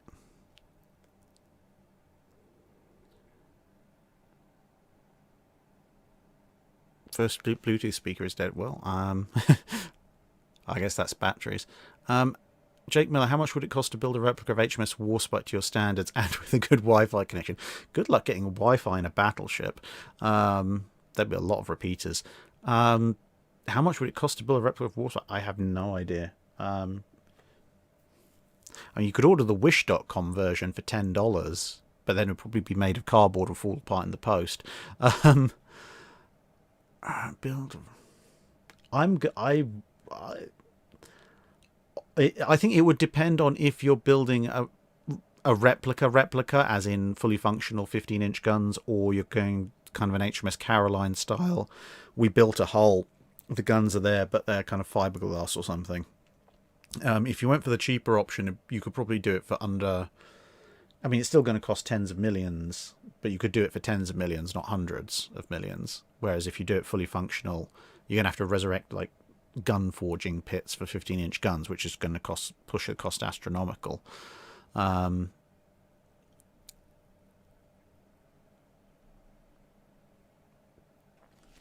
right.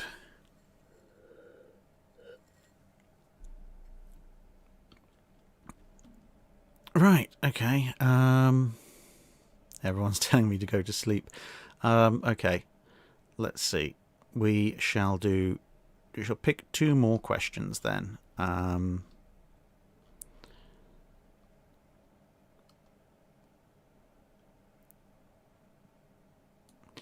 Simi Sims is, in future, any material coming about the fighting in the biggest lake, Ladoga, in Europe during World War II? Yeah, at some point. There will be that kind of content. I do need to cover something. I mean, I'm working vaguely on a script for the battles on Lake Tanganyika as well. So there's that as well. That's going to be a fun one to cover, because I've recently come across some nice photos of that. And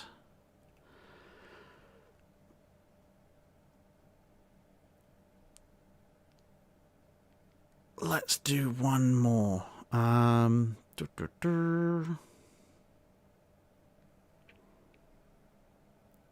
I miss anything? May Island, Midvale Steel.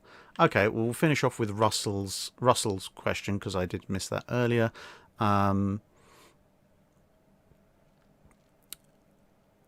The earliest, simplest warships I can think of are Persian, Greek, or Egyptian galleys, whose big tactic was ramming.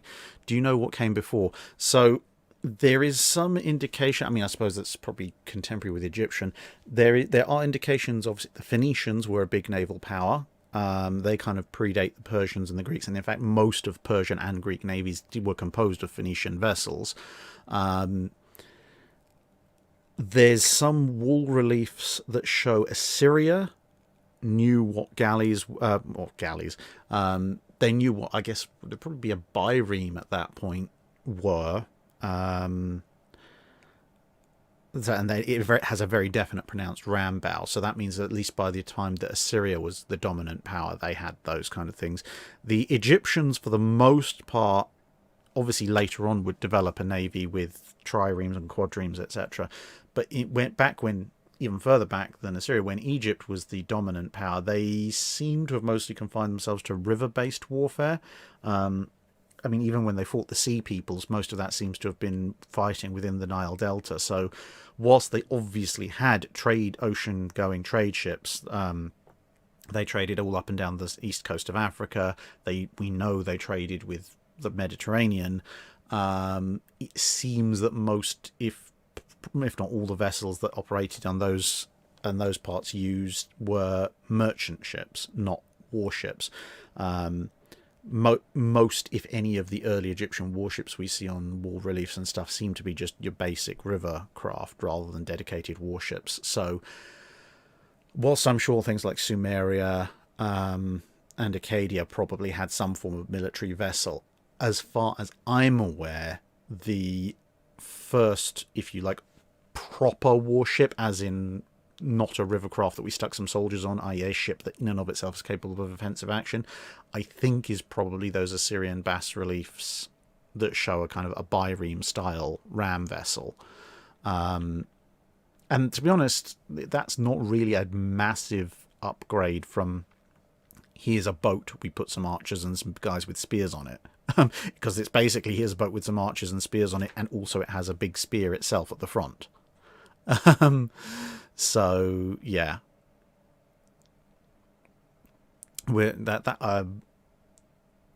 if anyone else is a bit more of an expert on properly ancient warships and wants to chime in on that, then feel free. I'd quite happily discuss that on the channel. But I think that's about as far back as my knowledge goes.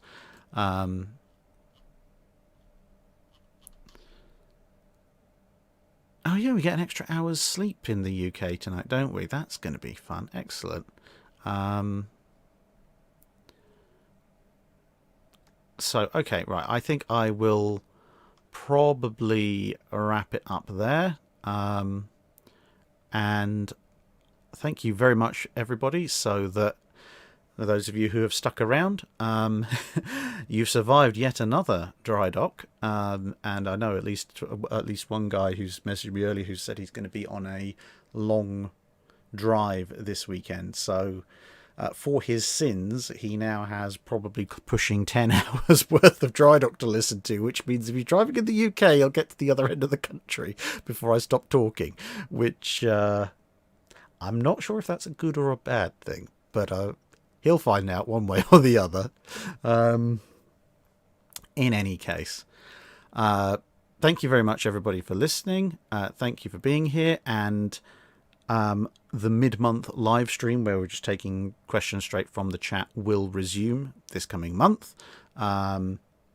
Definite. And yeah, it's been fun. And now I'm hyped up on 1.5 litres of Iron Brew, so I'm just going to try and chill out. Bye, everybody.